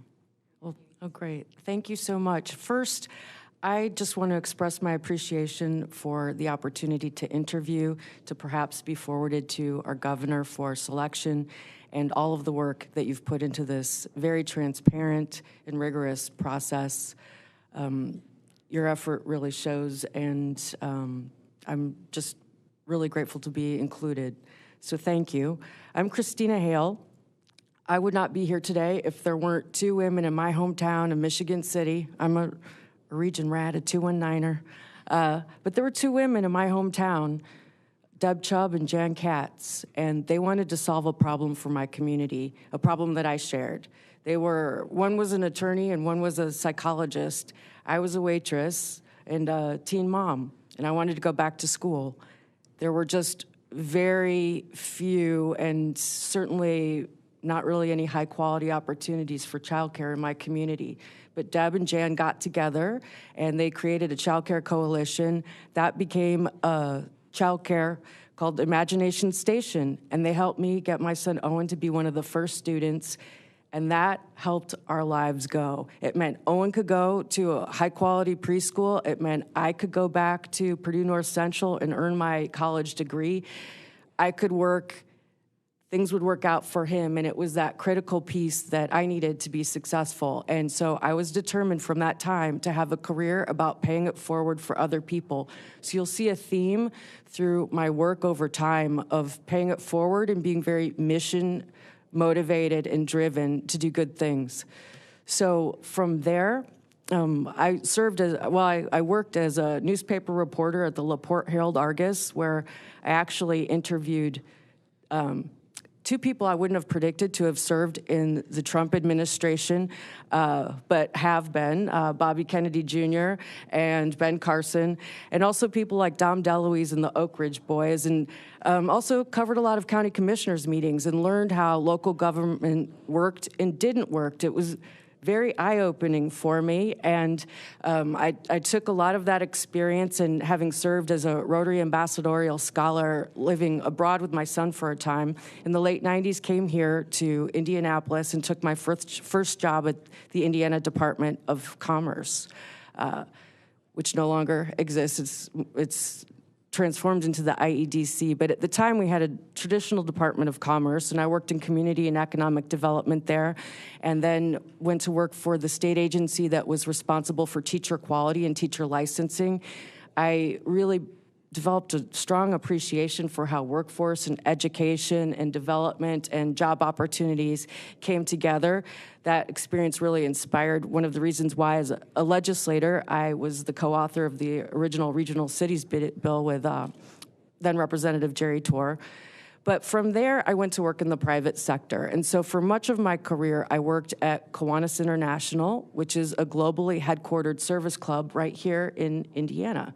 So for much of that time there, I was responsible for all of their operations in Europe and Asia Pacific. I ran a number of offices, including two in the Philippines, one in Belgium, one in Taiwan, all over the world, really, supporting everyday business people who get together in their local communities to do good things for their community and then unite globally, similar to Rotary or Lions, to take on complex challenges of common concern.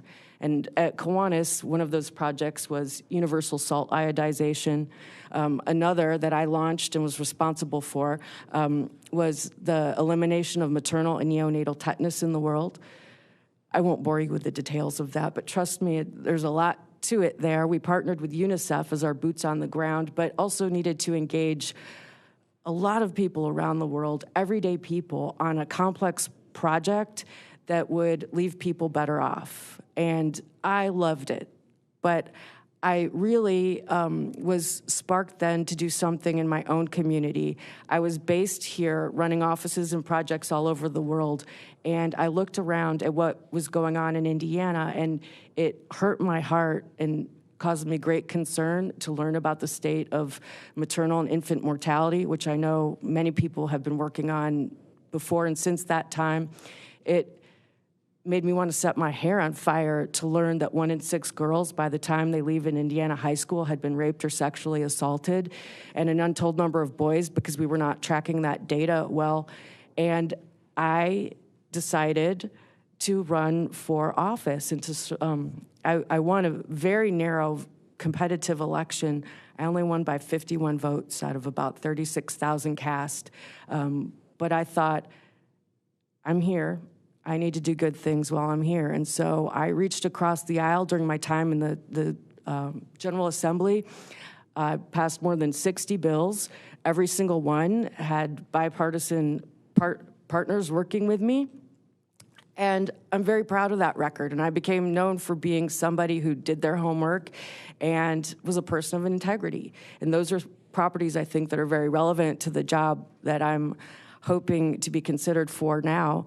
But I left that job that I loved. I was asked to serve as the lieutenant governor candidate for my party, and was not successful in that race, but I was invited back to Kiwanis to take on a new important project, and that was as executive director of all their youth programming worldwide, including Key Club, which is the world's oldest and largest student-led organization. But they also asked me to build their youth protection program.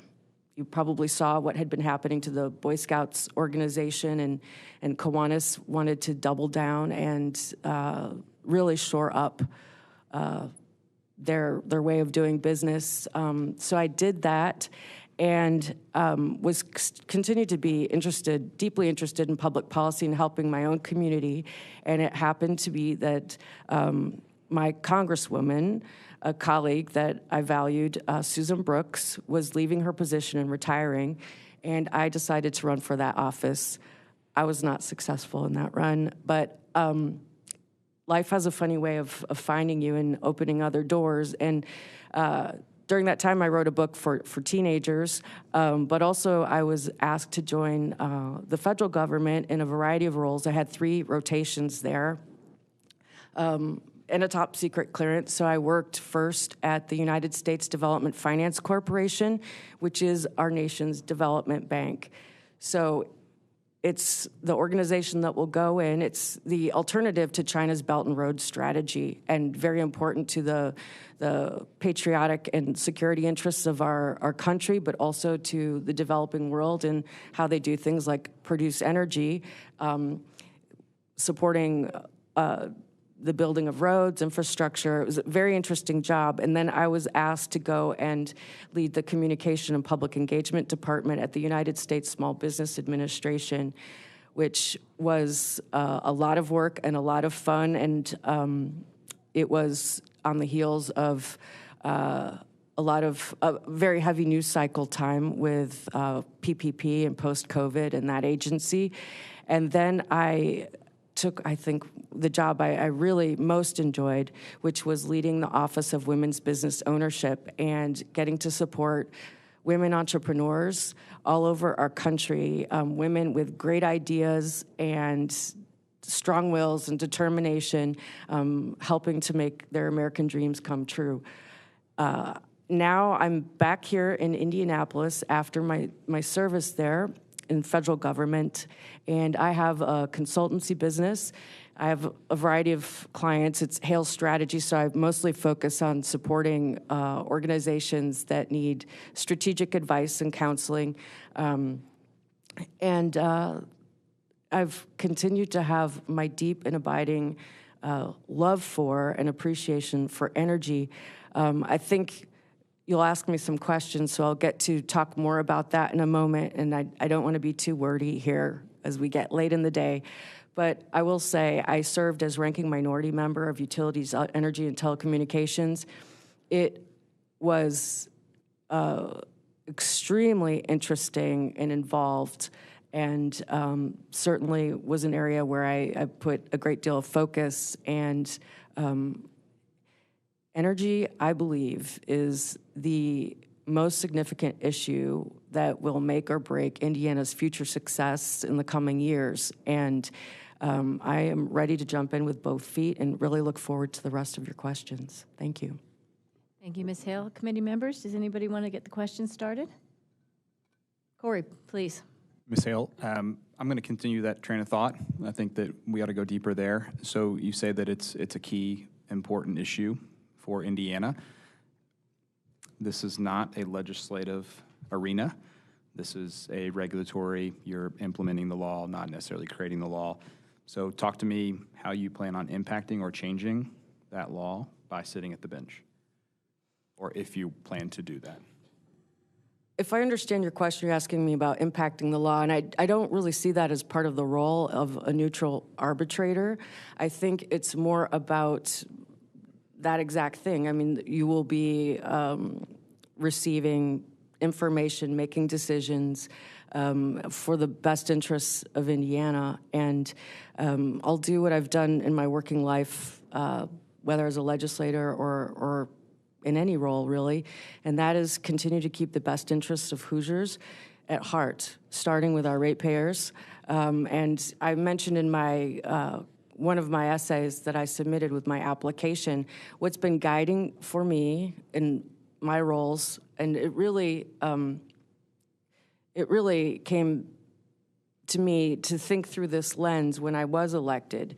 But growing up in Michigan City, we had a very needy neighbor named Mrs. Pentis, and my dad was that guy that helped her whenever she seemed to get in trouble. She was a widow and lived alone and, had a bit of a struggle.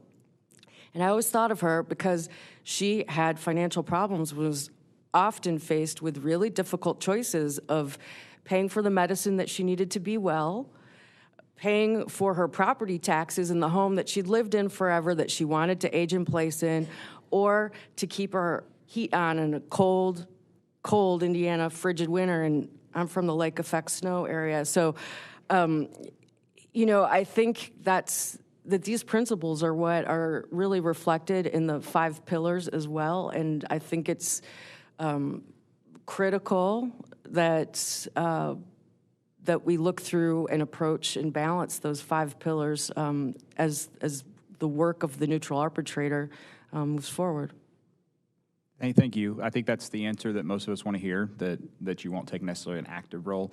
But I guess let me take it a step further. I think that this position is going to be more important than ever. I think that's what we've kind of continued to say.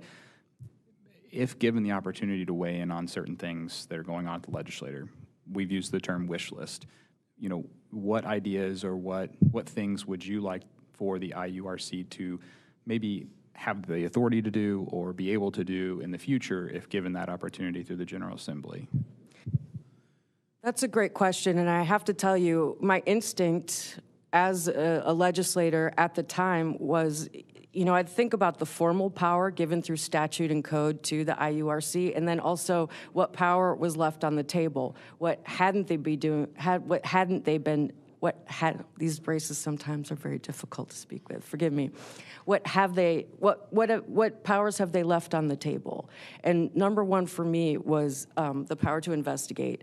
I think that if we truly are going to have the consumers back, there are often, I've seen, smaller investigations, but we're talking about billions and billions of dollars. We're talking about building new generation plants and really teeing up Indiana for success in energy production and addressing things like our deficit of load capacity and new challenges that are coming through technology. And I don't think any of us, it's like COVID.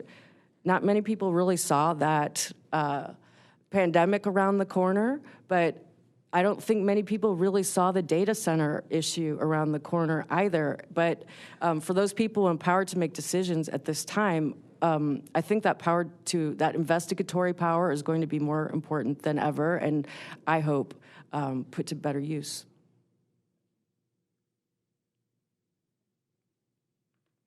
Yeah, when we look at your career history, one of the things that stands out to me is, you found opportunities that align with passion that you have, and you've been in the nonprofit and the public sector. I'm interested as you think about this role. Is there an aspect of this role that brings out a passion for you? And if so, what is that? It absolutely does bring out passion in me. That's one of my must-haves. I have to believe in the cause and really put all of my energy into that.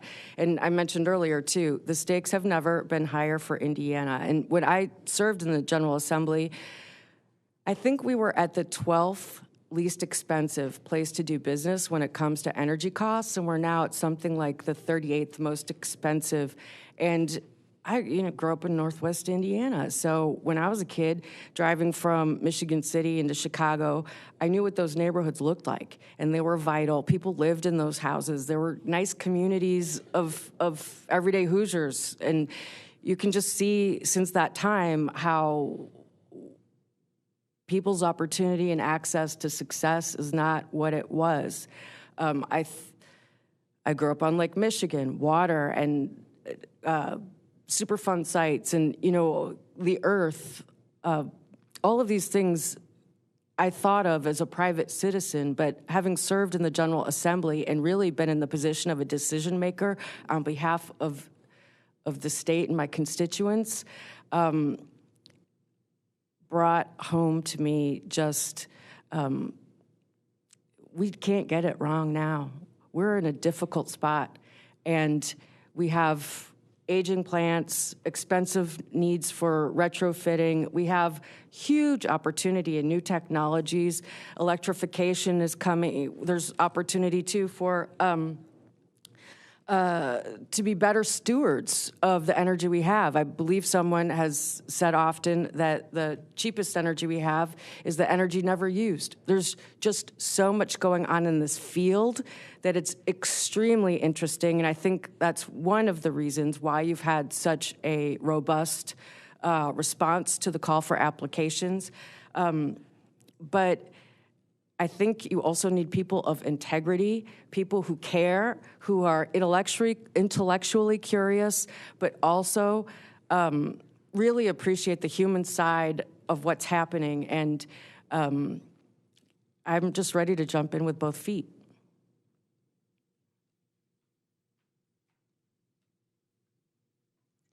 Thank you. Ms. Hale, did somebody have a question down there? Grant, go right ahead, please. So we're going to be adding significant infrastructure. It's being added now, and the perspective is that we're going to be adding generation, which will be expensive.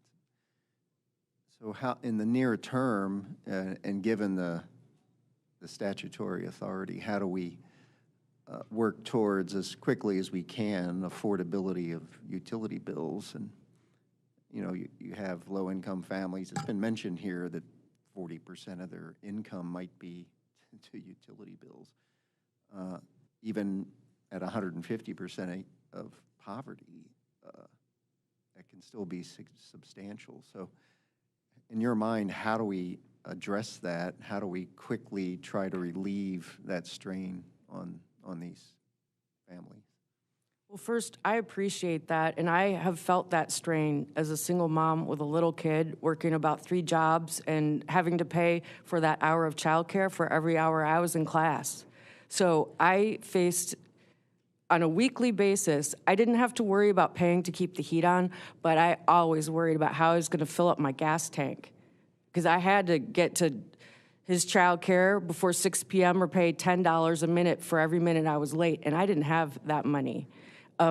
I went without books, and one of the best benefit of my work-study job was that I had access to a copier, so I could copy some of my fellow students' books, and then I could go home and study when I needed to. I had to work hard and, be pretty flexible. So I really appreciate what families are feeling. I'll tell you an area where I was not successful in the General Assembly, but something I'm continue to be very intrigued with. So it started with Governor Braun's brother, Steve. He and I were colleagues, and we were freshmen together, and we both had been working on the issue of competitive procurement, which is shining the light on building these very expensive or just critical generating plants. It's like when you want to build a school, and have a referendum, you want to see, the devil's in the details, and you want to keep costs down. You want to ensure that you want to trust but verify. So Representative Braun left the General Assembly to, I believe, take on leading the Office of Workforce Development. And Sharon Nagel, another colleague of mine from across the aisle, joined me on this. So together, we were not successful in getting a vote on our bill. We finally were successful after a couple of years to get the bill heard in committee, which was a big deal. Very big deal for me and the overwhelming minority. But we could shine a light on the issue, which I think is of great interest to everyone and something that is worth thinking through and perhaps pursuing as we're taking a renewed vigor toward energy as a topic as being central to our state. And we finally actually also authored an op-ed in the IBJ on this topic that got a lot of great feedback. And I think, too, it's time for particularly our investor-owned utilities to meet the moment and get a little bit more comfortable being uncomfortable, and perhaps some of these good ideas that have been brought up over time could be reinvigorated and a second look taken at them, because certainly, well, you haven't asked me why I want the job yet, but I'll tell you why. Well, I'll tell you why I wouldn't want the job. I ask you to take a hard pass on me if you just want somebody to drive downtown and babysit the way it's always been done. That is not interesting to me. Rachel, I have no passion about that. But I'm very excited because the governor has elevated a Secretary of Energy and Natural Resources. He has signaled through his elevation of the process of appointing new commissioners.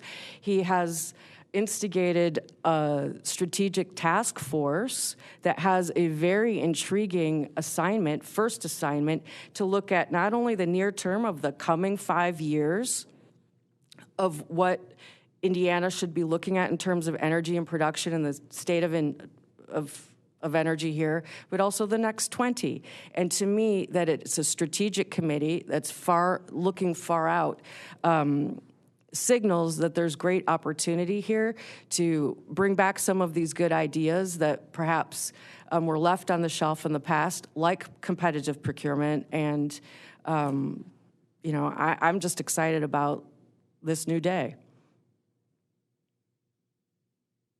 Thank you. Obviously, we have a lot on our plates with these, with the jobs that we're going to be filling, the roles we're going to be filling.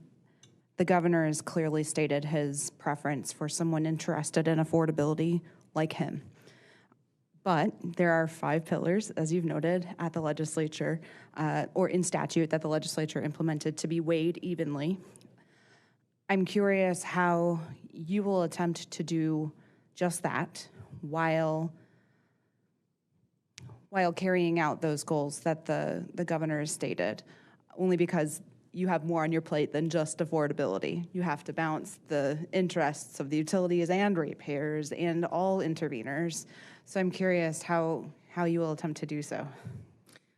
That's a good question. And I first want to express my appreciation to the Indiana General Assembly for for creating those 5 pillars. I think it's important that we have them. I think these guidelines are healthy and positive and will have a long-term positive impact on rate cases and the work of the commission.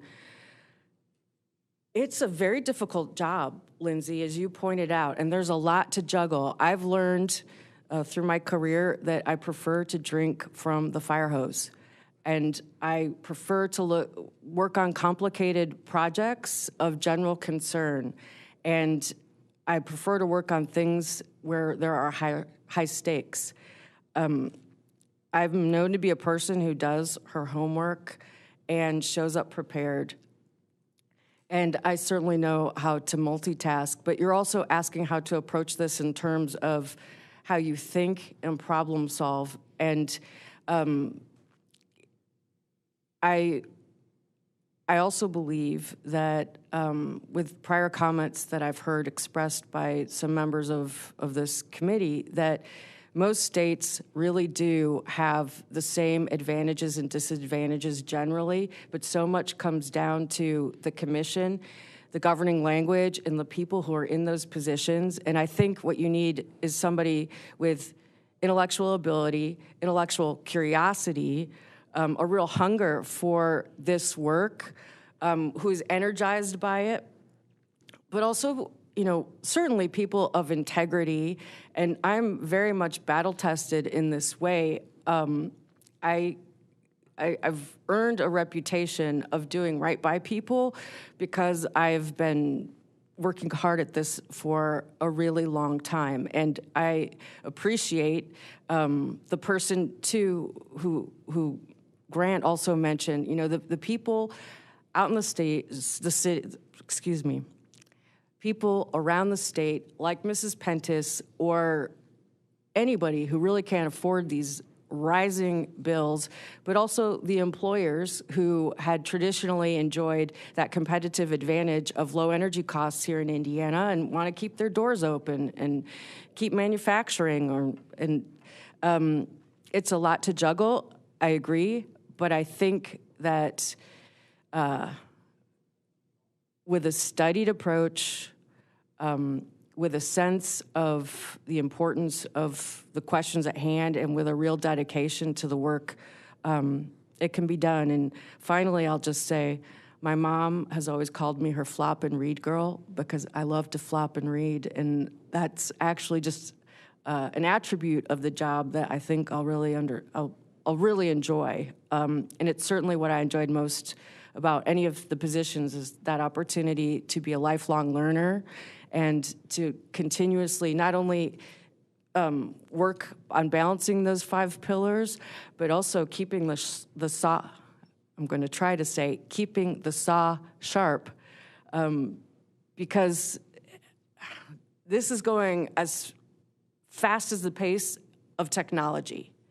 And so we need to be nimble and tenacious, and we need a nimble and tenacious commission.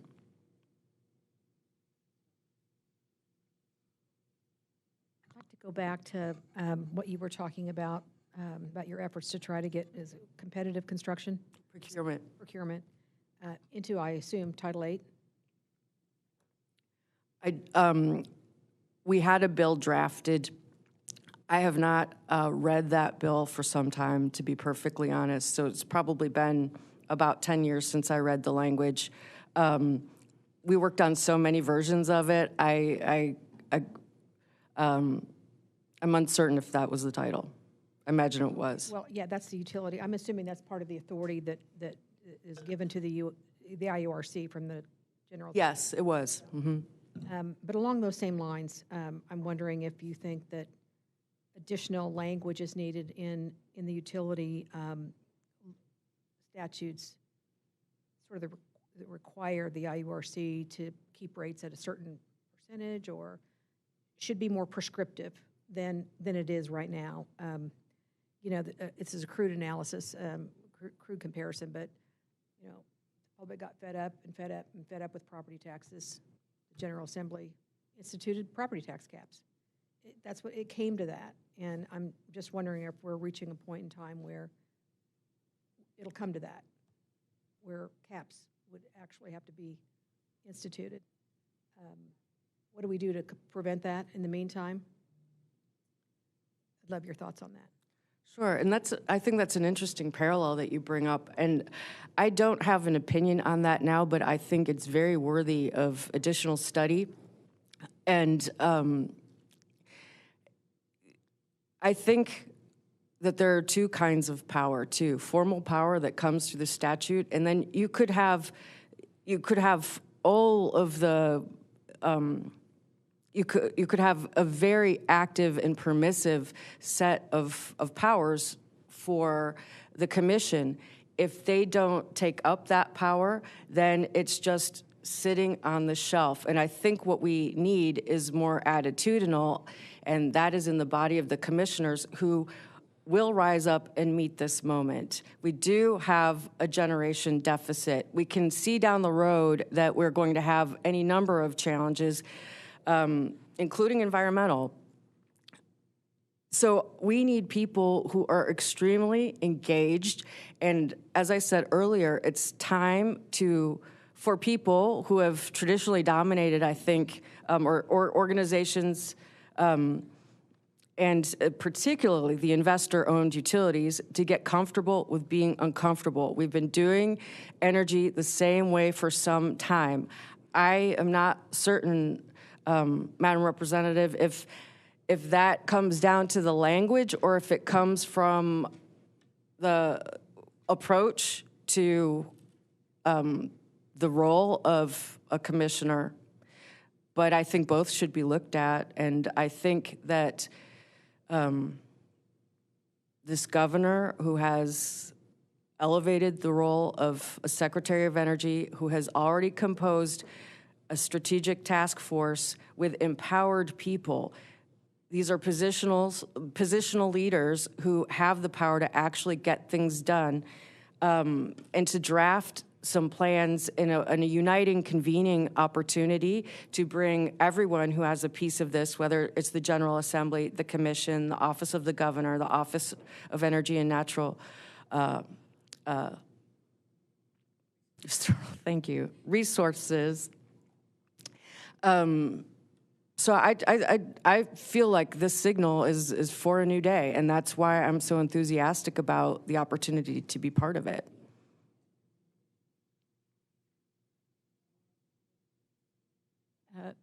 You must be a mind reader, because I had several questions outlined here and you answered them right ahead of me. So thank you for that. But I'm curious, you have stepped into many roles that you didn't have a background for, but stepped right into them, seem to have been extremely successful at those, so I really admire that. But along the way into stepping new roles, like going to work for the federal government and going into the state legislature and all the things that you moved into, what did you learn along the way about moving into a new role and kind of the challenges and, you know, what did you learn, like what to do and what not to do? Can you share any of that and how you evolved there? I sure can. And I'll tell you, when I wasn't sure I was going to be elected to the General Assembly. So when I was, I was very naive.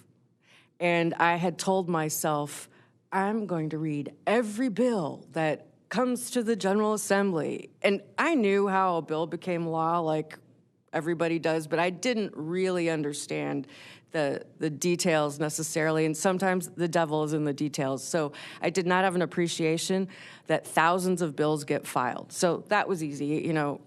So I made the decision, well, I can't read every bill, but I can read every bill assigned to my committees. So I started thinking I would do that, and then I quickly discovered most of these bills never even get heard. You know, they're just sitting in a file drawer somewhere. So I could plan my work better than I had. I do like to read everything when I walk into a committee meeting, when I walk into a business meeting.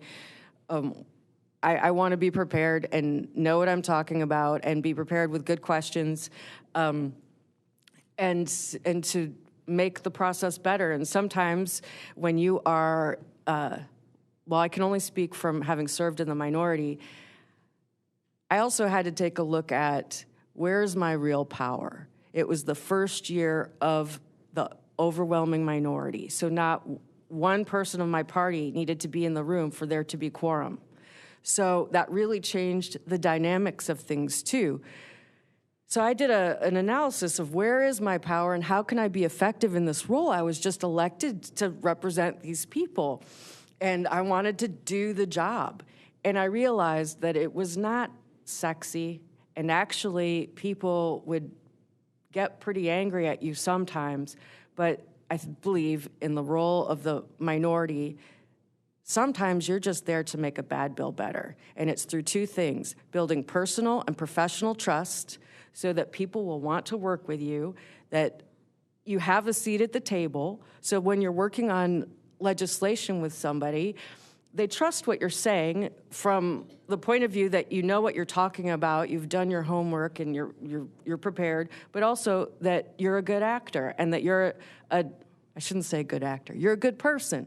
You're just a good person, and they know that they can trust you, and it'll be okay. And that's why I got 60 bills passed, is because people knew that I was able to build personal and professional trust with colleagues on both sides of the aisle. And I'm really proud of that. Thank you very much. Well, I asked Senator Zay the same question, so I feel I have to be fair. During your time in the legislature, you received thousands of dollars from energy special interests. You received some more recently in your congressional campaign, some from NiSource, and thousands of dollars from utility interests. Please tell me how we can trust you to have an unbiased and impartial viewpoint at the commission, should you be appointed. Well, that certainly is a direct question, and I appreciate it, and it's a fair question.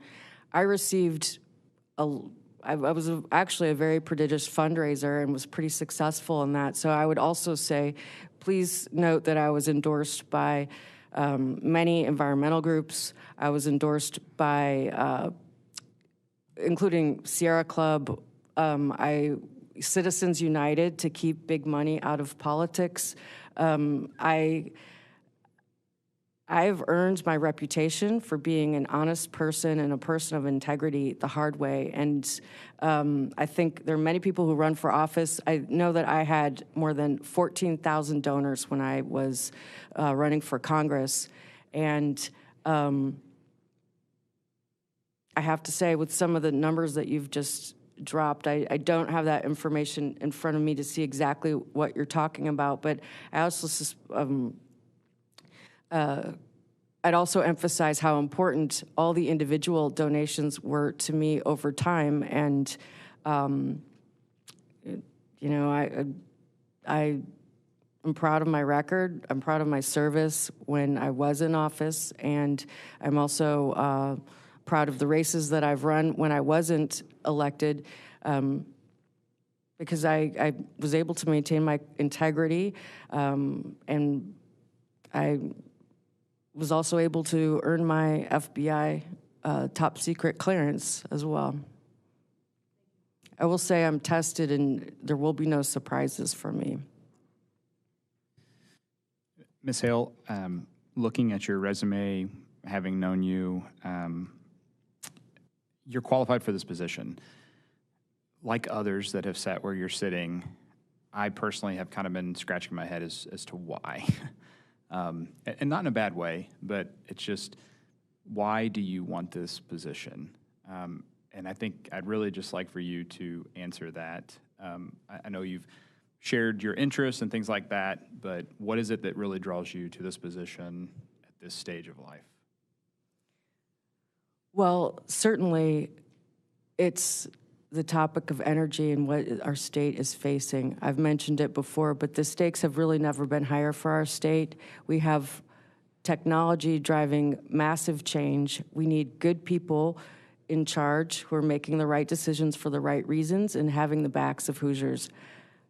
That is very, very intriguing to me. And Rachel had asked me early on about my passion, and I would also refer you back to my original answer. I've been able to see how different pieces of government come together to support or to really cause hardship for people. And I used to say often about, for example, water infrastructure. I think Hoosiers would be charging the State House with tridents and pitchforks if they really understood the challenged situation of our water infrastructure. I mean, here in the capital city, we have 100-year-old wooden water pipe, all kinds of line loss, other challenges. It's going to be very expensive over time. And it's just not something that's even on top of mind. But it is something that will be, we talked about those neighbors and regular people who are dependent on government to do the right thing, to ensure that our utilities are working, that we are meeting the 5 pillars, so that when you turn the lights on, you can afford it, the lights are gonna come on, you're able to flush your toilet, just really basic things. So in all that I've worked on, it's been really basic human things that are about helping tee people up for success. And I mentioned my theme of my career, and I think it's been cause-based, it's been about setting people up for success. And I believe that the decisions that are going to be coming before the commission and the topic of energy generally, and getting this right, is the most critical issue before us. And it is absolutely interesting. And I think I'm extremely well prepared to be a commissioner. We have just 2 minutes left, so go right ahead. Yeah. So you're saying utilities should do things differently. I mean, the commission has restrictions on its authority through the tracking and other legislation, but utilities can propose just about anything they want. Well, what do you think they should do differently than they're doing now?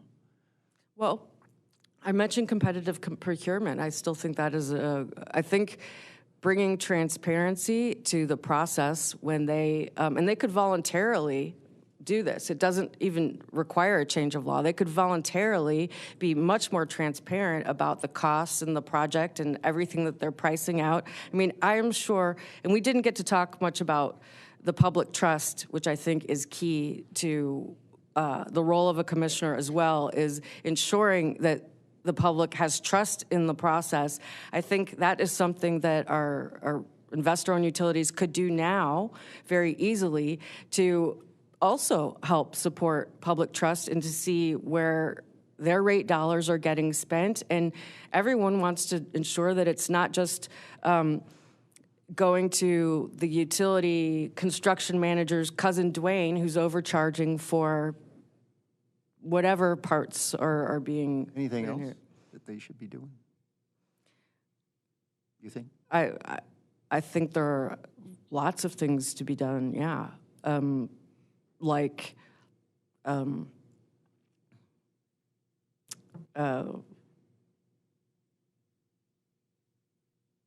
Well, I would start there. I think more transparency in the way they do business with their financials, with their approach to builds, to their reporting on environmental issues and disasters and fish kills. And I think if they were perhaps more sincere in their approach to the 5 pillars themselves, we'd have a much healthier situation. But as I mentioned earlier, I think it's time for them to meet the moment. I think it's a new day for energy production, and I'm very encouraged by this administration and the approach that it's taking toward this, and I find it encouraging. Thank you. Mm-hmm. Ms. Hill, thank you so much. This concludes our interview, and we really appreciate you first making the application and taking the time to come and meet us today. Thank you very much. Thank you.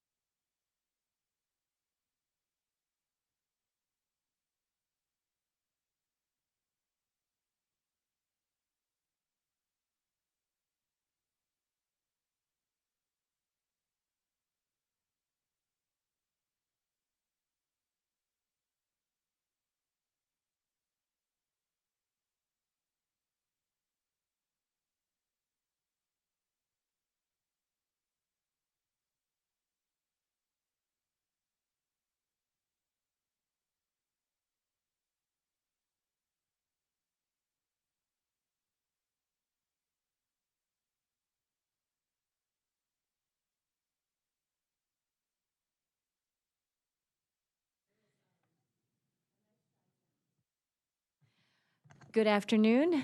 This is the Indiana Utility Regulatory Commission Nominating Committee. Our next interview is Dr. Kylie Adolph. I'm Suzanne Jaworski, Secretary of Energy and Natural Resources for the state of Indiana. We'll start Dr. Adolph's interview by having the committee each introduce themselves to you. And then Dr. Adolph, if you would please introduce yourself to get started with the interview. Then we'll ask you some questions and just start the conversation, okay? That sounds great. Okay, thank you so much. Jim Merritt. Darlene Sherman. Welcome, Lindsay Hake. Grant Smith. Good afternoon, Rachel Hazare. Corey Cochran. Parvane Stover, committee staff. Fantastic. It's wonderful to meet you all, and I'm not sure if I should begin by apologizing since I'm the last interview on the very last day, or saying congratulations getting this far in this incredible, important process. But I'll just start by saying thank you. Thank you so much for allowing me to come before you and speak with you today about this vitally important role. It's an honor to be considered for this position. I also do want to acknowledge before me, I am a former professor and trained researcher, so I cannot help but take copious notes. So I may be referring to them throughout our time together. So I guess I will begin again by saying thank you. Thank you for having me here today. And I'll start by talking a bit about who I am and maybe even a little bit about my motivation for applying. I'm a proud daughter of Northeast Indiana. That is where I was raised. That's where I currently call home. I come from an incredible family and community of public servants, quite frankly. I come from a family of former state troopers, members of law enforcement, teachers, nurses, and farmers. I am a proud graduate of Trine University in Northeast Indiana. And from there, my education, quite frankly, has provided me with profound opportunities, both academic and professionally. I also hold a master's degree along with a global executive doctoral degree from the University of Southern California. I've also completed a management degree at Georgetown University, along with a leadership degree at Oxford in the United Kingdom. And I've spent the majority of my career really focused on serving people and empowering communities. And I've done that through education, my work in the nonprofit, along with some consultancy work that I've done here in the last few years. And just a little bit about my motivation for applying, because I can imagine when you saw some of my background, you thought, this maybe doesn't make sense. But I promise you it does. As you noted on my application, this last year we ran a campaign here in the state of Indiana for office. And running a campaign really allows you to sit down with people and members of your community to really get an idea as to what is affecting them in their lives. And this issue of affordability was constantly and consistently raised. In particular, affordability of utilities was raised by many members of our community. To be candid, applying for a position on the commission was not in my purview, and it was not something on my radar until the vacancies were announced and members of my community encouraged me to apply, including local leaders, business members, and individuals. So that experience running that campaign and really sitting down with people and talking about the issues affecting them, particularly affordability, coupled with the encouragement from members of my community, and then also recognizing and realizing that there hasn't been representation from Northeast Indiana often on this committee. So all of those things coupled together really propelled me forward to apply for this position. And then as I dove into the work and the mission of the commission, it became even more apparent that my skill set could be applicable to and of a benefit on this commission. Thank you so much for that very impressive and expansive introductory statement. We appreciate that so much. So I think our first question is going to be, you mentioned what appealed to you about the position broadly. Is there anything specifically about the IURC that is intriguing to you that made you want to apply for this position? That's a great question. I feel like spending so much time, going over documents and going over cases, the two things that kept coming to my mind are principled and balanced. And those things bring me joy. The idea of being able to make decisions that are both balanced and based upon principle. And I have done that through so much of my career, especially these last 10 years in my consulting work and also as a professor and working with leaders around the world to think about how do we solve problems in a balanced and principled way. So I think the more time I spend diving into the work of the IURC, the more those two things kind of came to the surface, this whole idea of being principled and balanced. So I would say if I had to sum it up, those would be the two things that really further intrigue me about the work. And then quite frankly, how can we serve Hoosiers in a really thoughtful, informed, principled, balanced way? Because this is an issue that is on top of many people's minds. We see it in increased stakeholder activism around the state, particularly with regard to this issue. So I think those two particular things, when I dove more into work, this whole idea of being principled and balanced and how we can make informed decisions and then be able to communicate those decisions to the public in really thoughtful ways. That way we can all kind of move forward together. Thank you very much. Lindsay and then Rachel.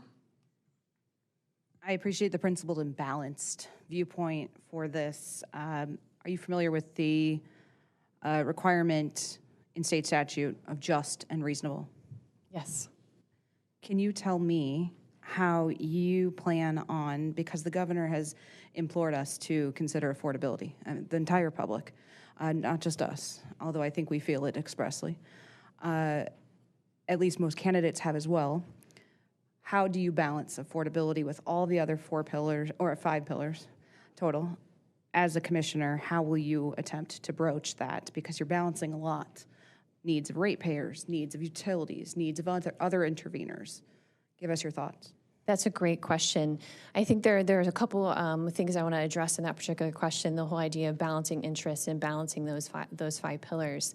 And I think if we start with balancing interests and obviously acknowledging the, like you mentioned, the statutes and the legal mandates and guardrails and how we have to balance that also with the balance of a diverse set of stakeholders. And I think a big part of that is utilizing frameworks and also understanding the impact and looking at the totality of the effects of these decisions rather than just looking at something in isolation, and always remembering, like you mentioned, it's a constant balancing act. And I think in order to meet that and have that balance, you have to be able to access unbiased information. I think that's critically important, to seek out that evidence, to seek out experts, an effort to make those data-driven decisions. And of course, whenever you're making those balanced decisions, there's that commitment to making fair and ethical and responsible decisions with the highest level of integrity. And I think we need a constant way, not that this isn't happening currently, but needing a constant way to consistently compare the risks to make those stronger and more effective decisions, given the parameters that you have to stay within. And that requires, analytic and problem-solving skills, given the complexity of the problems and the regulatory space. I do think it's advantageous potentially here to come in with that fresh perspective and to be able to say, how are we doing things and why are we doing them that way? This whole idea of that innovation or entrepreneurial mindset, again, understanding that you have guardrails and parameters that you have to act within. And then diving even a little bit further into that idea of balance, going back to what you mentioned about those 5 pillars, and particularly with regard to rate making, I think first and foremost, we have to acknowledge it's difficult. I think that's something that may not necessarily have been outwardly, explicitly expressed with the public.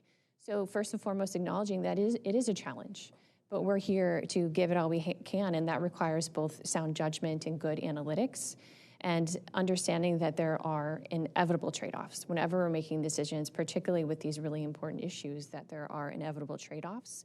And whenever we're making these decisions, we're always returning to that mission of the commission, just and reasonable, like you said, and safe and reliable.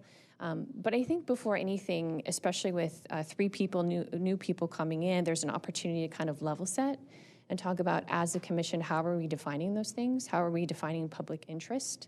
And having those broader conversations. I know that would inform me as a potential commissioner, and perhaps it would even inform the public, and kind of having that level set opportunity where you're having 3 new people come on to talk about, well, how are we defining these things, to your point earlier. And I also think it's important when we're talking about utilizing the 5 pillars that we're also acknowledging those changing economic and operating and marketing conditions that are happening all around us all the time. And like you mentioned, it's a constant balance of weighing these pillars and their effect.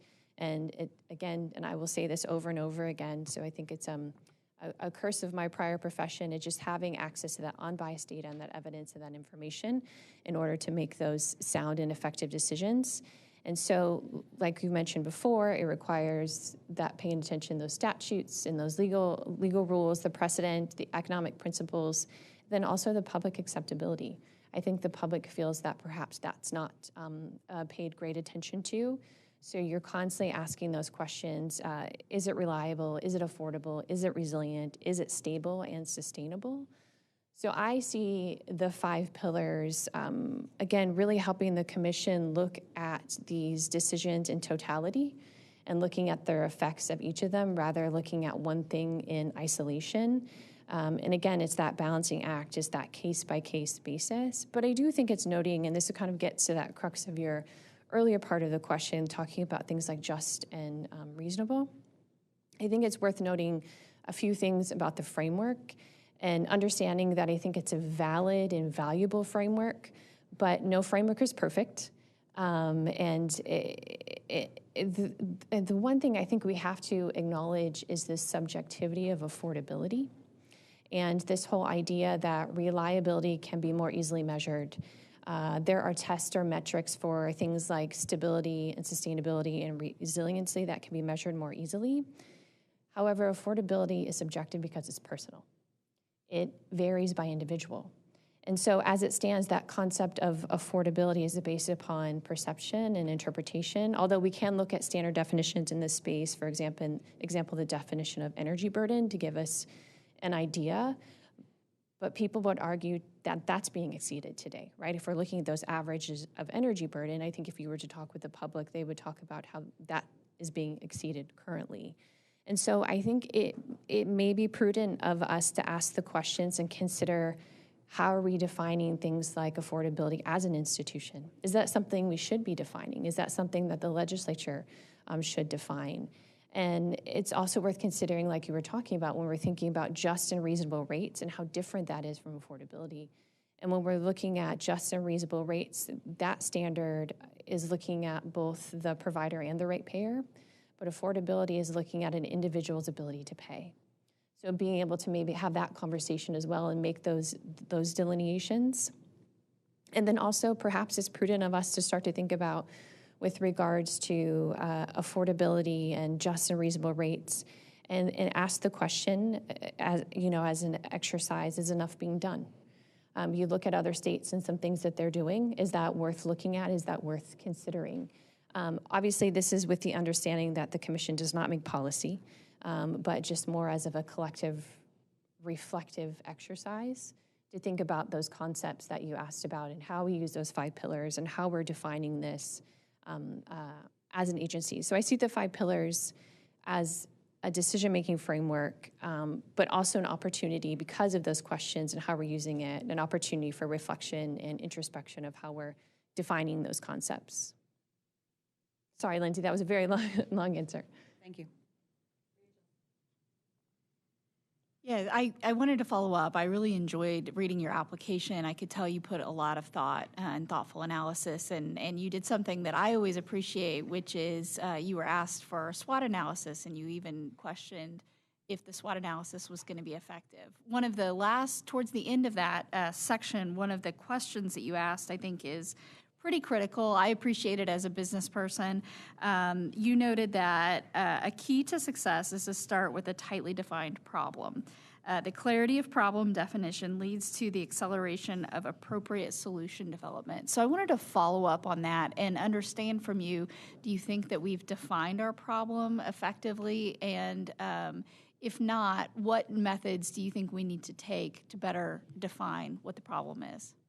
That is a great question. And again, I think that's due to my prior experience. As a professor, I had the great opportunity to teach qualitative research and then also mentor leaders who were trying to solve different problems around the world. And we always started out with what problem do you want to solve and how we have to get a tight definition around that. That way we can develop our instruments and our metrics in which to measure and gather the data. That way we can make informed decisions. That's a great question. I think, to be quite frank with you, I would have to dive deeper as into what the commission is currently doing and have access to inside information to say yes or no if we're defining that enough or if we have the appropriate metrics. But I would say if we haven't defined the problem, we're going to keep coming up with solutions that will never get to the root of what we're trying to solve. And I also think it's critically important that when we define that problem, we develop the appropriate metrics. And I would say, based upon what I was just sharing from Lindsay's question, I do have a lot of questions about how we're defining things, because if we don't have these definitions, it becomes much more challenging for us to measure those things and see if we're doing what's just and what's reasonable and making these decisions. So it's not necessarily having a very rigid, concrete definition, but maybe having that conversation of what does this mean for us, and kind of giving us, again, I apologize using this word from my prior career, but a rubric, right? Looking at maybe there's not these rigid numbers, but maybe a better idea to say, well, how are we defining this? And then how can we communicate that to the public? That way they can see, okay, here's what we're measuring and here's what we're doing. Obviously, it's vague enough and up for interpretation, hence that balancing and those sound principles in order for up to someone's judgment to make those decisions. But I do think it's really important, especially when you look at the research and prosperous businesses and organizations, successful entrepreneurs and innovators, they started out with a very specific problem that they wanted to solve and then built it from there. And so here we have, parameters around the problems that we're trying to solve, and what are those metrics that we're using to solve them. So those would be my big questions going in. Thank you. Yeah, please. Dr. Adolph, people have stolen my questions all week, so I'm going to steal one from Senator Merritt. What is going to be your challenges in this role? Not seeing a whole lot of utility background. Talk me through that. What are you going to need to catch up on? How quickly can you do that? Sure. Great question. I think that's absolutely a fair question. It's one of those things to where it's also what we value, right? And there's an incredible opportunity to create a diverse skill set amongst the commissioners, knowing I don't have that background in utilities. What I can bring to the table is that those problem-solving skills and that analytical framework. Hence, that's been a majority of my career, is identifying those tightly knit problems and coming up with solutions to solve those in balanced and principled ways. So figuring out what I would need in order to be successful, to your point, is to really getting up to speed, obviously, on the cases. I've spent the last week, I can tell you, just entrenched in articles and research in this space. And so I think a lot of time will have to be spent looking at specific nuances within these cases in general, and just getting up to speed on those. Again, and I think my prior experiences will allow me to do that quickly, whether it be a specific topic or an idea, is trying to get up to speed. And quite frankly, relying on the incredible staff that is here, looking at whether it's the economists, the attorneys, the engineers, and leaning on them and be able to ask their questions and really garner their perspective and lean on them to be even better informed. So utilizing multiple modalities of getting up to speed, whether it's expertise, research, and then getting to know those cases very intimately. Of course. Obviously, we are working in a time with constraints like a lean government, working more with less. There's a large amount of staff here that does a lot of the analysis, a lot of the technical readings of everything in every docket. How would you advocate as a commissioner to make sure that there's robust staffing in both the IURC and the Office of a Consumer Counselor? Great question, Lindsay. I think first and foremost, acknowledging that importance of balancing the budget and working within efficient means. And I understand there has been a request to do less with more. Many years ago, I started out as a teacher in the inner city, so I know doing less with more intimately well. So that does not scare one away. I would also acknowledge, with regard to resources, that it's not necessarily at times the allocation, the amount of the resources, but the allocation of those resources. However, I think it's important to acknowledge the impact that teams do have on organizational success, whether that's the expertise, performance, in order for us to get those desired results. So if we want to make the most informed decisions and have the potential to be innovative, I would argue that we have to invest in our greatest asset any organization has, and that's our people. And so I think in order to do that, we would have to come in and take a look at the current staff, take a look at what doing less with more means in this particular circumstance, and then if there's a need, substantiate that need and move that need along both to the chair and then also to the governor and the staff. Of course. I understand the definition issue. I fought over those a lot, and being a lobbyist for a consumer group here. But and I don't know if this is the greatest question, but I like your approach to things. And there's, we have a perception, or a lot of times when you say the economy expands, you have to expand energy usage. If one were to pose the question, can you expand the economy while reducing energy intensity? How would you approach that? That is a very interesting question, Grant, and a very pertinent question. I know in certain parts of the state, and this is very anecdotal, that there are places in the state that wish to expand economically, and they feel constrained because they don't have access to energy or the energy that they need. So I think, again, it's finding that balance to say, what is the need in the community, and how can we meet that need in thoughtful, efficient, balanced ways? So I think it's a big, important question, and I think it's a pertinent question that's affecting even communities that I know of currently, and looking at how do we ensure that people have access to and also afford that safe and reliable energy, but do it in thoughtful and efficient ways. Thank you. Of course. I love how you talk about how analytical approaches are admitting it's hard. This is tough. That said, some will say that if you're explaining, you're losing. And that is something that I'm curious about, considering there is so much technical detail and reasoning behind why rates are what they are. How would you approach communicating that? I mean, obviously you're not interviewing for the job of PIO. Sure. But obviously you're going to be a very public role. I think expectations will be high on our new commissioners just by the nature of the publicization of the actual role being filled.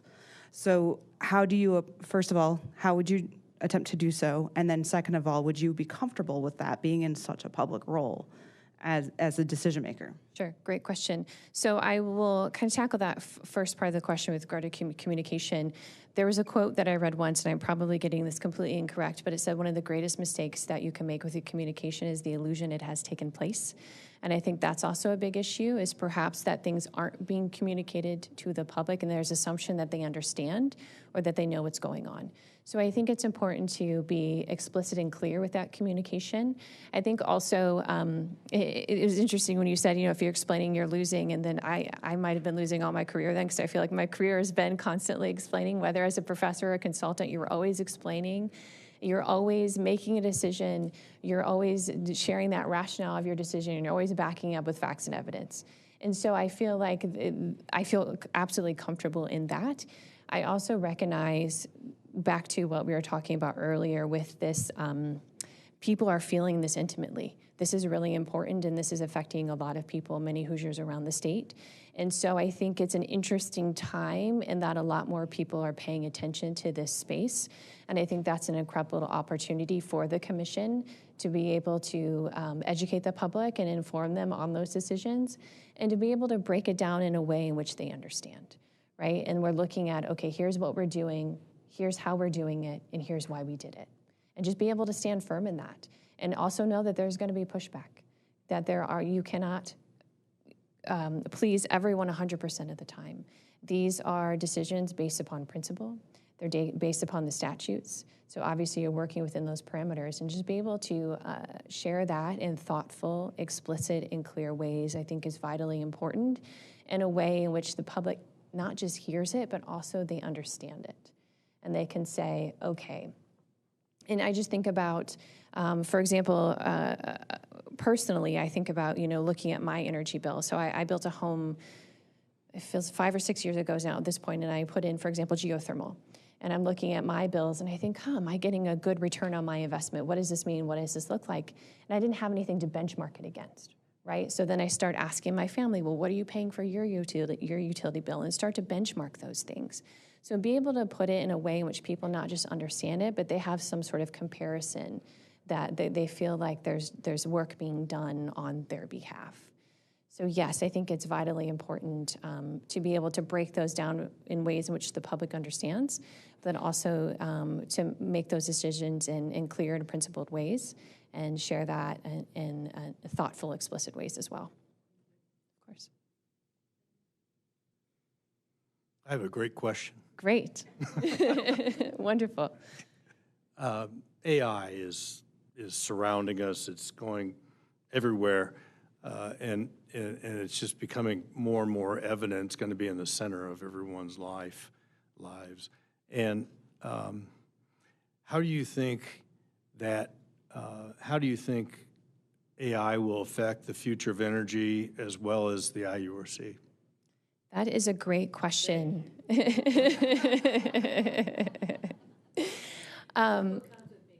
I love it. I love it. It is great. I think as this space continues to evolve, it's worth paying attention to things that are potentially coming available to the utility sector, like AI. For example, I think it was over the weekend I was reading an article about predictive modeling utilizing AI. So I think there is an opportunity there, and there are things that are here and things that are on the horizon. And given the complexity of the utilities sector and the vital role that something like a commission plays, I think we should recognize that things like AI are tools, and but yet they are valuable tools, but yet they cannot replace or undermine sound human judgment. So I see it as an opportunity for a yes and, not necessarily replacement of. And as you mentioned, we're seeing that come to bear in many sectors around the economy.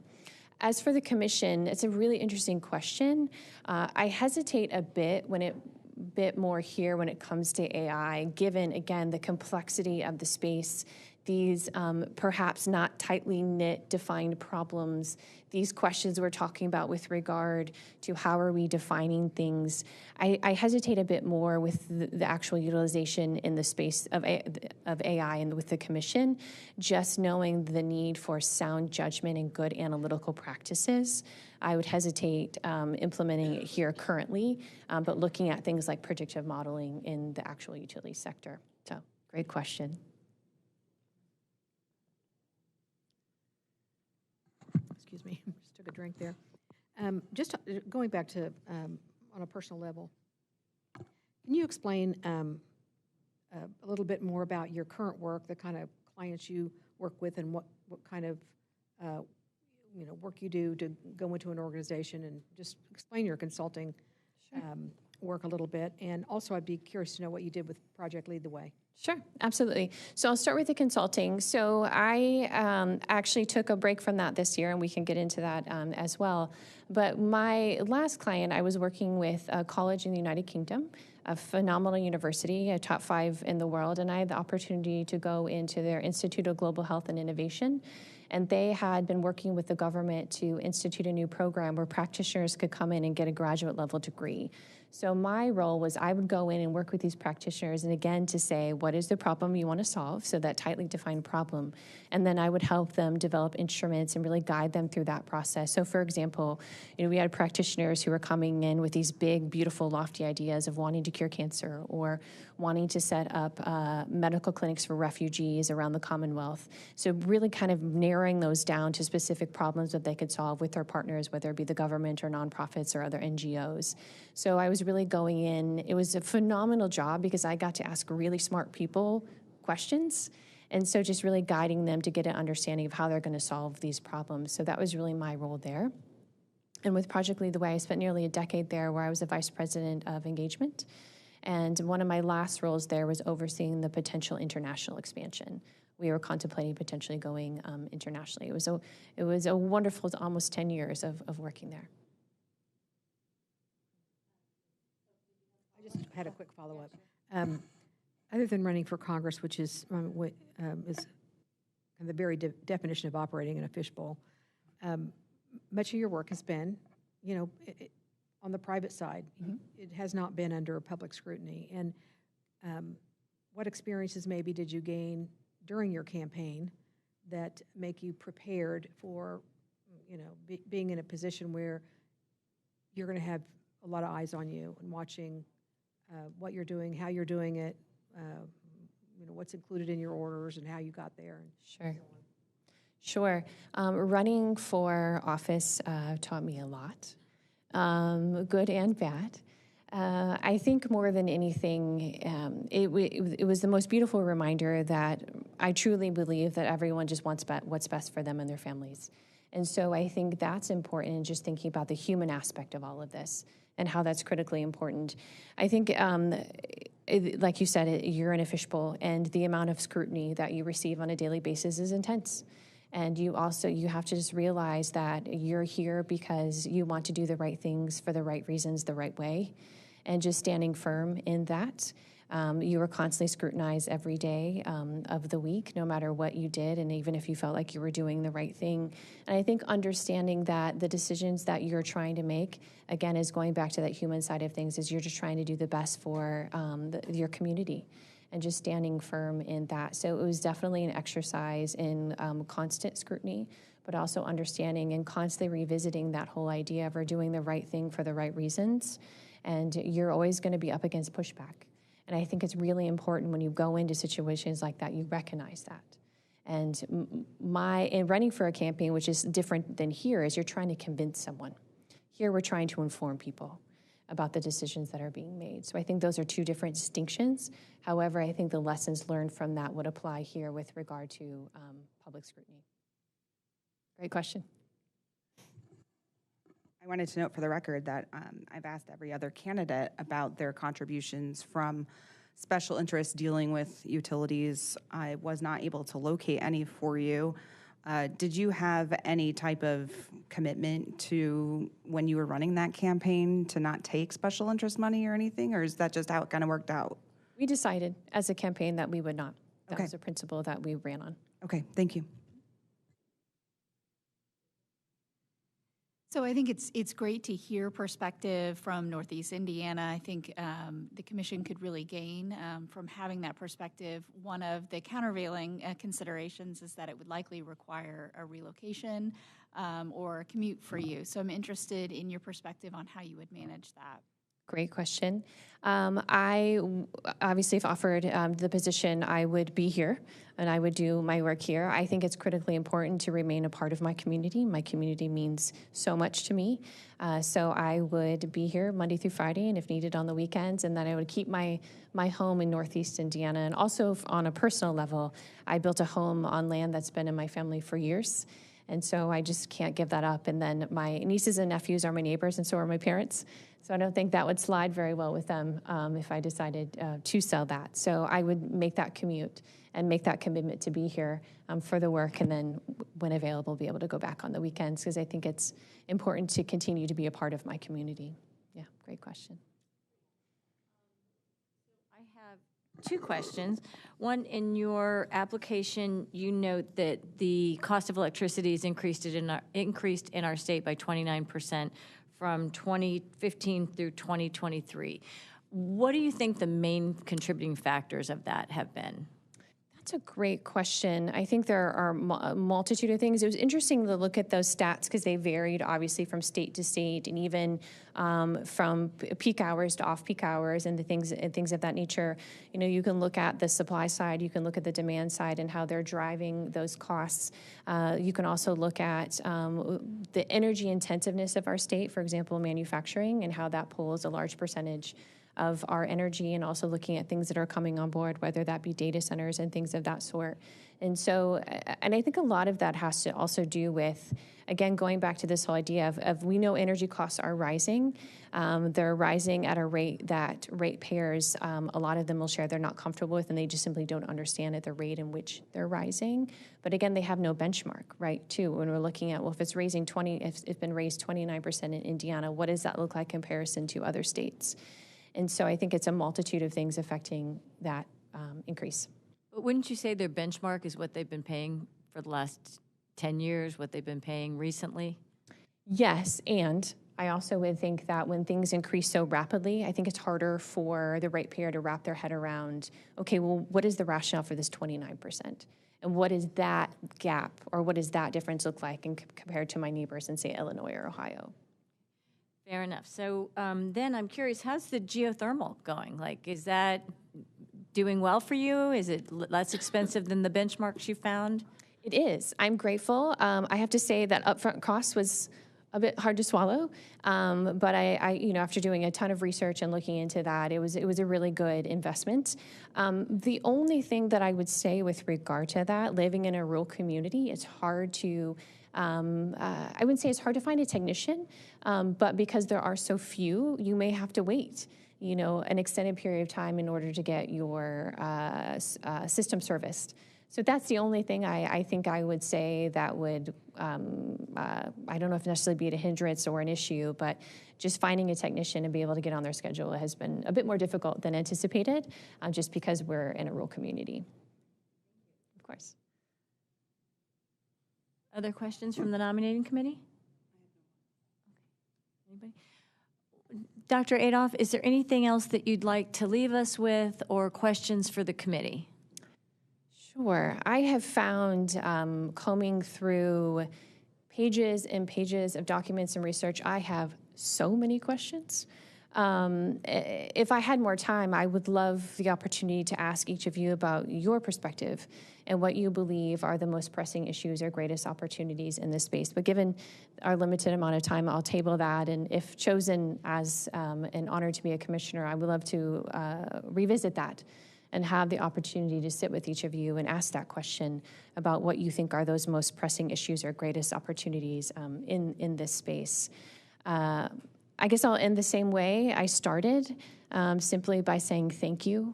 Thank you for the opportunity to come and meet with you today and to talk about this vitally important role.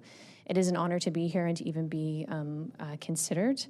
I can commit to you today that if you and Governor Braun see me fit for the role, I will give everything I can to meet the mission of the commission. So thank you. Well, thank you very much for, first of all, applying for this position and listening to your friends who brought this to your attention and encouraged you to come and apply. So thank you for doing that, and for taking on, all the things that you've looked at. Your career here is obviously impressive, and looking at new opportunities and stepping into them, and this being one of those. And so thanks for coming today and spending time with us. We appreciate it. Thank you. Thank you. And this does conclude our interviews for the 3 days. We will go into executive session as a nominating committee, and we'll be back at 5 o'clock with an announcement.